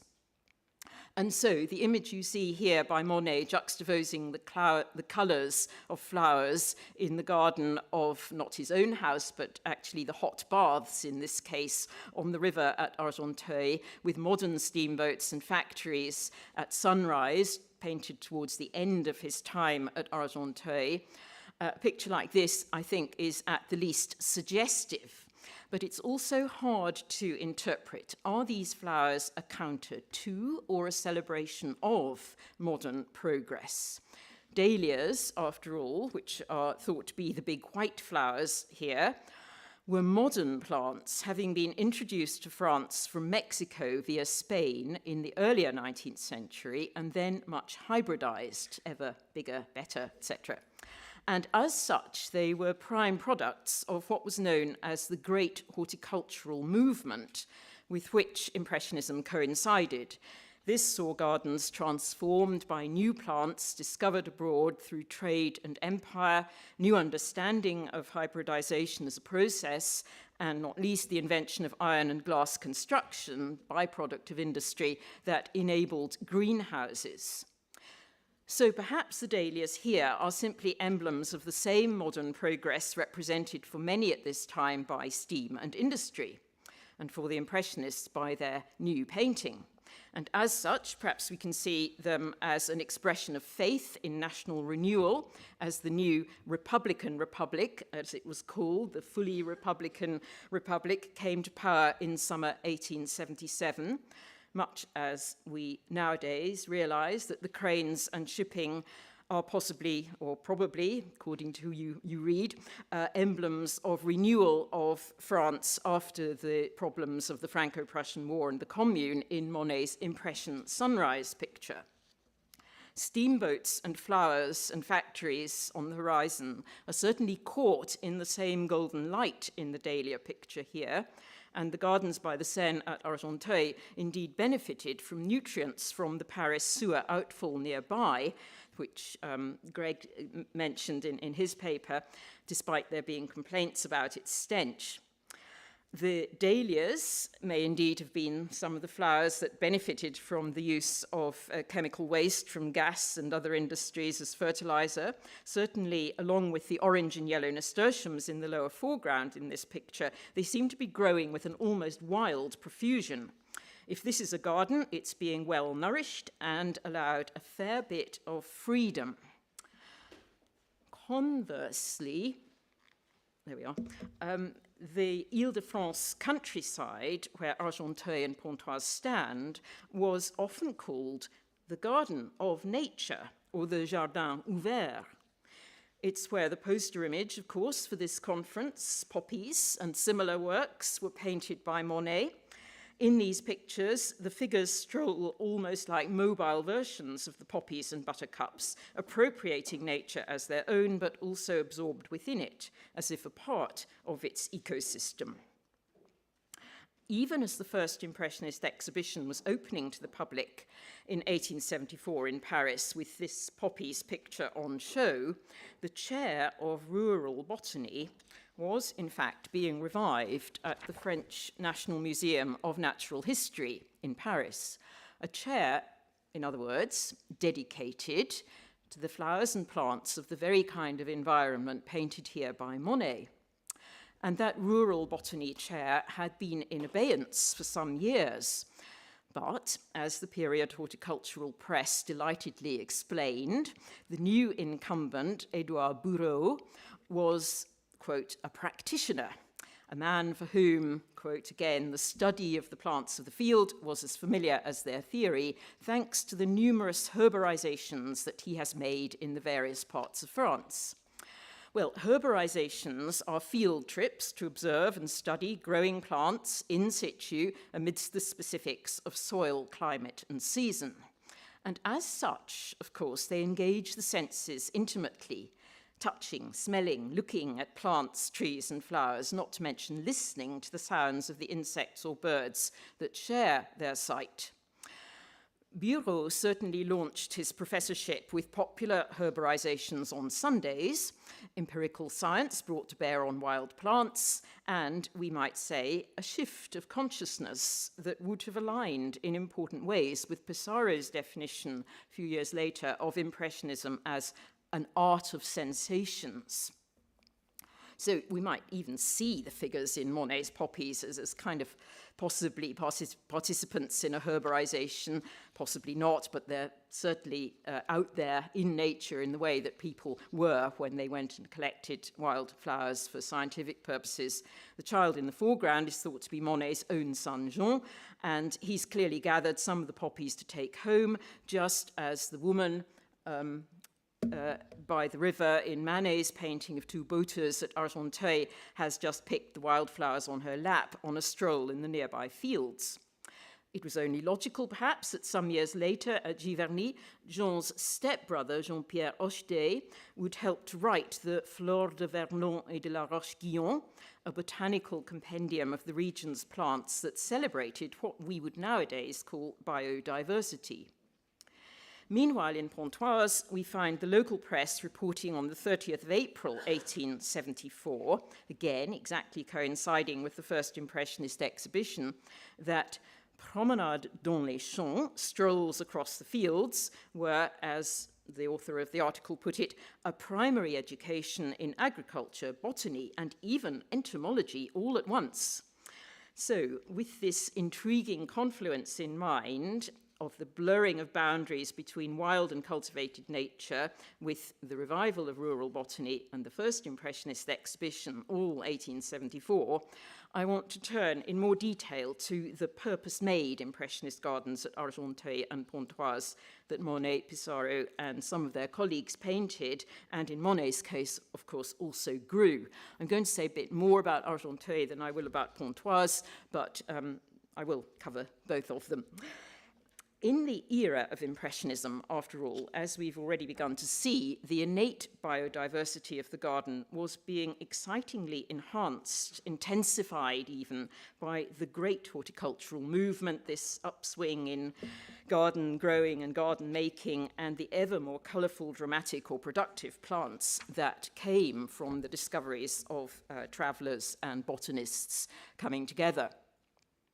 It's nonetheless intriguing, I think, that just as Monet showed dahlias growing with abandon like wild plants in that picture we've just been looking at, so Édouard André, the designer of many of the most elaborate and artificial parks and green spaces in Paris, things like the far slide there, had a bit of an epiphany when he realized after the Franco-Prussian War that, as he put it, these gardens that he'd made so lovingly, painstakingly for Haussmann with the help of Haussmann's engineer Alphon, actually were more beautiful than they were before, as he put it, because nature had been able to overrun them again during the Franco-Prussian War and the Commune.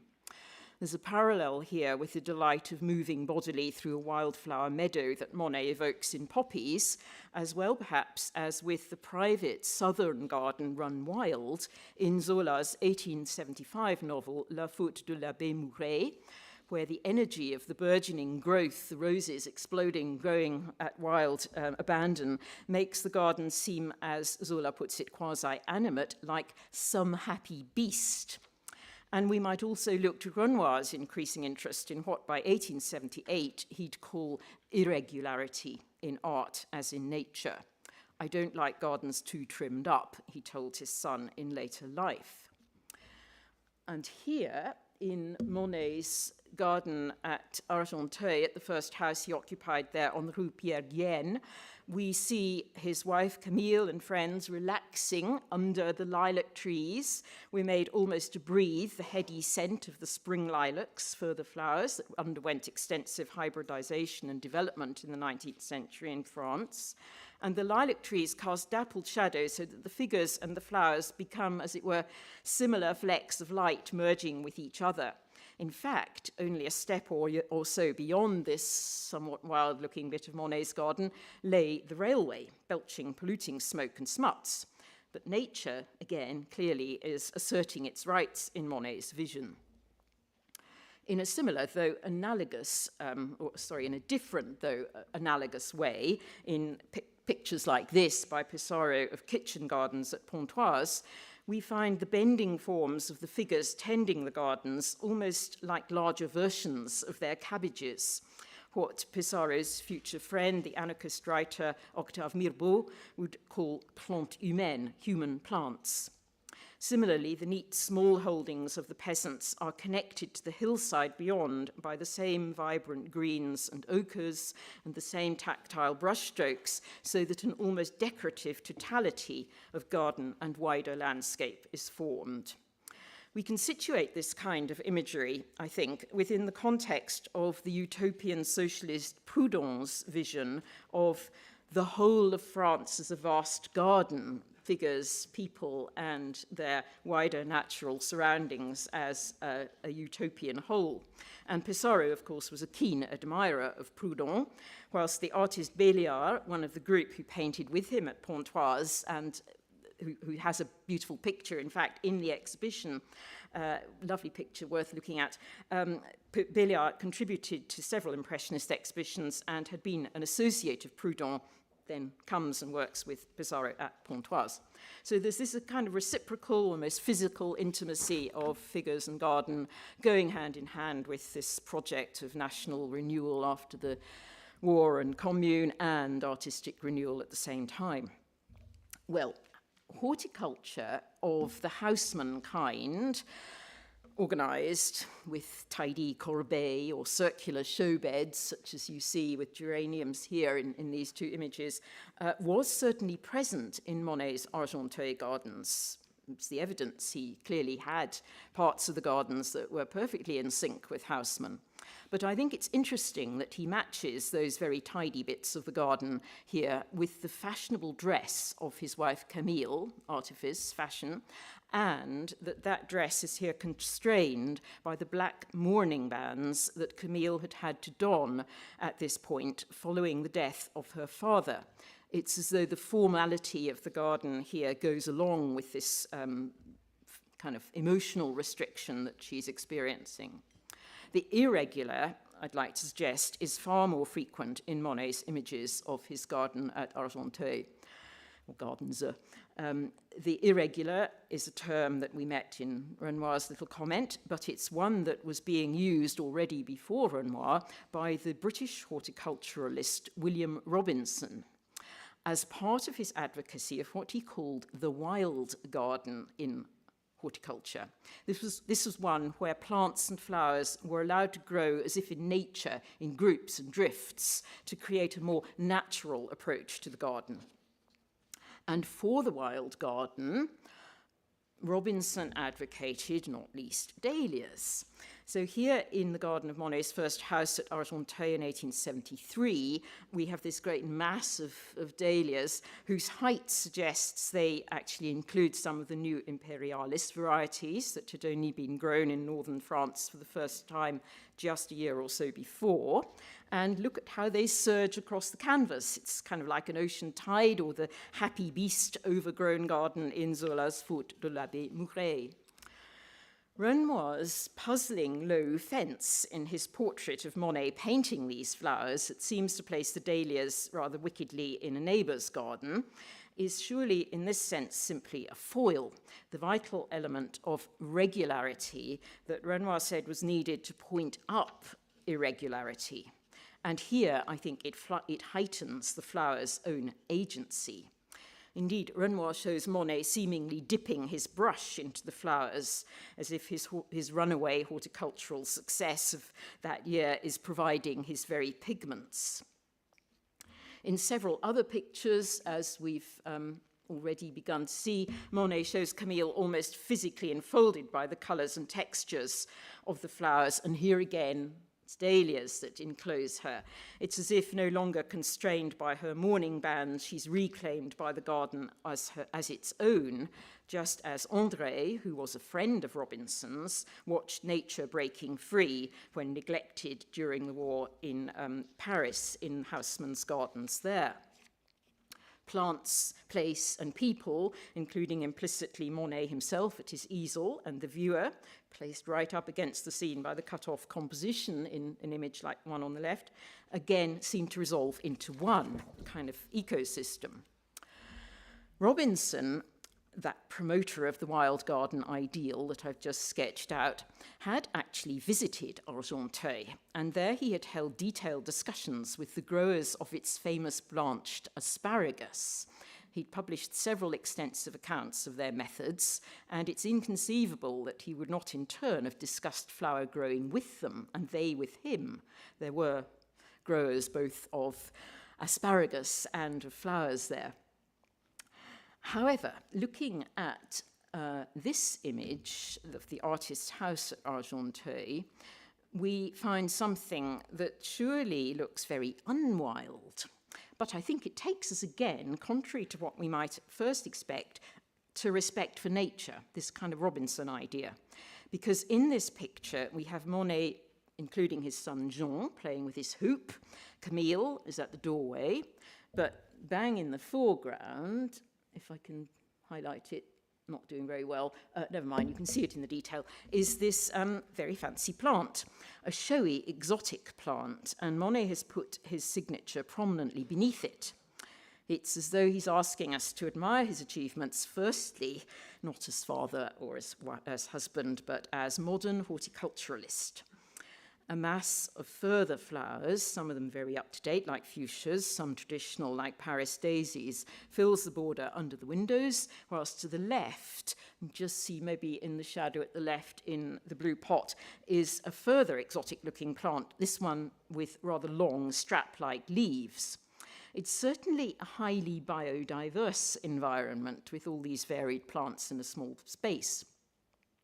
Well, when this picture was part of my Impressionist Gardens exhibition a few years back, I asked the botanist David Mitchell from the Botanic Gardens in Edinburgh to identify its plants, and he concluded that the foreground plant, the red-flowered one, was an epiphyllum, also known as a phylocactus, which is a form of Mexican cactus, whilst the strap-leaved one he thought was almost certainly a dracaena or dragon plant, and both were relatively new to European gardens at that point.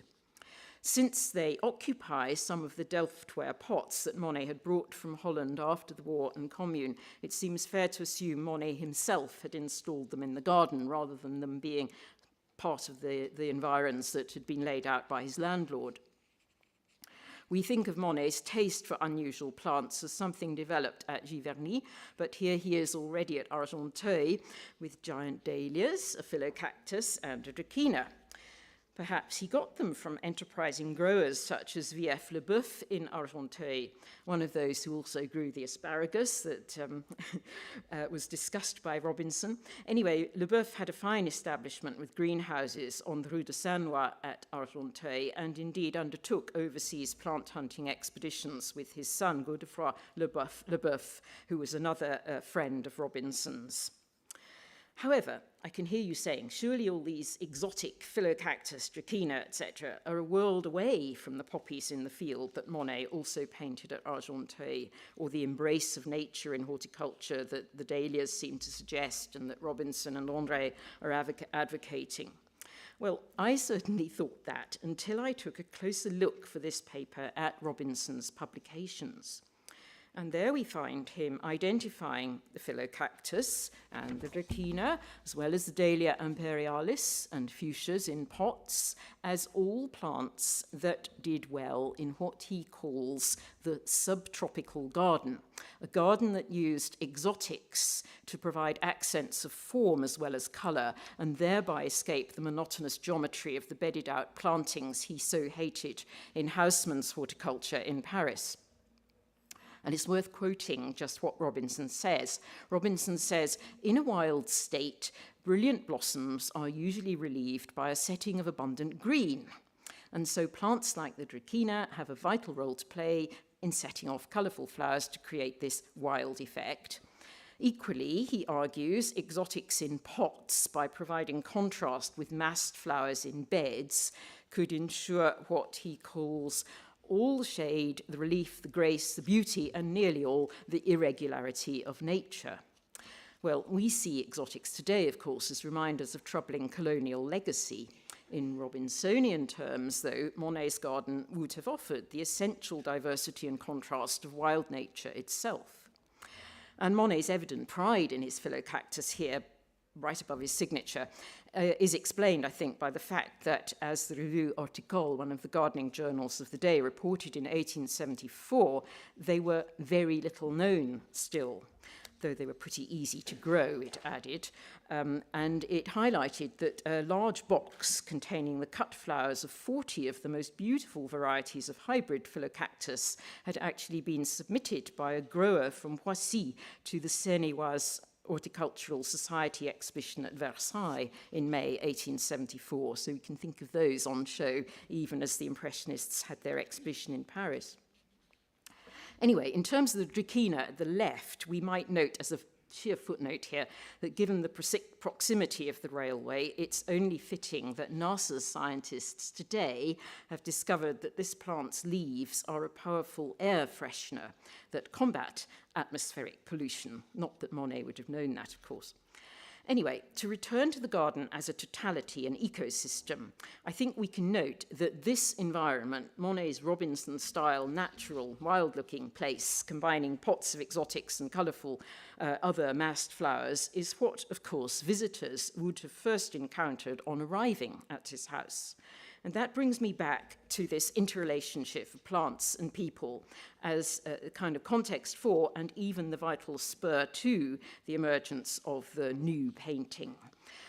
When Monet began to bring friends and colleagues together to organize an association of painters to match those of workers in industry as called for by the journalist Paul Alexis, he invited his fellow Impressionists to meet chez moi, that is, at his home at Argenteuil, to thrash out the details of their Société Anonyme and its 1874 exhibition. And over summer to autumn 1873, as they did all this, talking, discussing, I think they might well have sat out in his garden to discuss their project, just as Monet himself, Camille, and Jean have been sitting out in the garden here, oops, wrong way, here, to have a light meal before a friend arrives and Camille goes off and walks around the garden with her. And I think this points us to an interesting idea. In Monet's garden at Argenteuil, we arguably have what anthropologists today call an attachment environment. Gardens as such are seen by anthropologists as places that generate emotional associations for the people who make or tend them or use them because they experience them on a repeated basis, or in some cases they are associated with a significant event. So the formation of the Impressionists' own exhibition plans in the context of Monet's house and garden at Argenteuil would have formed this kind of emotional attachment. In a short, I think we can justifiably call these gardens at Argenteuil and Pontoise attachment environments in this anthropological sense. However, Monet's entitling of this picture here, a decorative panel, is very interesting in turn because it's clearly meant as a decorative work to form a kind of context or environment for modern living as such. His garden would be brought indoors to adorn the wall of a modern apartment. It would have aligned, like the real garden itself, in this way with the attention given by scientists in the wake of Darwin's theory of evolution to the way that organisms are influenced by and adapt to their environment. So Monet is using his modern art to create an environment in an interior modelled on a garden and in turn, as it were, able to act upon and influence the emotions, life, well-being of those using the apartment on whose walls it hung. The Impressionists were well aware of Darwin, as Michael Call and others have shown in recent years. So with this concept of attachment in mind and this kind of interaction between the viewer of the picture and the garden portrayed, and before we make a quick closing visit to the peasant vegetable gardens at Pontoise, I'd thus like to comment very briefly on two pictures of the Monets in their first garden at Argenteuil, that were painted by Manet and Renoir on their visits to Argenteuil in summer 1874, a couple of months after the first Impressionist exhibition. For the garden as an attachment environment, here would seem to have political attachment in it also. As you can see, both pictures feature the tricolore in the juxtaposition of the red fan, the white dress, and the blue sailor suit by Manet, and in Camille Monet's actual tricolor fan in Renoir's picture. And Renoir goes a step further by showing the cock of the accompanying family of fowls, a kind of animal version of the human family, in the upright profile coq gaulois stance. Now, at this point in summer, July 1874, the still very fragile new Third Republic had reclaimed the coq gaulois as an emblem of French values after its suppression under the Second Empire. And as the new painters gathered around Monet at this point, the survival of the Third Republic literally hung in the balance, because the Comte de Chambord, using the white flag of monarchy as his emblem, had made a surprise attempt on power, precipitating elections. And I think against this backdrop, the way that Manet and Renoir plant Madame Monet and her son Jean at the foot of a tree, so that Jean's spread legs and Camille's spread out skirt seem like its roots, I think that, making the figures, again, plante humaine, aligns the family with nature's growth, with the freedom of the artist to cultivate and paint it, and this republican ideal that hung in the balance of liberty, equality, fraternity. I think there's a very interesting coming together of ideas here, where we might look back to that famous phrase, il faut cultiver son jardin. It's necessary to cultivate your garden, which the freethinker Voltaire had made famous. So the attachment garden, the attachment environment. And Renoir's image, in fact, shows us the only known portrait of Monet as a gardener, tending a flower, watering can at the ready. Monet, in turn, painted Manet in this picture, sadly now lost, but it's a fascinating one. We see Manet kind of shoved in a funny little corner that looks almost wild, being inspired by nature, and the way his leg echoes the line of the trees, and the canvas seems almost like some large square blossom or outgrowth, again has this kind of integration of figure and garden that forms this implied ecology, as we might call it today. Well, I can't dwell on the second garden that Monet had at Argenteuil when he moved to a modern house there later in 1874. But again, I think we can see here the garden with curving paths, Robinsonian groups and colonies of flowers that create a kind of natura naturans, natural nature, and then Camille wandering amongst the gladioli here and surrounded by butterflies. Once again, there's this kind of sense of an integral ecosystem, an attachment environment in which the humans and the animals and the plants and the insects all, as it were, are interacting and integrated. So, in conclusion, to Pontoise. There we are. Pissarro certainly saw his own garden there, kept by his wife Julie, as we learnt this morning, in attachment terms. When the dahlias were hit by an early frost in October 1878, he wrote of how the flowers have only a vestige of beauty. They seem in consternation, so it's the flowers as humans again. But what he painted was primarily the kitchen gardens in an area near his house in the hamlet of l'Hermitage. With their complex vegetable greens and greeny purples, and he creates this kind of vivid reciprocity in which humans, plants, and place work together, a mini ecosystem within the larger one of the surrounding landscape. And as you can see here, Cézanne joined him, Pissarro's smaller, faster brushwork that weaves figures and animals into the mix. Cézanne maps zones of colour within a linear network, but again, the powerful sense overriding all of the parts working together. And in this example, from 1874, Pissarro seems almost to encapsulate time itself, the whole seasonal cycle. We have, where's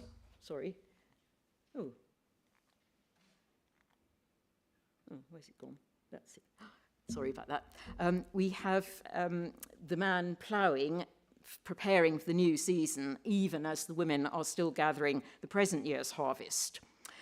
However, the most intriguing, perhaps, of Pissarro's pictures of the l'Hermitage gardens is this picture, which was a kind of statement work in the 1877 Impressionist exhibition, even as Monet's decorative panel had been in 1876.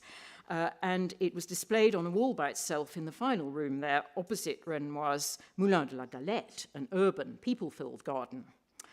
It's a highly laboured work, as you can see. Also, there's a slightly smaller, similar or related picture in the Musée d'Orsay here, similarly treated. It's as though Pissarro equates the work of cultivating, evidenced here in orchard gardens at l'Hermitage, with that of his own artist's hand. We have a row of tall poplars sheltering a group of young fruit trees, protecting them, like the hill behind, from frosts and harsh winds. And as we try to find our way visually through this thicket of big trees on little trees, gardenscape enfolded by landscape, we suddenly encounter two pairs of eyes staring out at us. I'm sure I can make this work, but they're on the very far left. You can just see a white kind of kerchief and then the two faces. Two people whose contrasted heights echo those of the poplars compared with the fruit trees. Their bodies blend as one with the trees. Pissarro indeed said in a letter to his son, when one knows the general character of a tree, one can see the figure. And we have the vivid sense that this again is a place where all parts interact, people, plants, trees, and implicitly animals and birds. Have these figures, in fact, stopped to listen to birdsong floating on the warm spring air? It's certainly as though for a moment time stands still in this monumental picture with its vertical format like a secular altarpiece and where the blossom intimates the fruit yet to come. So, to conclude, it's always risky to project the priorities of our own times back onto the art of the past. However, I do think that recognizing the wild aspects, as seen in 19th century terms, of Monet's horticulture already at Argenteuil, and the interrelatedness of garden and wider landscape in Pissarro's imagery at Pontoise, enables us to identify what we can perhaps call an ecological dimension to Impressionism, and one that was integral, I think, to the emergent Impressionist project and its aesthetic. And arguably, its ultimate expression is going to be the water lily cycle at the Orangerie, this immersive cycle where the viewer is placed, as it were, in the middle of Monet's pond, amidst the new hybrid water lilies that Monet grew there and that William Robinson regarded as quintessential wild garden flowers because of their irregular spreading growth. So if Monet called his garden at Giverny his most beautiful work of art, as he put it, then he also merged flowers with clouds, surface with depth, people, viewers with garden, to offer nature's renewal in place of the carnage of war, very much as the Impressionist gardens of Argenteuil and Pontoise had already done after the Franco-Prussian War and Commune. It's almost as though art uncannily became cyclical here, like nature itself. Thank you.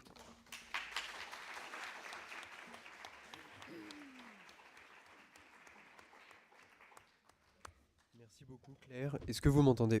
Oui.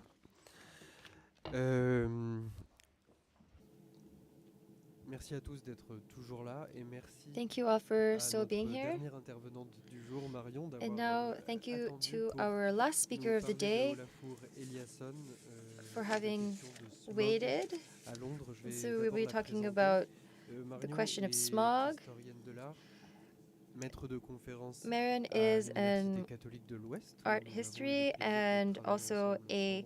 lecturer in art Elle a history and rédigé une contemporary thèse art à history at l'Université the Paris Catholic Nanterre University sur la of question de la nature, de in la nature Angers. dans l'art contemporain britannique au XXe siècle, à l'époque de la désindustrialisation sous l'ère Thatcher. Une partie de ses recherches traite donc notamment de ces problématiques liées talks à about the Ensuite, issues après 3 relating années passées to the à Hanoï, Anthropocene. elle dirige son intérêt vers les artistes vietnamiens. She is interested in artists from the Vietnamese diaspora. And she also looks into has been working with au FRAC Pays de la Loire et elle est porteuse d'un grand projet de recherche à Angers intitulé Tramé, tissage, représentation, art et métissage. Sa communication s'appelle Those Hovering Fogs. Her research focuses on the influence of politics in aesthetic fields. She was co-curator of the exhibition Trilogy de Cendres at the FRAC Pays de Loire and is responsible for the research project Tramé, tissage, représentation, art et métissage. Merci beaucoup aux organisateurs et Thank you to the organizers of this 3-day symposium. Thank you for having invited me to this symposium.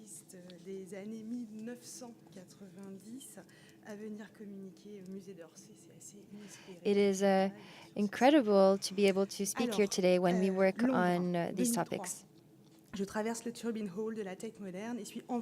So, in 2003, I walked through the Tate Modern.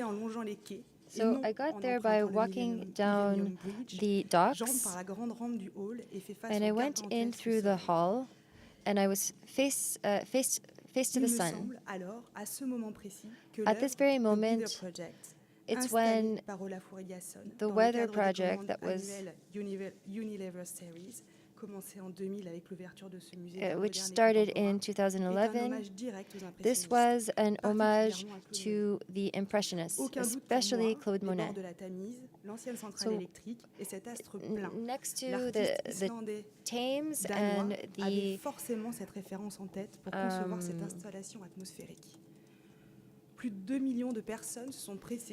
so more than 2 million people rushed to see this exhibition. It was in the Turbine Hall, and it was meant to look as if, feel as if you were looking at the sun. And so the spectator was often plunged into a fog, and there was different colors of orange that were seen. And then each person had an interesting reaction to what they were seeing. Et la commande gigantesque qui fait suite à celle de Louise Bourgeois et de Juan Muñoz, respectivement en 2000 et 2001. Oliasson n'y fait nullement référence. Pourtant, comment imaginer qu'ici même, au cœur de cette architecture in the heart of this former industrial capital, that the artist might have forgotten this visual memory? I looked through the articles lately and I didn't find anything about it.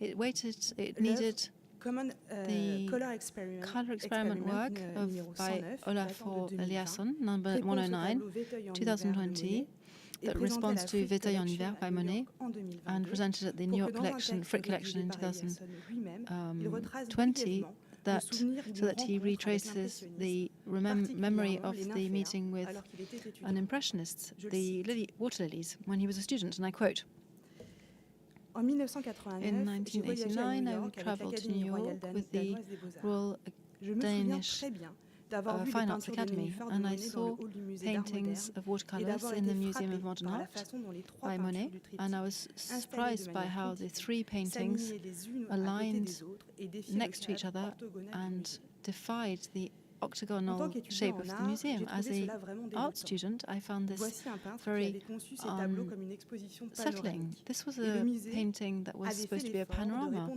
and the museum had made the effort to respond to the spatial requirements of the work, and this was appeasing and satisfactory for me. If this strengthens my initial hypothesis, the reference here to Monet cannot be hidden because it's based on the colors from the Vieuteuil painting that he produces this colored disc, and the main information revealed by Céline and the knowledge by the artist of Impressionist productions right from the beginning of the student days. But however, he does not digress about the meeting and how this had an effect on his thought, apart from the spatial aspect of the presentation of the work in the museum. However, it is important to understand that Eliasson rarely discusses references, even if he systematically has a catalogue for his exhibitions, and often calls on specialized authors in different fields, art, science, politics, to really back up his works, and he uses this area of discussion to cut short the critics that are placed into areas.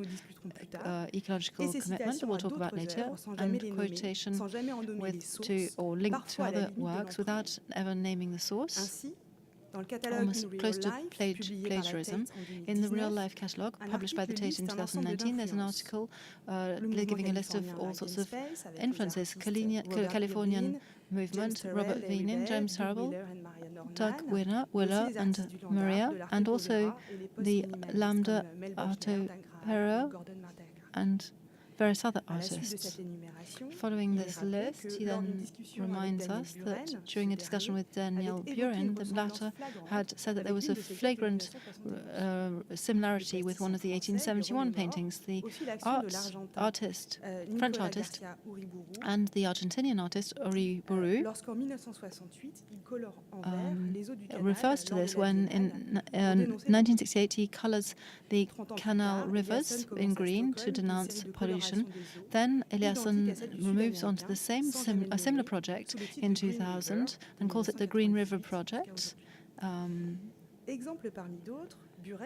Buren is concerned about the loss of historicity because of the lack of references, and Eliasson answers that he is allowed to use this shared vocabulary, which is fully constantly renewed in a different socio-political context. And in our case, it would be hiding references. It would be like hiding references to Impressionism whilst using the vocabulary of Impressionism.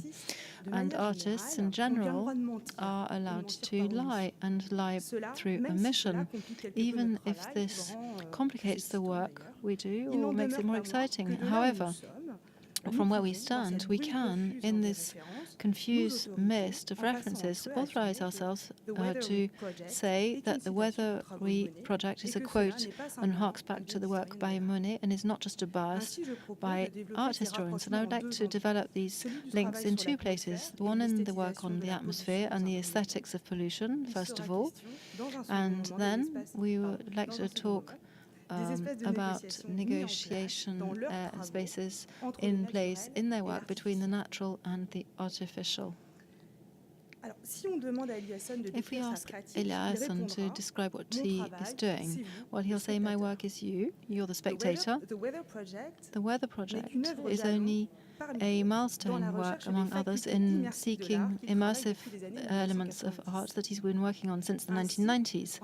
Therefore, in 1997, in Florence and in London, he plunges the spectators into a room only lit up in yellow.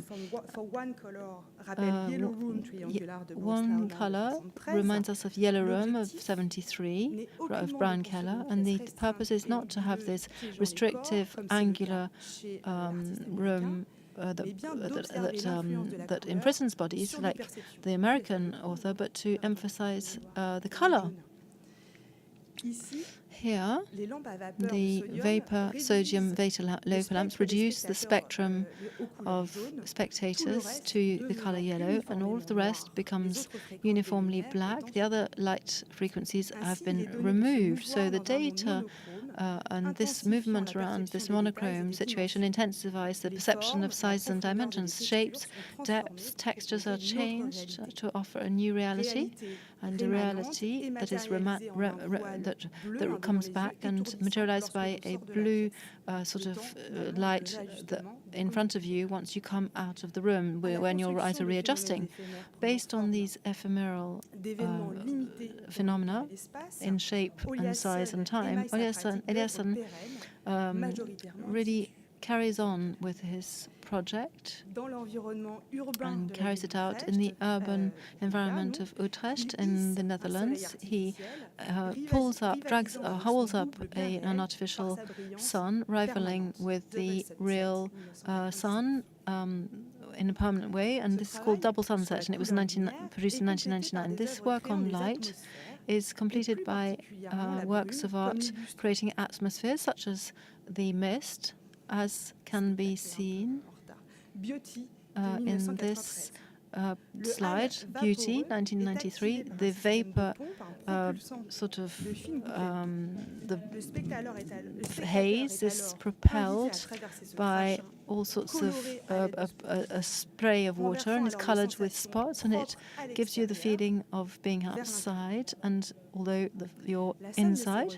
And the add-up of this research that is present in these quoted works is combined in the installation called the Weather Project to create a multi-sensorial project, a sort of active snowball in which we lose our markers. And this, we can say that the installation in the Tate is part of a series, maybe adapted sometimes to the context, but also always without the constitutional elements linked to the atmospheric aspects. And for this work, there's this creation of a smog, which is smoke and fog, and links it up to Monet's painting here, when in 1889 he starts painting variations in series around a topic by linking the subjects in relation to the light and the environment, the atmosphere. And in the United Kingdom, and you know this because you're specialists, Turner and Whistler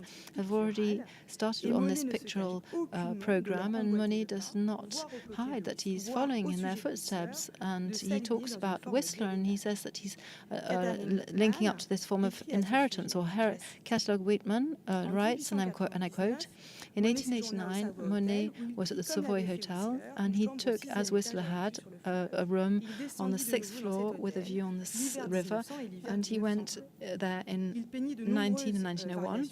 He painted numerous variations on the topic of Charing Cross Bridge, Waterloo Bridge and Parliament at different times of day, in atmospheric conditions that were different and under different types of light. Air pollution had reached an unprecedented level, to which point it was almost nighttime when it was actually lunchtime, or it seemed to be. This feeling of being surrounded by smog because of the smoke and fog from factories is embraced by the Impressionist painter by working on site quickly to capture the ephemeral effects in the atmosphere. And then he complains that during the stay the fog is too strong, and so he can't paint, or that when he gets up he is terrified to see that there was actually no fog, in fact not even a trace of fog. So too much fog or not enough fog. And the vision of London that Monet had could not exist without any fog. That's why he was really bothered when it was good weather.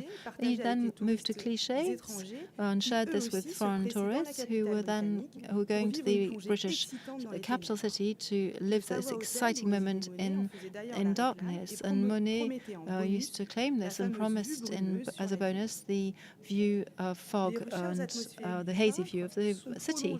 And this is projected, the painter's ideas are projected across the seas.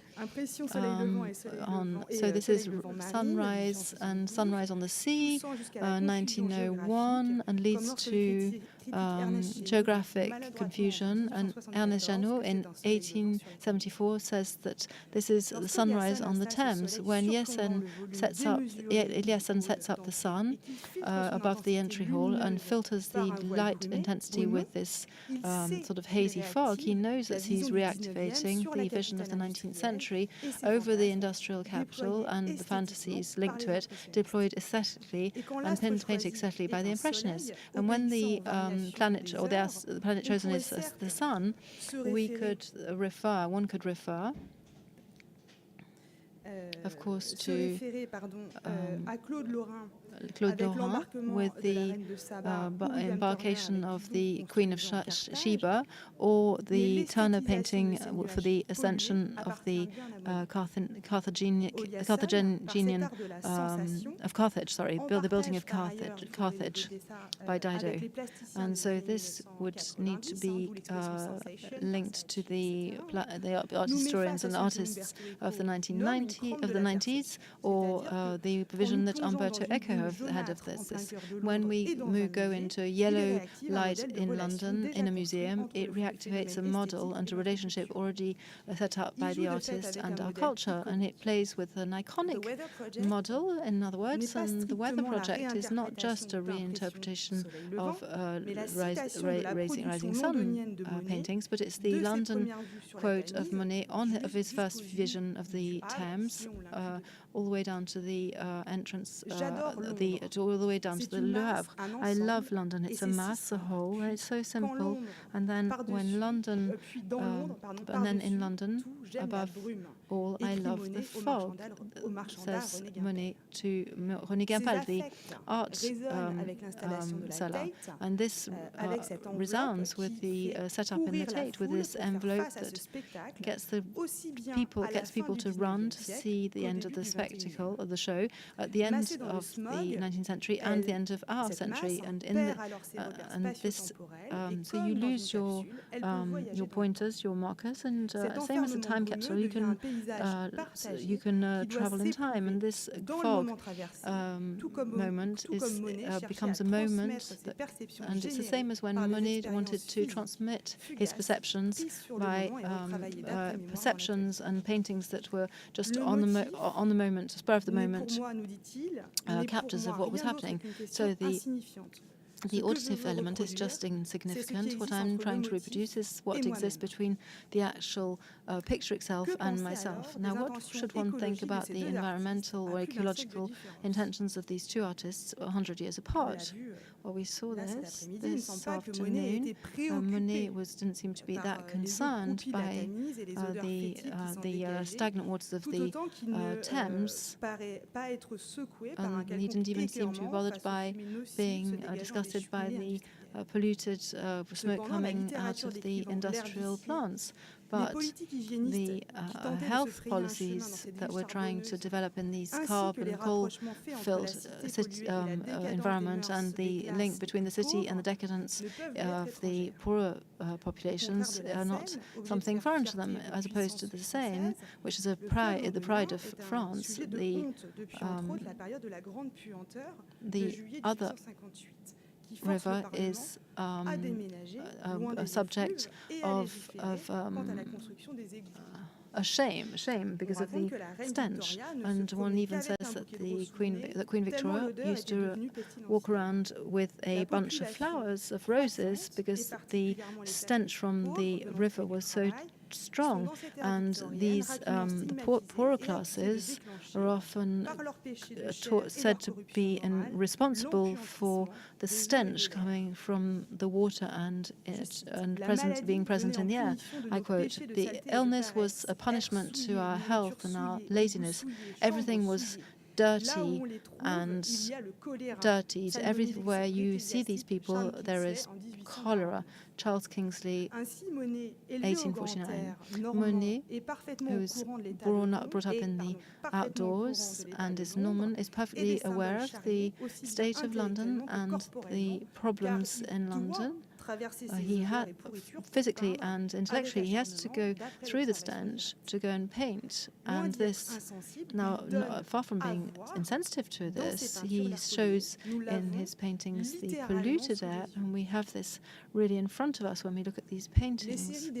The series of the bridges that we just already saw, Parliament, Waterloo Bridge and Charing Cross, painted up until 1902, are a very good example of this. He refers, of course, to modernity through representing the railway bridge, the station, and all of the smoke that symbolize the plume of smoke from the train. And this could also just be used as a way of diluting the picture. Could this not be the beginning of a squash between the natural and of the difference between natural and artificial? This sublimation of London could be an area of negotiation that is talking about our link to the real, to the living, and in this situation, all of the data on pollution that is falling upon the industrial powers in the 19th and 20th century, and that is illustrated by these oil paintings by Monet, starting with Le Havre,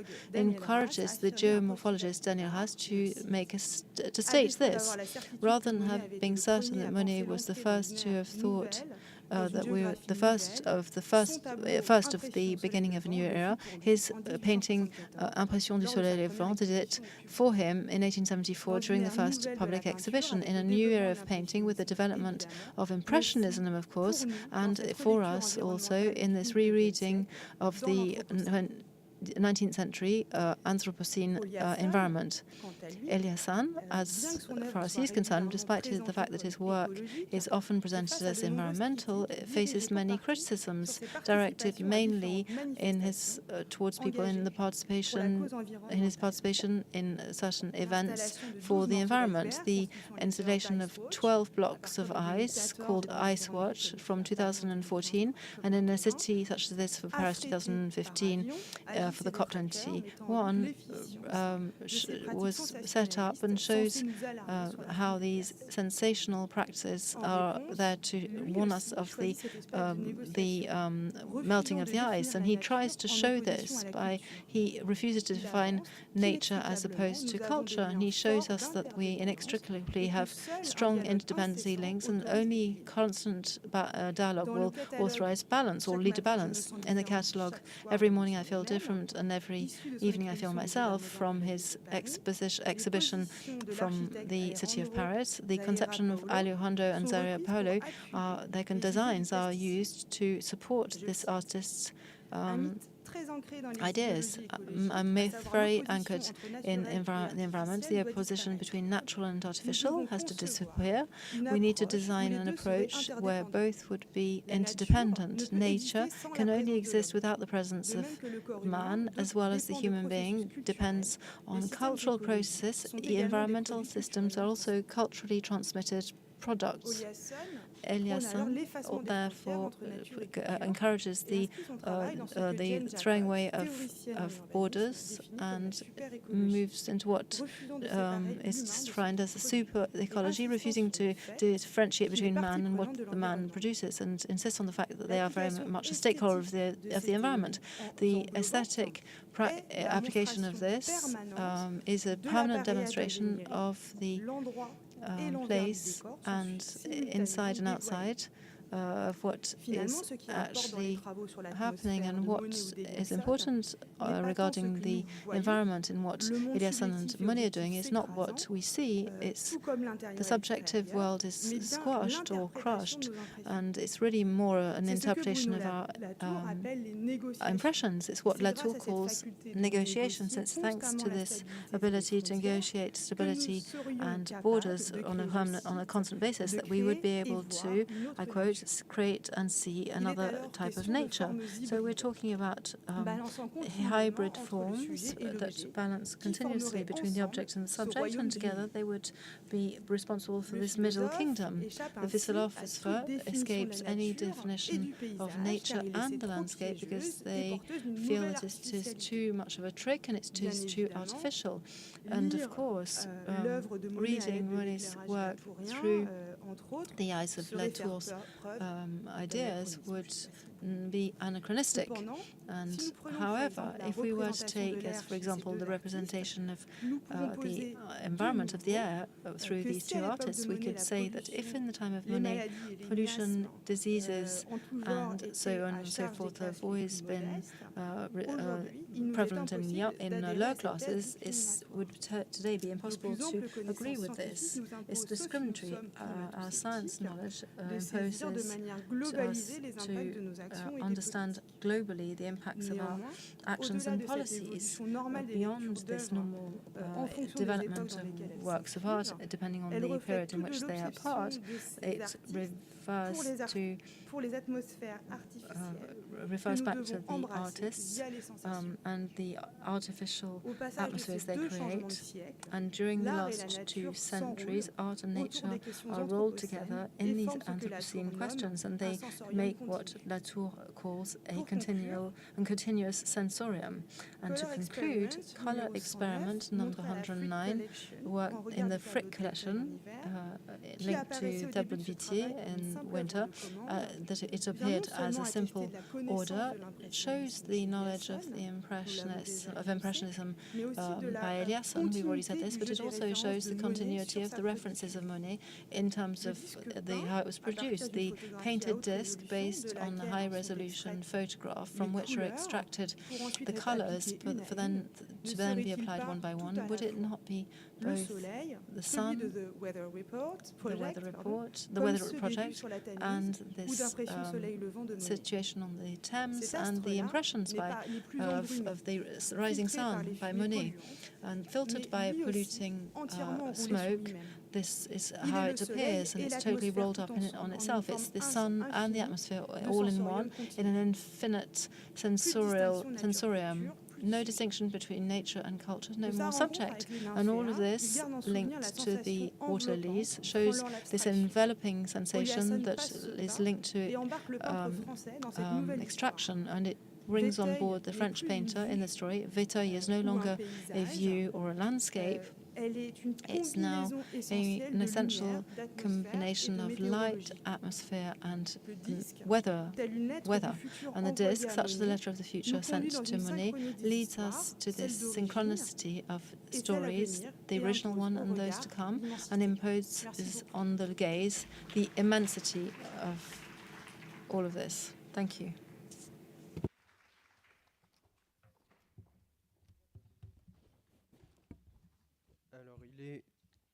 Il est 17h17. On a une bonne demi-heure de discussion. It's 17 minutes past 5. We have an hour to talk. Thank you, Marion. We learned about super ecology in your presentation. It was very interesting.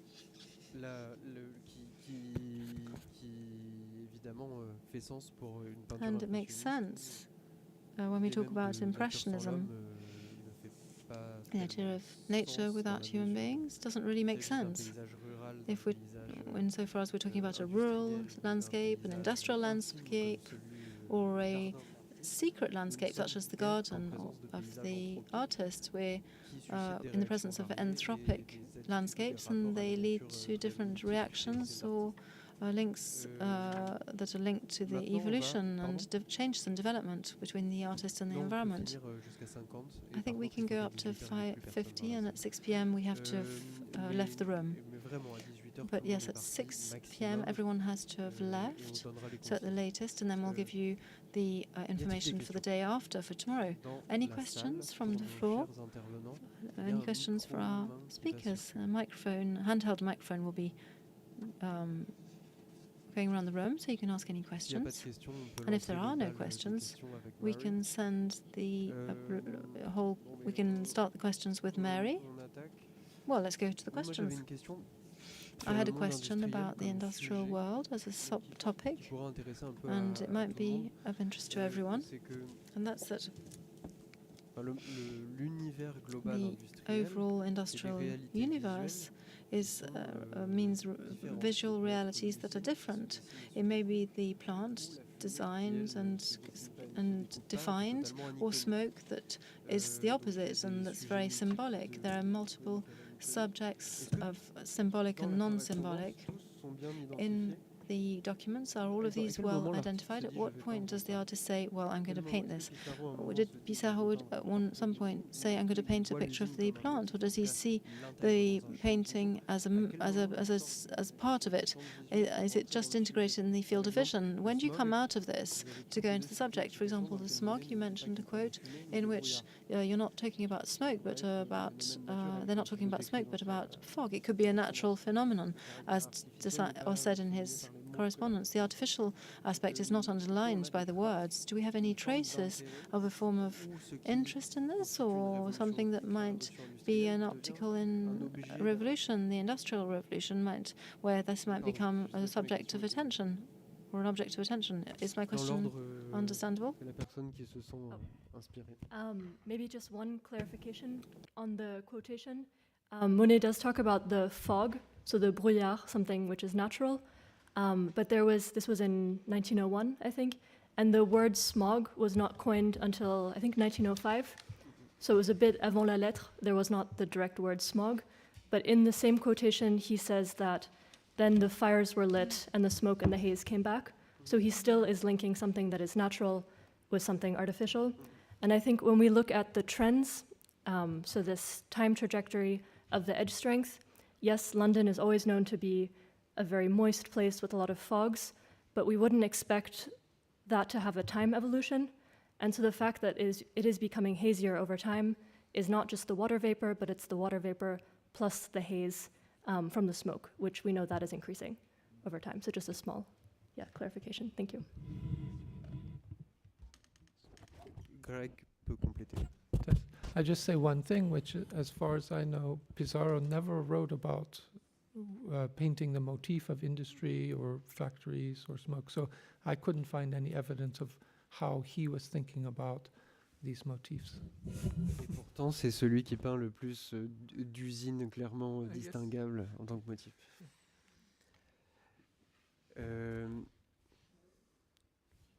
Mary? Hello? Okay, très bien.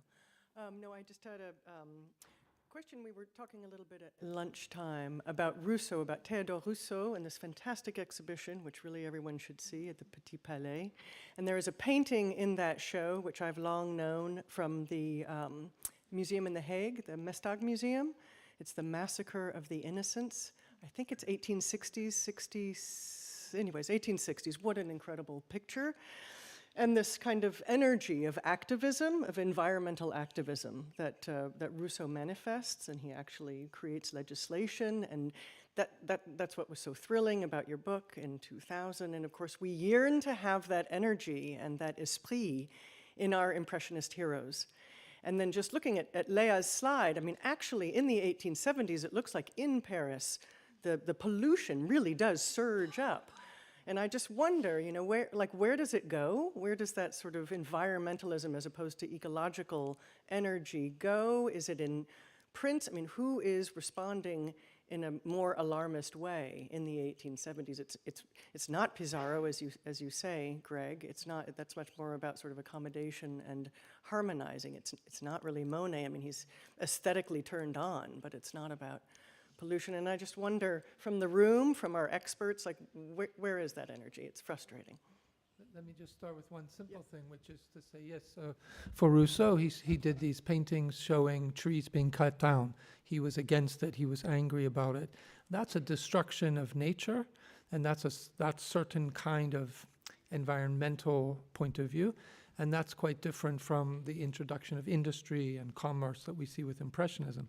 So it's a shift in the type of ecological issue that they were confronting. And I don't know what artists or other people were doing, especially in France, in terms of environmental activism in the late 19th century. In the United States, there was the development of national parks and so forth. I'm not sure about France in the 1870s. Pour réagir à ce que vous dites, il ne faut pas oublier que Monet a peint. So just to remember, Monet painted the massacre of innocents, but he also painted the log workers in Fontainebleau. So he didn't paint it as it being the destruction of a forest, as Rousseau.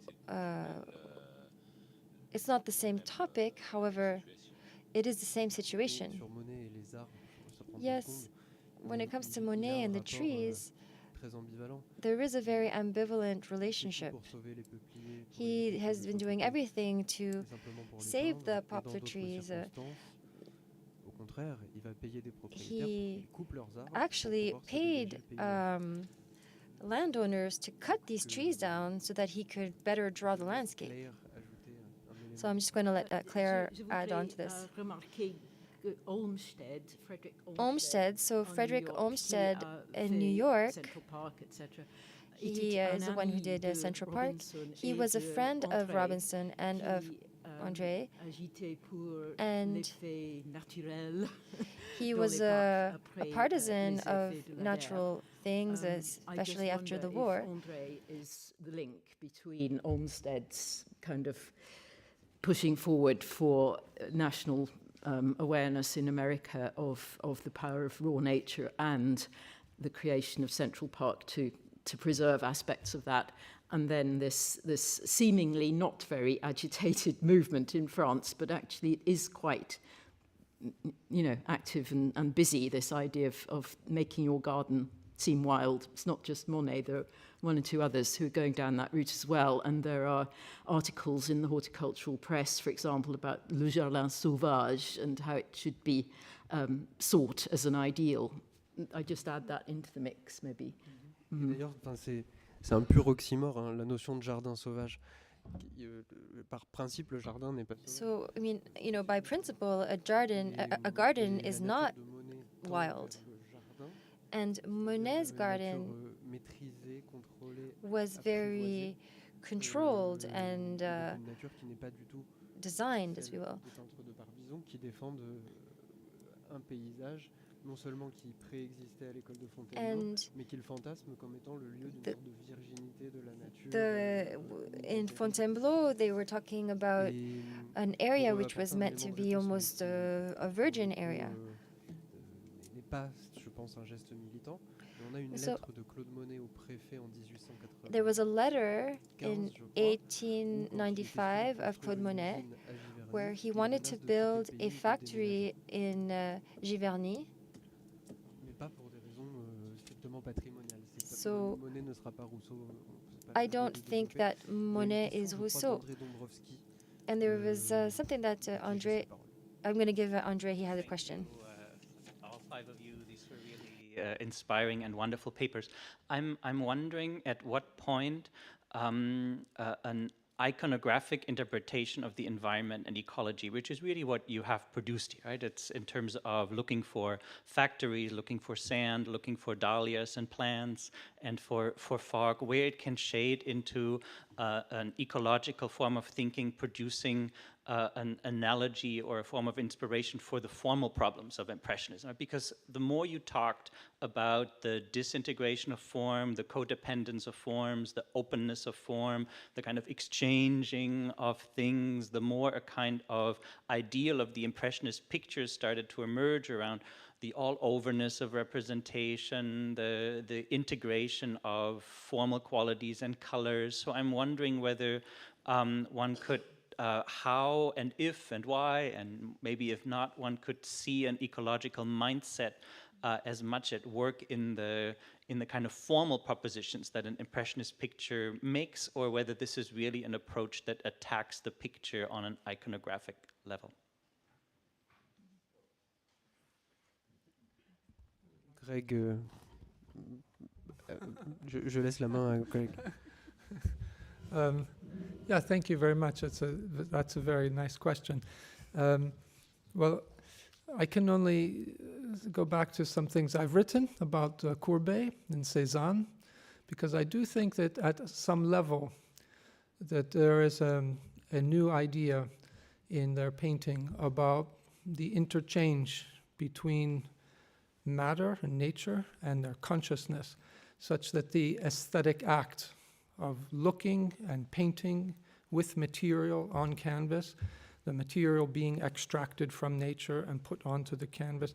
I think there is something there about a kind of, you could say, ecological understanding of human beings, well, of the act of painting itself being an ecological activity, in the sense that it's an interchange of our physical sensations and our consciousness with the natural world, with the physical world, and all the sensation that we experience as that intermediation between people and the world. I think that only comes with somebody like Cézanne in his later work, and I think that in the 1870s and 80s, the Impressionist practice does seem to remain more iconographic, more subject-oriented.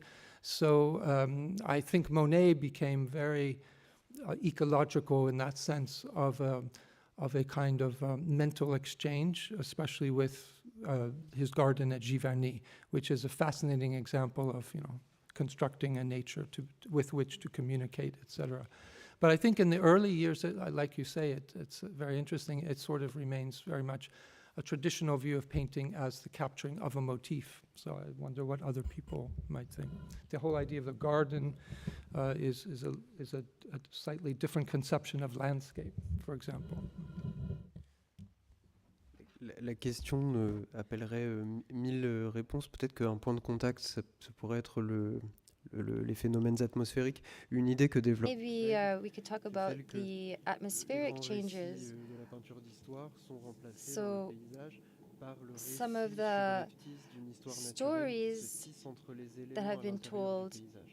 C'est une idée qu'on could be retrouve, on en told parlait aussi tout à l'heure, within the landscape. en Allemagne avec Carus, So in Lebenbild, Germany, les images de la vie de la Terre, concept qui se substitue à celui de paysage, et qu'on retrouve d'une autre manière peut-être à voir, je ne sais pas, perhaps appliquée à l'impressionnisme. we could apply this notion to Impressionism, for example, the notion of tragedy of a landscape that of Friedrich. So the tragedy of nature, which comes back as if it were a natural history, for example, natural story. So when you're painting atmospheric changes, it's part of the, it's very formal because it's just different forms of light, but it's also telling a story, a nature story. So maybe there is a link there.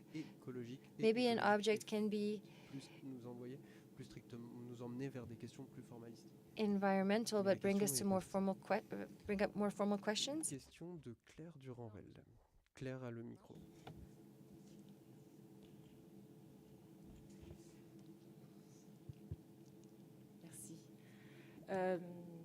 Je m'appelle Claire Durand-Ruel. So my name is Claire juste rebondir un Durand-Ruel. petit peu sur Pissarro. So I just wanted to get back to what you said about Pissarro. So I have had the pleasure to work on this artist for a long time. Pissarro, c'est vraiment le peintre de la campagne. So Pissarro is a painter of the countryside. He's really very aesthetic, but he wasn't at all, he didn't have an environmental conscience. He was very interested in chimneys or smokestacks that went up high above the landscape. But above all, Pissarro and chimneys, it was mostly in Rouen, it wasn't in Pontoise. So he was encouraged by his friend Monet, and he was completely blown over by this area because, living in Pontoise, it was just the countryside, and so he will be completely have this aesthetic shock when he went to Rouen and seeing all of the factories and the river and the Middle Age streets and the cathedral. And so there was the river, the aesthetic side, and then the other side of the river where it smelled bad and where it was the workers' side of the river, and where there were hundreds of smokestacks. And he will decide only to paint the left side. He was going to be completely fascinated by these chimneys, and he's going to spend all this time painting the big barges and the smoke coming out from them. And all of these smoke mixes into one another. And Manet, he will paint series,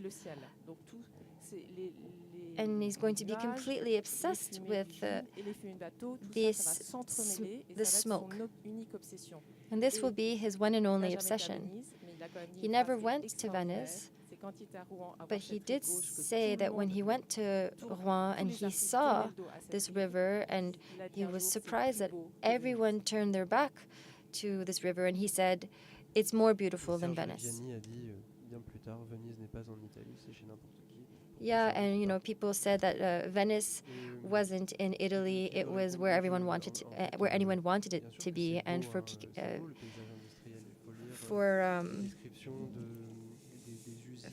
Pissarro, it was in Rouen. And there, we have seen also that there is this fascination for factories and smoke. And we can see that in certain scenes, the factories take over even the beauty of the environment.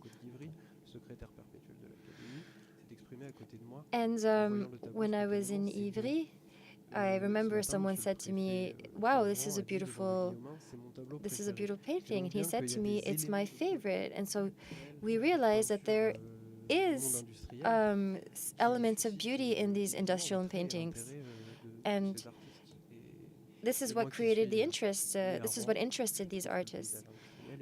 And I myself, I find that it is beautiful as well.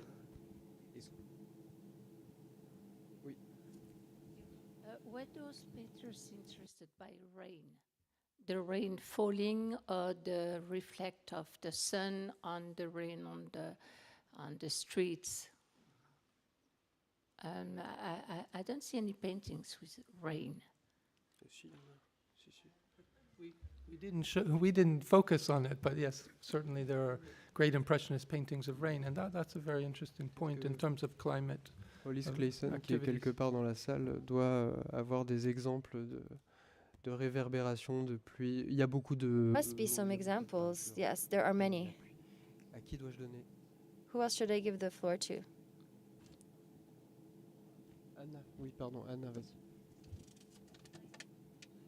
Rue de Paris, Temps de pluie de Caillebotte.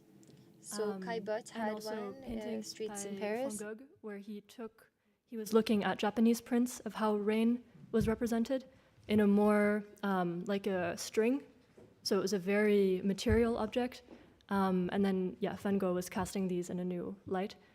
So I think, that would be another interesting session to have about the representation of rain and of clouds more directly. So, thank you for the question. Did you? And Turner, of course, rain, steam, and speed introduces the idea of the mixture of different atmospheric processes and the relationship to energy, which is I always find interesting in Turner's work. He has a lot of themes about these two competing forms of energy, the energy of the sun and the wind and the rain, and then the industrial energy. Chez Turner, c'est très lié à un attrait pour des modes de brouillage de la vision différents. La vitesse ne permet pas de voir précisément l'objet. La pluie ou les nuages jouent d'opacité ou de transparence. Et l'éblouissement avec le fameux Régulus, c'est lui qui a lancé ce défi à l'histoire de l'art, à l'époque de l'éblouissement. So, Félicie, are there any other questions in the auditorium? Petite précision, which I think for the sake of time I didn't say so clearly, but as Olivier was also saying, there's many reasons why you could have a hazy atmosphere, or Turner's rain steam speed. I mean, there's the rain. He's also representing the speed of this train to show kind of the wonder and this engineering marvel. And then there's also the smog that is evolving over time. And in our statistical model, maybe this is a bit technical and boring, but we classified paintings as either clear sky, cloudy, or sunset, sunrise, which also you'd expect to have an effect on the haziness. And so each category is allowed to have a different intercept to also allow or to account for different weather and time of day, because of course that will affect the haziness in addition to all kinds of stylistic choices that the painters are making. J'aurais peut-être une question pour Anna-Léa Albright et qui va justifier aussi for Anna-Léa. So this has to do with our title, Impressionism across fields. La thématique de la question, c'est lié à tes tout premiers points sur en gros. So relating to the first two questions, so the place of artists. D'états antérieurs climatiques et qui peuvent éventuellement remplir une fonction d'éléments de preuve parmi d'autres dans une enquête de climatologue. C'est une question que j'avais un tout petit peu abordée avec quelqu'un qui est venu d'ailleurs parler ici. Someone spoke here. His name was Alexis Mesquer. Maybe you know him. Et qui lui s'était posé cette question quand he had asked himself hollandais au XVIIe siècle. A question when he was studying artists in the 17th century. Alors, est-ce que ça allait un peu plus avec les impressionnistes? Est-ce que ça with Impressionists, Turner et les impressionnistes qui sont pas because there's a link between Turner and Impressionists, which is qu'est-ce qui fait preuve et qu'est-ce qui relève de la vérité what ou du geste artistique, quoi. What is comes from reality and what is more from a provocative. So I would not argue that we should use these paintings as any sort of instrument. That would be too simplistic, but rather they can provide a semi-quantitative or just a wonderful lens into 19th century London and Paris around the 1870s and afterwards, when it's becoming more industrialized, at a time where we just simply don't have direct measurements of the atmosphere. Like we maybe have measurements of black carbon and pollution in ice cores, but those are very far from urban centers. And the beauty of these paintings is that maybe it shows us these atmospheric effects with the haziness and the whiteness, but it's always a personal reaction, and it's how the artist is incorporating these environmental changes as a source of inspiration. And I think that is what is so wonderful, that it's each artist will also have a slightly different reaction to the same landscape, maybe thinking that it's simply beautiful or striking optical effects. Others, like I think it's Dickens, talks about the dark, is it Dickens, about the dark satanic mills in literature. So each person will have... Blake, sorry, William Blake, sorry, yeah, end of the, sorry, of course, yeah, William Blake about the dark satanic mills, Dickens in other ways, that each person will also have a subjective and different reaction to the same industrial landscape. And maybe to finish, and now not to get my names mixed up, again, Oscar Wilde has this wonderful quotation where he says, "Where, if not from the Impressionists, do we get the fogs?" So of course people in London were aware of the health effects, and I mean the visibility was reduced, so it was so clear that there were these fogs, but this sensation and this notion that artists are just so keenly aware of changes in the environment, and they're the ones who highlight these effects and make us aware in our daily day-to-day where we're so distracted by so many other things, and they really bring it to a point. Ça c'est certain. Moi j'embête tout le monde avec une citation d'Oscar Wilde où il nous explique que c'est pas l'artiste qui imite la nature, mais la nature qui imite l'art. I always say that there's this Oscar Wilde quote. Il aurait été révélé au prisme de ces vues embrumées pleines de smog de Turner et de Monet. Il me revient de clore cette session pour laisser la parole à Scarlett dans un instant. Merci à tous les 5. Merci. Donc merci à tout le monde. Très chouette et passionnant. Rather, thank you everyone for being here today. En tout cas, il y aura une suite à ces débats. Merci à vous. We will thank you for everyone on stage today.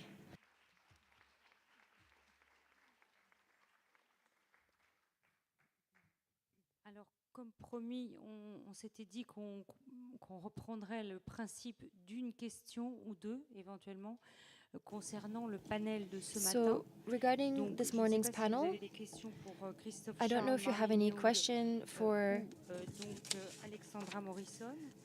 Christophe Charles, Marnin Young, or Alexandra Morrison. So, Alexandra did the presentation. Il nous avait parlé des catastrophes matrimoniales avec beaucoup He spoke to us, or rather, Christophe Charles, and he spoke to us about the disastrous weddings, marriages rather. And he drew a portrait of the Impressionist families. Sous la forme d'un morceau d'histoire sociale. Enfin, and he did this through très approximatif. Social history. Ensuite, donc, on a eu une we then spoke. We then heard Marnin Young speak. Parlé, comme vous vous souvenez peut-être, perhaps you remember. He spoke to us about Berthe Morisot. Disons une vision assez forte, assez puissante de l'œuvre. He gave us a very powerful vision of Berthe Morisot's work, one that is quite important in our retrospective, and indicating specifically to what point she was an important, if not the most important figure of Impressionism, and that she really embodied it. And then we heard Alexandra Morrison, and we had a pleasure of learning about a character that is not very well known. So her name was Louise Marie de Bouillet. Jacques François, voilà. Alors, and her pseudonym was Jacques François. And Alexandra described her as being a woman in the society who was born in Guadeloupe, who had traveled quite a bit, and who continued to identify with her roots and was attached to painting and taking photographs in a very discreet but professional manner.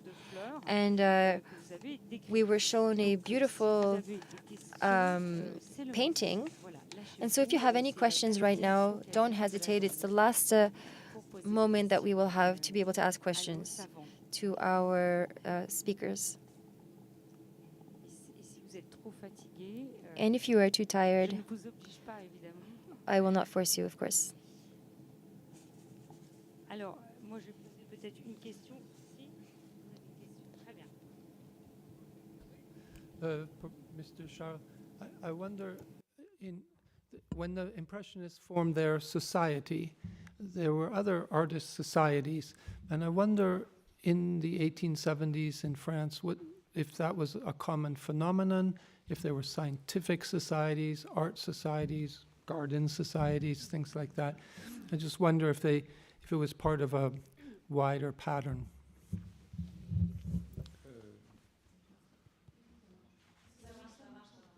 Donc, oui, effectivement, c'est une époque où les sociétés se multiplient, hein, que ce soit des sociétés savantes. Different societies, be it quelques années après, on va autoriser le syndicalisme. And we started unions a few years after that.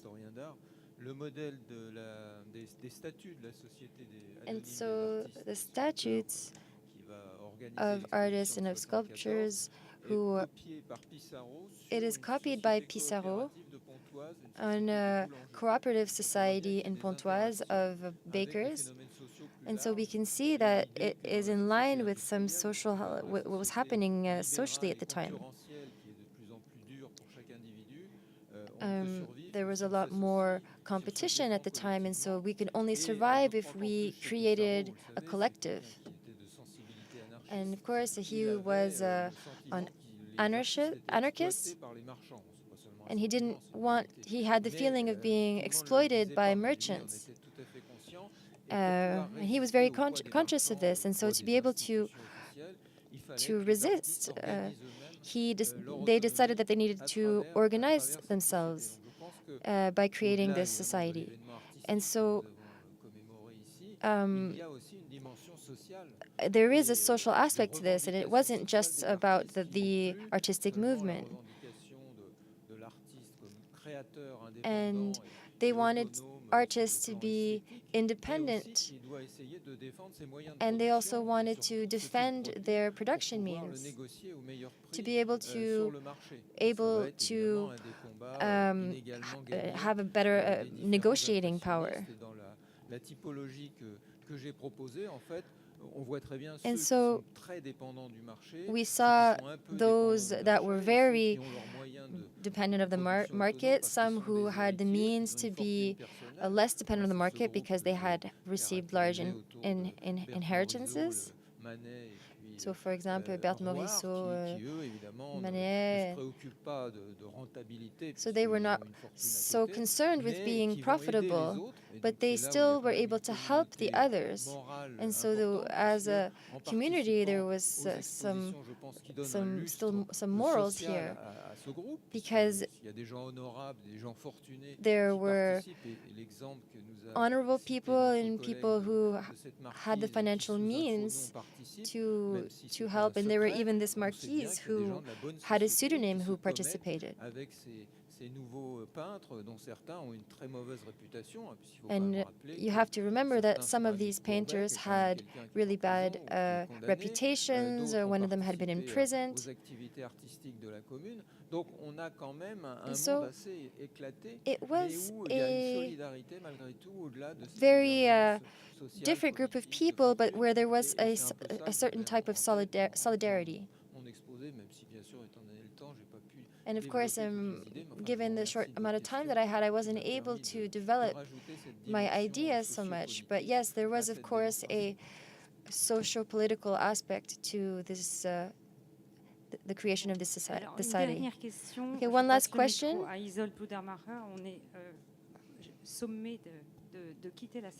Yes, we're going to have to leave the room very quickly, but we could take one more question. So, this is a question for Christophe Charles as well.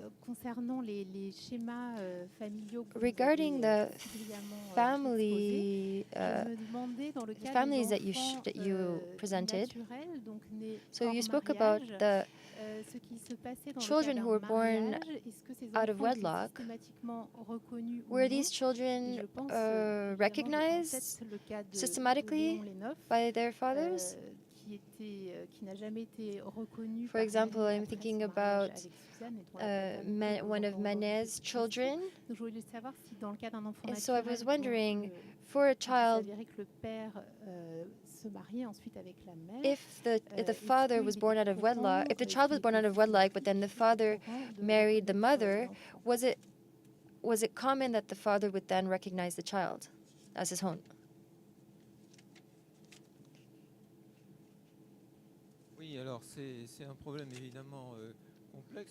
Yes, so this is a complicated issue. So all of those who had children out of wedlock did recognize them at the moment of marriage, be it Monet or Renoir or Pissarro. There were no issues here. However,